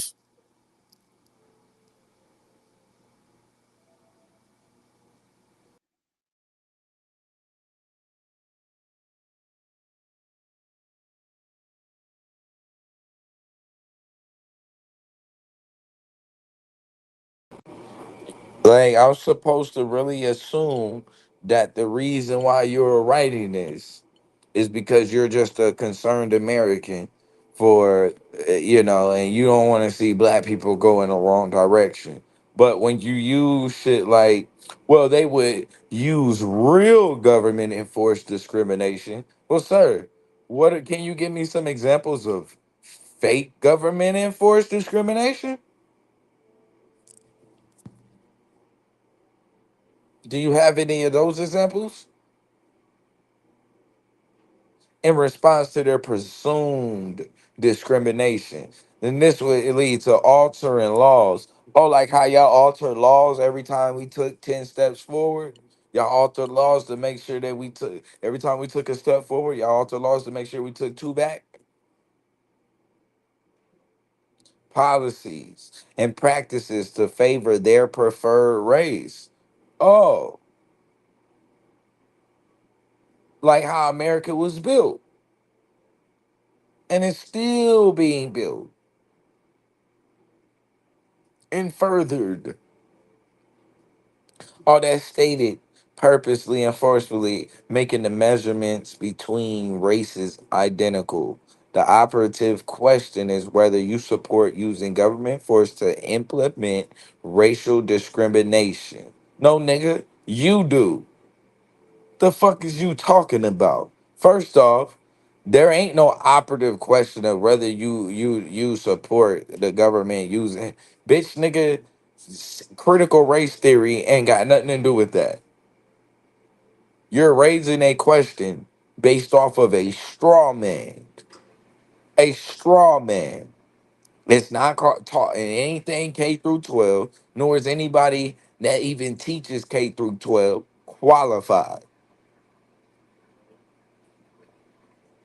This is, and it ain't, and like I said, it ain't even taught. It ain't like you just finna go to any old university and get a lesson in critical race theory. No, nigga, you gotta go to law school.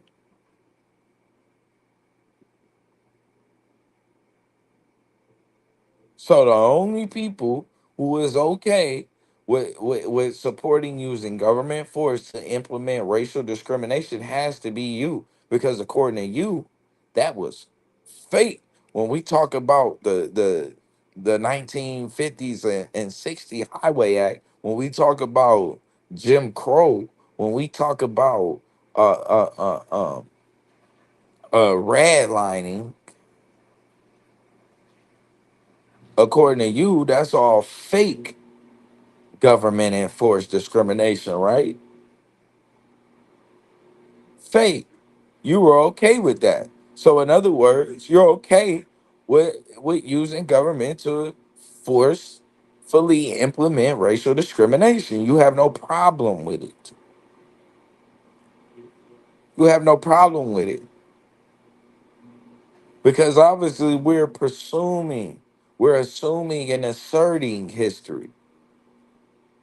Like like y'all inserting the Ten Commandments into Louisiana school. You can remove Black history.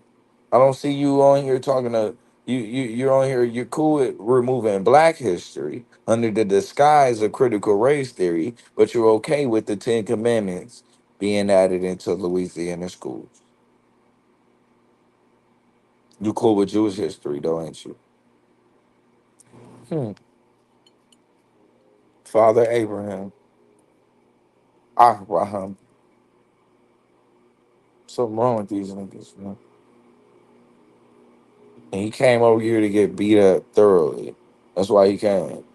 Look at this dumbass nigga. The eugenics movement bears a striking resemblance to critical race theory. How? How? How? Who are the doctors that are cutting people open using critical race theory? Who? Who is the critical race theorist Margaret Sanger? Who?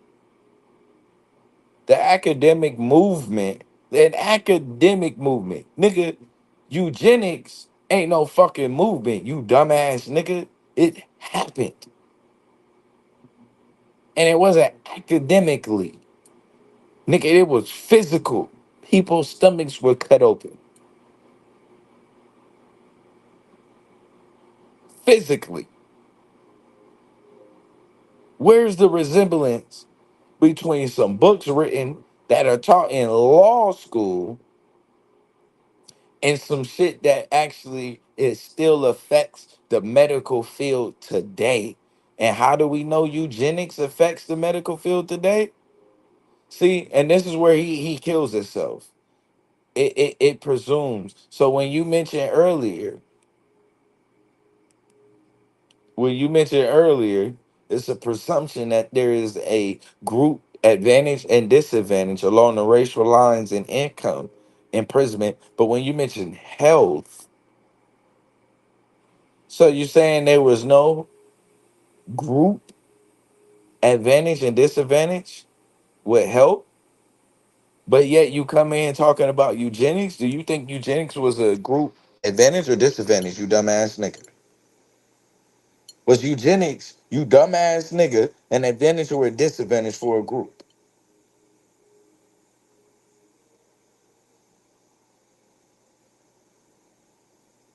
See, now these white people trying to play so much games. Now they trying to play like they trying to get ahead of it.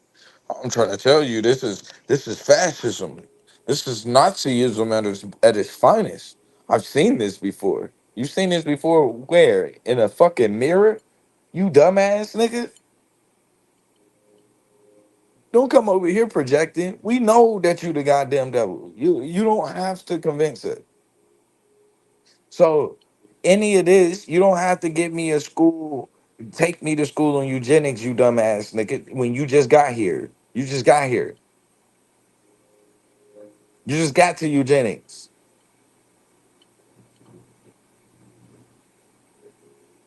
This is like '08 right here. This is before Illuminati information. Like this is crazy.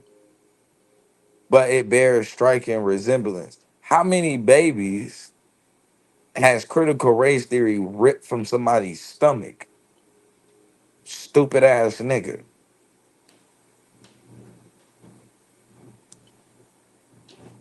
But it resembles the eugenics movement bears a striking resemblance to the critical race theory. Period. Nigga thought he sounded educated. An academic movement used to justify using violence against honest, peaceful people. Who's the honest, peaceful people? The ones that stole America or the ones that stole people from West Africa? Or the ones that stole oil from Iraq?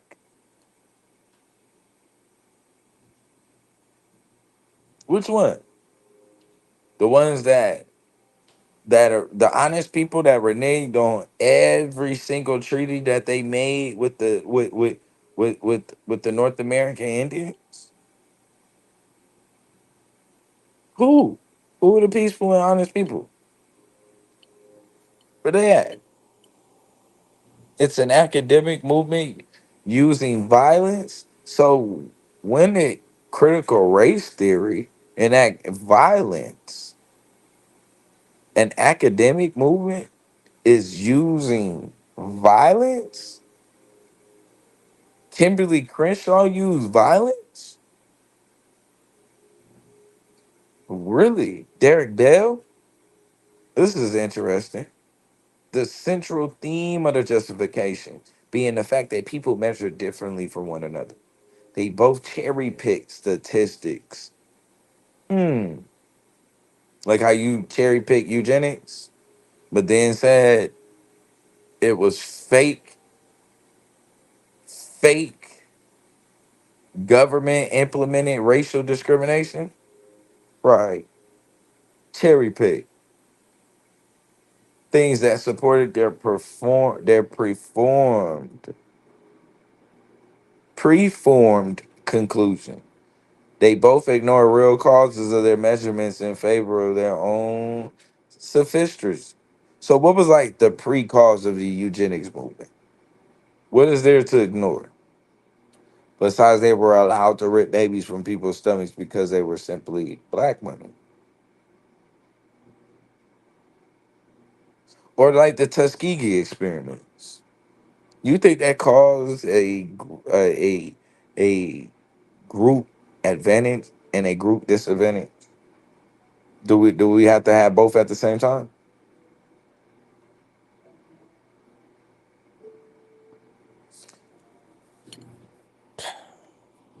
Michael P. Coffee.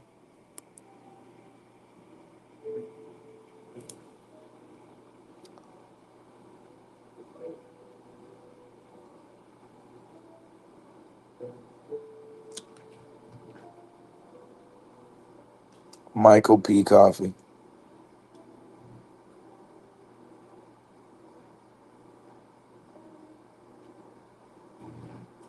I think next time before you leave these long ass paragraphs, I would like for you to actually proofread them first. Like, make sure you're making an accurate argument. You're not sounding like a complete weirdo. Because you came on here, don't know why, don't know what was your point. None of your arguments added up. Decades ago, it was CRT. Decades ago, it was called sensitivity training. So the Nazis was you decades before that, it was called Nazi propaganda. Decades before that, it was called the Marxist class warfare. Oh, so Marxist, Nazi, sensitivity training. All of these equal CRT, critical race theory. But it's funny how all of these affected black people negatively, but yet he's saying that all of these things that affected black people negatively are the one thing that are telling you why things have affected black people negatively. It's funny. That's funny.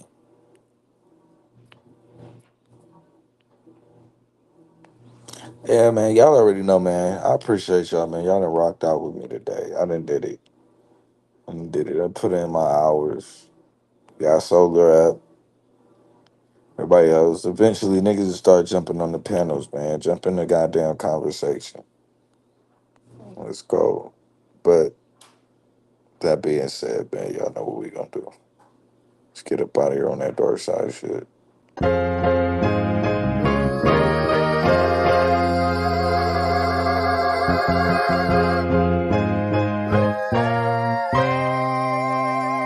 I feel the unholy spirit when it's moving through.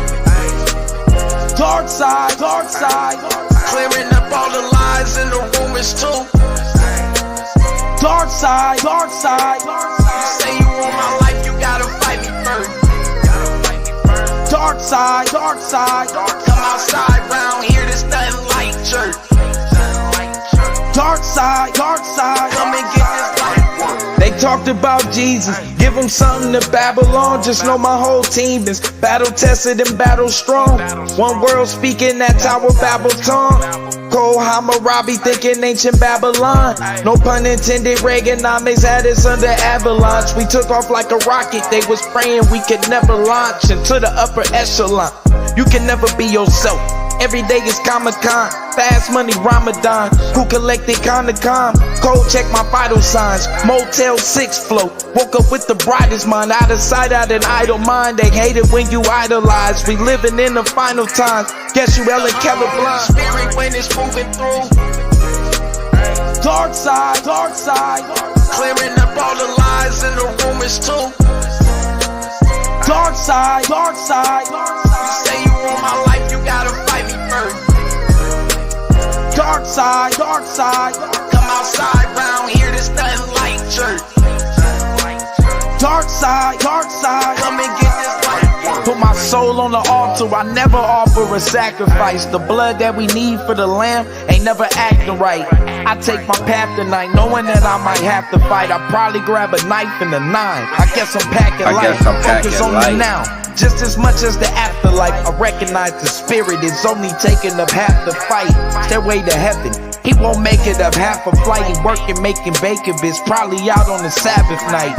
Shoot for the moon, hoping to hit a satellite. You can ask them why when they see me, they call on Adonai.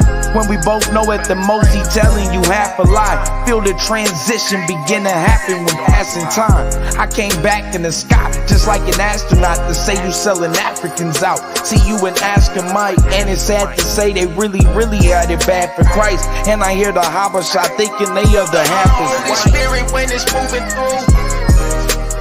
Dark side, clearing up all the lies and the rumors too. Dark side, you say you want my life, you gotta fight me first. Dark side, come outside round here, there's nothing like church. Dark side, come and get this life work.